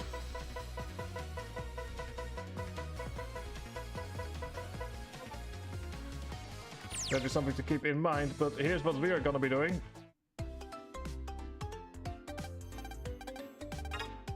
Gonna go over to the cipher list.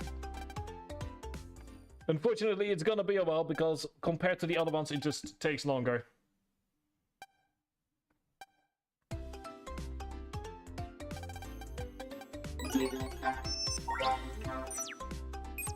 So yeah, we're gonna go then at the very least start. You can see here it's quite a bit, but unlike with the last games, there isn't actually a bunch of sentences. So it is purely these, and I'm not doing them off stream because we've not been doing anything off stream. Small energy, thank you.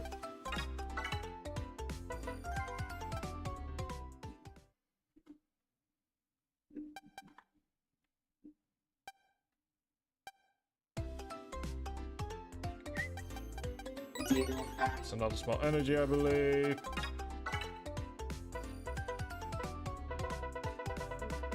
Yeah, there's gonna be a lot of... I might actually have to do these off stream at some point. Yeah, I'll do these off stream. But no, yeah. Get Strike-Card Trader. Got to keep the cannons in there.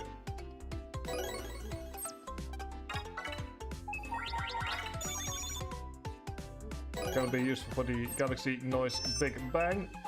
What there is that there's a lot of stuff we're gonna be doing. I am gonna grab all of these off stream for the or maybe I'll start with that on Monday. Who knows? Tuesday, I mean. What there is we've got quite a few more things left to do. Gotta go and work on all of that later down the line. I might actually just look up which noises give what. If we go to the main game. And we can see... Ooh. I think he's coming, guys. Bud, get over here right Oh, now. interesting. I don't know whether this was a thing. Shh, be quiet. Geo, lower your head more. 3, 2, 1. Surprise! Happy birthday to you. Happy birthday to you. Happy birthday, dear Mr. Stellar. Happy birthday to you. Yay! Congratulations! Congratulations, Mr. Stellar. Let's eat lots of tasty food today. My greatest salutations! Happy birthday, Geo's dad. Did we get you? I brought you a present. They're limited time desserts you can only find in Times Square. Hey! I kind of like want this. to I'm try also that like, one. it's not what I was But expecting Mr. finishing up the Stellar game. gets to choose which cake he likes first. I'm taking this one. Hold on, Sonia. I won't let you win this time. I've had my eye on one of the cakes from the start. Really? I like the fact Then that they we are can just split kind of it. allow the voice Nice, actors to have Sonia. fun, That's a but great it idea. is not what I was expecting. won't be sharing with you, Bud.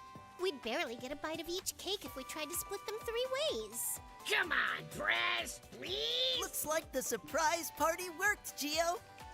I don't get it, though. Wasn't this supposed to be your birthday party? Yeah, but I've always wanted to celebrate my dad's birthday. Happy birthday, Dad! Still, there's quite a few people that have worked on this.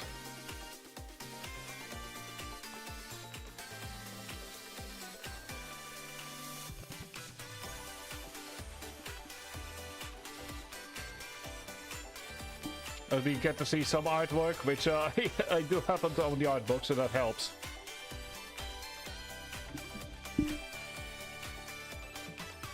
Kind of want to say, please don't tell me that they actually checked which screenshots after I've been taking.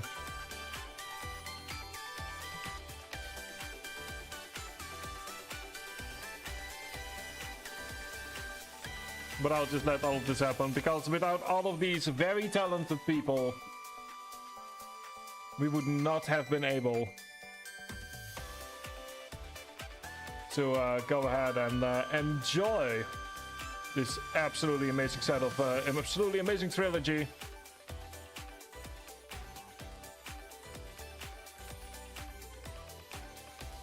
Otherwise it would have languished, just like Legends has for so many decades now.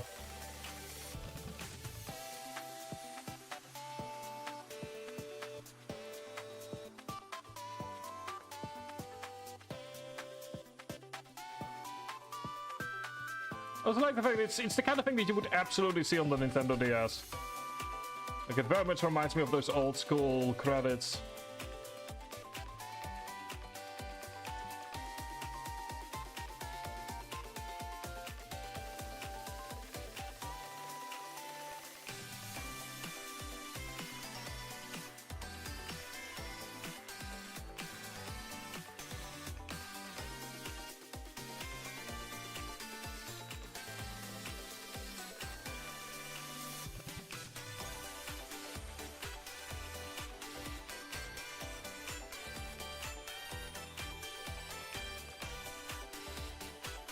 And in the end, I just, yeah. I just, in the end, love Starforce more than I will ever will Battle Network, but that's for very personal reasons.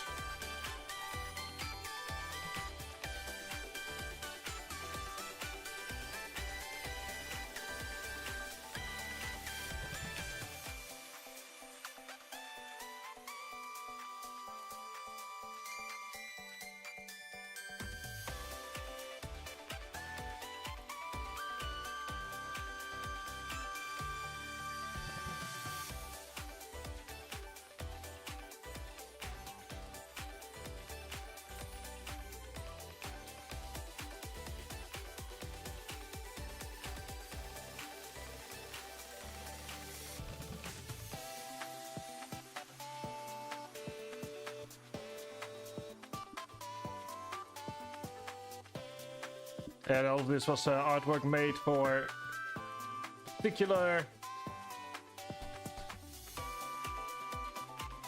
seasons or particular holidays. I mean, it used to be a thing that especially Japanese game companies would do.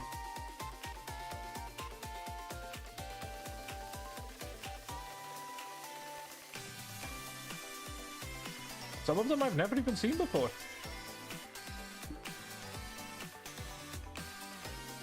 That's actually really cool that there's some new artwork as well.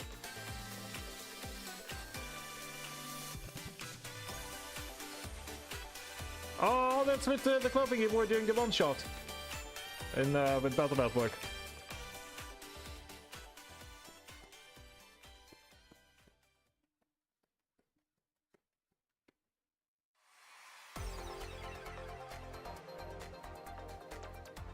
Anyway, as I wanted to say before we were... Oh, there we go. There's the... Okay, yeah, okay, we've seen that, we've seen that, we've seen that. Thank you. Now I know that that's a thing. So if we go towards the gallery, then we can see here, we've today got an Among the Stars 3. Managed to get no hurts for hurts. And we've gotten card connoisseur. And also player cards, right? We've got 10 more to go, including the other cards, the Omega Boss, the Noise Fragments, Galaxy Big Bang. We have the post-game story, Acid, Ace, BB, and Dread Joker RR, Star Chance Time, and finally the Noise Server at 500% or higher. All of that in the days to come. But that day is not, in fact, today. I thank you also very much for joining me over the course of what has been a very long adventure and is still yet to continue. But if you are purely here for the story, if you are purely here for the base game, then this is where we say goodbye until Persona 4 Golden. If you are here for the cleanup, if you are here for the good morning. If you are here for the cleanup, if you are here for the full completion, then well, good sir, there's still quite a few streams to come. Next stream is going to be on Tuesday. We will keep on the schedule. Technically, this is Sunday, so 48-ish hours from now. I thank you all for joining me. We will be doing more Battle Star Force in the coming few days, and hopefully, with a bit of luck, from Sunday onwards, we will return with Sunday sessions, and we will return with Infra. We're gonna be streaming the entire game, not in one go, but we are definitely gonna be streaming the game throughout the Sundays, and maybe Wednesday night an additional stream, of which I'm still not sure yet.